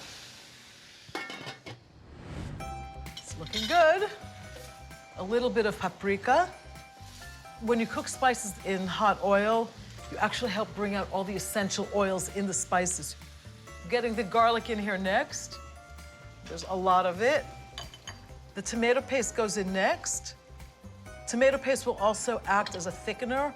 When all the greens go in here and they start letting out all their liquid, it'll come together and it'll be really nice and dense.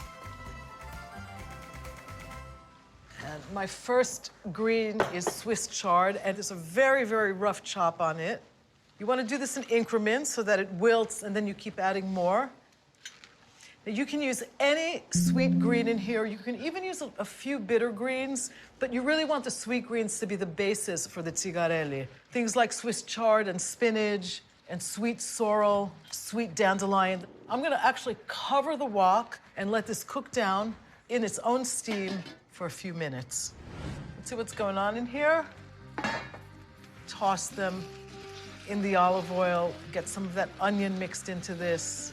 This is a dish that I like to serve on its own, or beautiful burdetto, a fish dish from the island of Corfu. I'm gonna add the spinach next. If you wanted to add something a little bit more peppery, you could throw in some mustard greens or even some collards. Let's get some of this beautiful, fresh wild fennel chopped. If you can't find this in the States, you can use fennel bulb. You can enhance it with a little bit of ouzo or just even some crushed fennel seeds, just to get a little bit more of that nice, refreshing anise flavor. Let's see what's going on with the greens. They're glistening. This beautiful emerald green color on the spinach is exactly what we want. This kind of cooking, these delicious greens, to me, represent the heart and soul of the Greek kitchen. Simple, finely chopped parsley and the dill. This is looking perfect. It's like the greens are just tender and still have that beautiful, deep emerald green color. And the onions have been nicely colored with all the paprika and the tomato paste. A little bit of extra virgin Greek olive oil right over the top.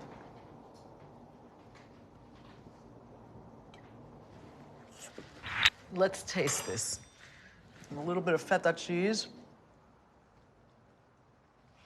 I want to convince you that you can even eat greens as a main course. The greens still have a little bit of crunch to them, and I'm getting this wonderful, like, whole herbal palate. It's really sweet, actually. It's delicious. And what I'm pairing it with today is a Greek island wine from Evia, and it's a blend of Viognier, which is a French grape, and Assyrtiko. It has this beautiful minerality, which matches the mineral quality in the greens. There's also this lovely acidity, so that everything is really nicely balanced. Learn how to say my favorite word in Greek, which is horta, greens, and make a beautiful dish like this, zigarelli, and I think you'll start to look at something very basic in an exciting and new way. Sofrito means slowly fried. It can be prepared with any meat. Okay. And then we cut it in smaller pieces. And I know that this dish is flavored with garlic and vinegar and parsley. A dish with very strong flavor. Like much of Corfu's cooking, Yes. I've noticed. Yes, all the flavors are very intense. A lot of pepper. Yeah. And salt? And salt. First, we flour the meat, at least, one batch.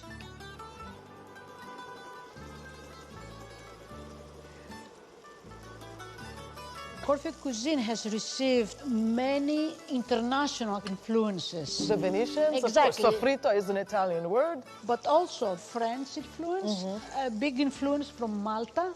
Now we need to start setting up a casserole. We put plenty of parsley because it prevents sticking on the bottom. So we just make a layer. So parsley on the bottom, then garlic and parsley, then meat, then garlic and parsley. Okay. Exactly. And the garlic is always in these big slices. Yes, I mean, the idea is to see the garlic. Right. We add the wine and the vinegar, white vinegar. Okay. 1/4 of a cup. That's a lot of vinegar. We add the wine. You're deglazing the pan, basically, to get all the good stuff out? Exactly. So if it's needed, we add some hot water. And then we just add it to the meat. Not everything is covered, so we need some hot water. You see, that's the amount. That's now, the amount, okay. So it barely covers. Exactly. It cooks slowly, and the sauce becomes thick and nice. And how long will this take now? It will take about half an hour. I'm making one of the absolute classic dishes of the Ionian. It's called burdetto, and it's basically a very, very light fish stew. I've got this beautiful white grouper in front of me, sphyrida in Greek, and it's also one of the most sustainable fish in the Mediterranean. It is a prize among spear fishermen. Leek or leek and onion are always part of burdetto in Corfu. Get this softened up. The name burdetto comes from the Italian word brodetto, which means broth, and that's essentially what we're making here, this beautiful, rich fish broth. This doesn't take very long to cook. The whole dish takes about 15 or 20 minutes, depending on the size of your fish. And we want a fair amount of garlic in this. What goes into this next is a little bit unusual cayenne pepper and a little bit of paprika. And there's a reason for that. Black pepper was reserved only for the aristocratic class because it was very expensive.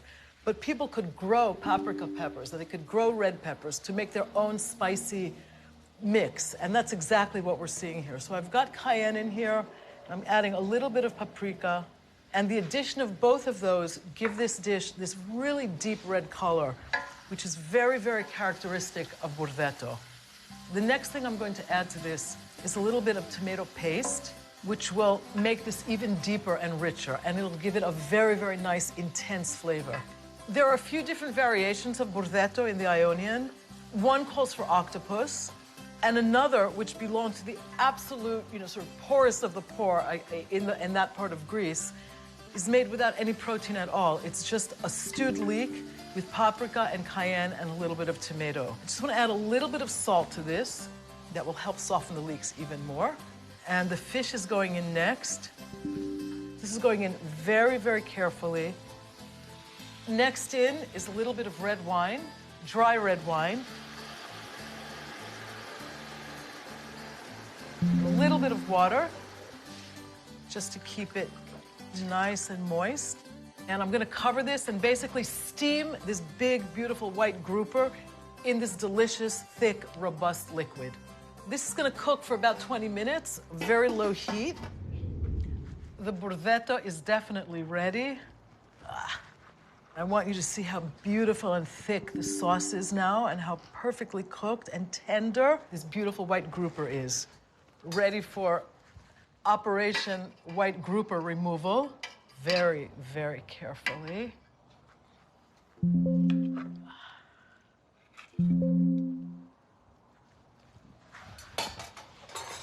Get some of this beautiful pan juice in here. Don't be afraid to cook fish that is whole and still has the head on, because actually the tastiest part is right here in the cheek, especially on a beautiful fish like this. Time to taste the burdetto and some of the delicious leek mixture, just kind of around it. This is a very rustic dish made with a very aristocratic fish. Let's get a little taste. It's so tender.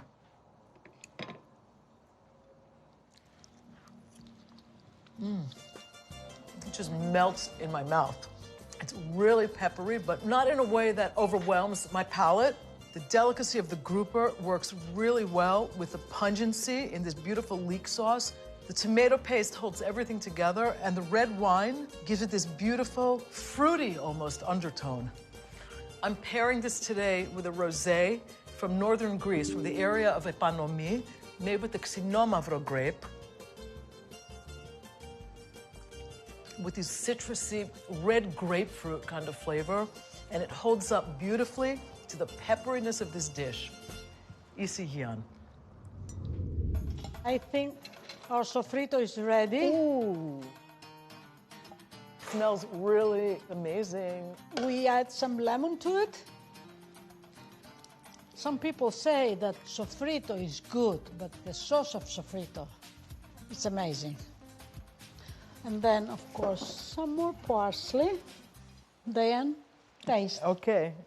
I'm looking forward to this. Actually, I can't wait to taste it. Okay.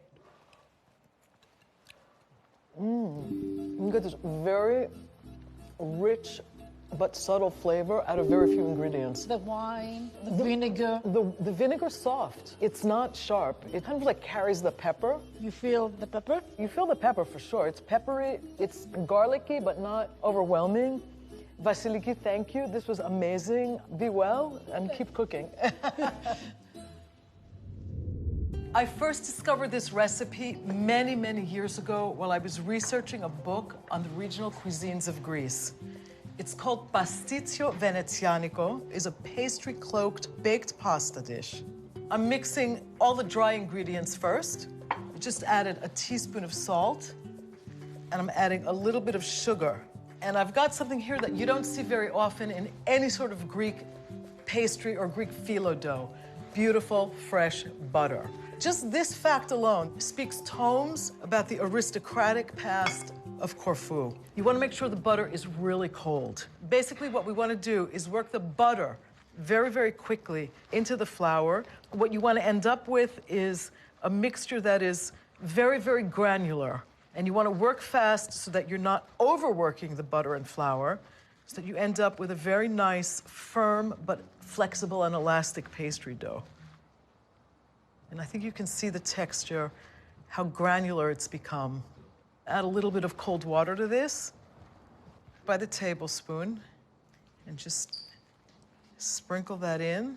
And this will typically absorb anywhere between 1/4 and 1/3 of a cup of water. And you want to work fast, and you can see it starting to come together. It suddenly got sticky, and that's exactly what we want. You want it to be sticky enough to hold together, but not so sticky that it actually sticks to your hands and won't roll out very easily afterwards. So I'm gonna divide this in half. The first ball, which I want to be a little bit bigger, because this is what will line the bottom of my springform pan. So basically now, I just want to flatten this out a bit and get it into the fridge to chill for about a half hour so that the butter can get cold again and the dough will stay together when I roll it out. There are many steps to a classic pasticcio venezianico, and one of them is the making of bechamel. I'm melting butter. The first step is to make a roux. As soon as this starts to melt and bubble up, I'll add the flour. Whenever you make a roux, you want to use your eyesight, but also your sense of smell. If you don't cook it enough, you end up with almost a pasty flour smell. Adding my milk.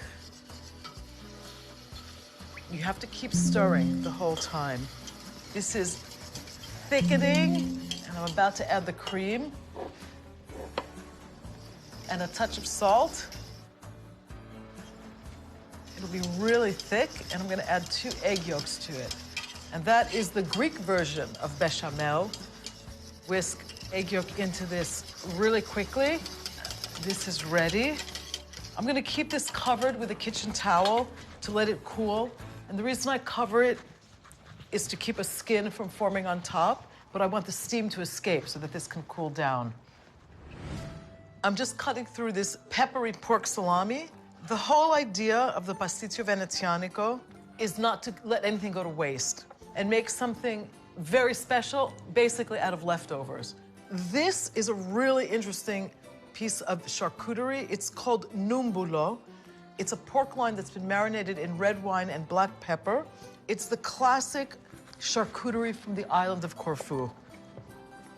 The next thing that goes into the filling is a little bit of cooked country sausage, seasoned with a little bit of black pepper, a little bit of shredded chicken, kefalotiri cheese. This is a sharp yellow sheep's milk cheese, and one last local cheese from the Ionian, and it's called ladotiri zakinthu.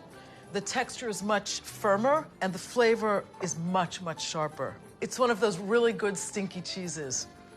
A little bit of paprika goes in here. I'm just gonna mix this by hand really carefully. This is going to go into the springform pan. All the different parts for the pasticcio venezianico are ready. The next and last step is to roll out this beautiful pastry. It's been in the fridge. It's nice and chilled and firm. This is the larger of the two circles, and I want to roll it out to be a little bit bigger than the circumference of my springform pan. Try to get it so that the edges that are overhanging evenly. I'm gonna roll out the second piece of pastry and then put everything together and finish the pasticcio venezianico. I wanna get about half the pasta mixture in here.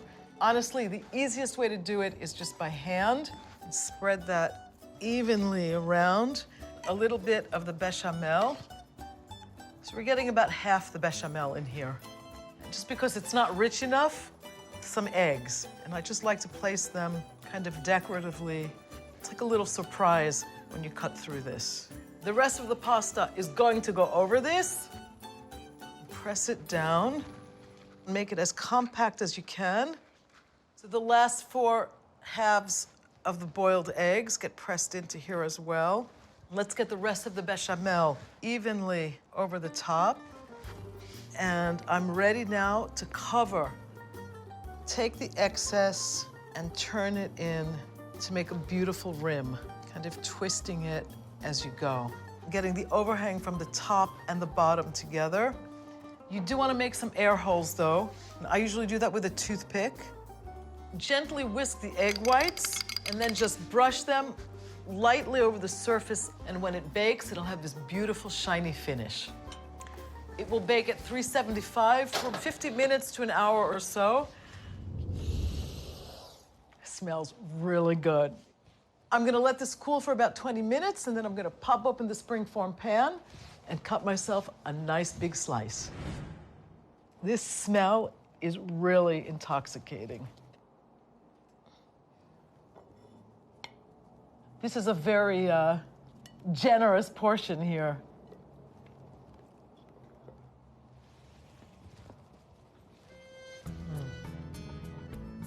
The first thing that I'm getting is that soothing flavor of pastry, but it's all spiked by everything else that's going on in here. So it's just this beautiful, complex combination of all sorts of earthy ingredients, and it's no surprise that it's a festive dish. I'm gonna pair this with a full-bodied red wine, and I've chosen a Syrah from the island of Evia. I wanted a wine that could stand up to the complexities in this dish. This has a palate that's very subtly spiced. I'm getting things like cinnamon and a little bit of tobacco and really fine tannins, and it pairs and it stands up beautifully to the richness of my pasticcio venezianico. So isi hian, travel to Corfu, just in the flavors of this dish. I think I've heard and read enough about this very simple salad, the famous orange salad of Corfu. Neraggio salata. Neraggio salata. So salt, right? Yeah. You know, as much salt as you wish. The salt brings out the flavor in the orange. Hot paprika. Yes. This is beautiful. And olive oil. And olive oil. And that's it. That's the salad. It's elegant, it really cleans the mouth, gives you a nice flavor, and you can go on to the next dish. I'm on the ferry heading to Paros, one of the most popular islands of the Kyklades, to meet a young farmer who works the land in an environmentally sound way. He'll show me how his crops thrive with next to no water. If a crop really has to dig down deep to form its roots, you will end up with a more resilient crop. Beautiful. That's exactly the sound we want. And we'll make a wonderful rabbit stifado. In the kitchen, I'll make a delicious octopus meze. Let's have a little meze together. And a chickpea quinoa salad infused with the flavors of the Aegean. I just got the powerful smell of all these herbs. Join me for an eye-opening journey from his farm to my Greek table.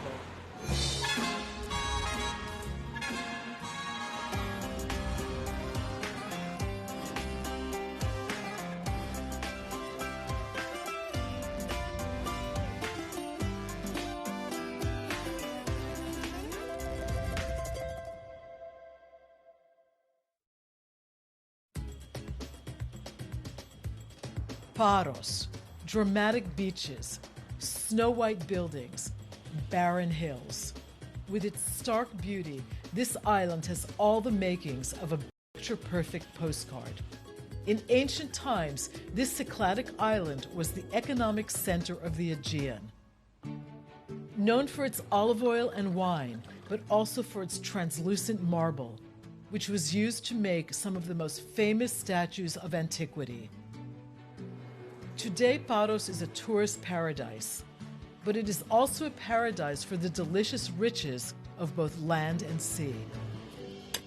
And luckily, there is still a vibrant agricultural tradition on this sun-parched Greek island, embraced by a younger generation. Alkis Downward left a budding career in international relations to resuscitate his family's farm, Petra, not too far from the island's capital. I'm here to learn about dry farming on this sun-parched island and about creating a balanced ecosystem where sustainable living and cultivation go hand in hand.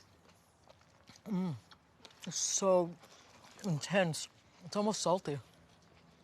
I mean, this doesn't need salt. If you make a salad with this, it doesn't need salt. We're going to pick some of these for the stifado that we're going to make. Okay.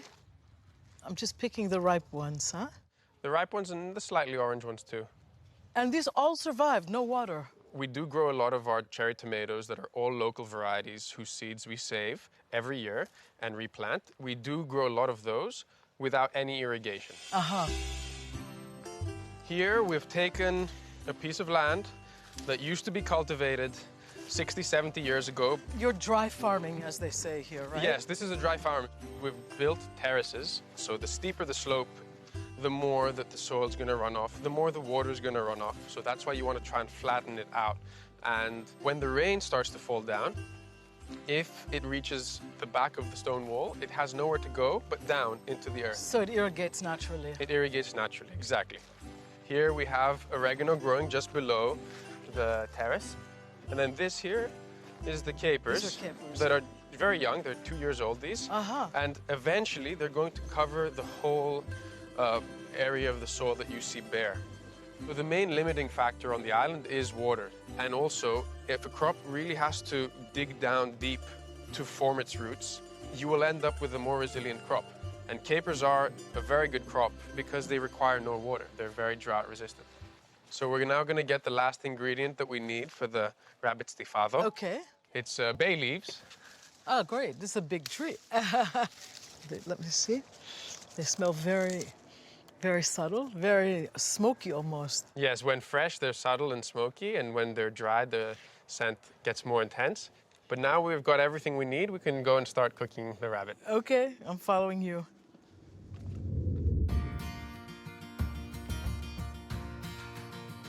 I'm making a dish inspired by the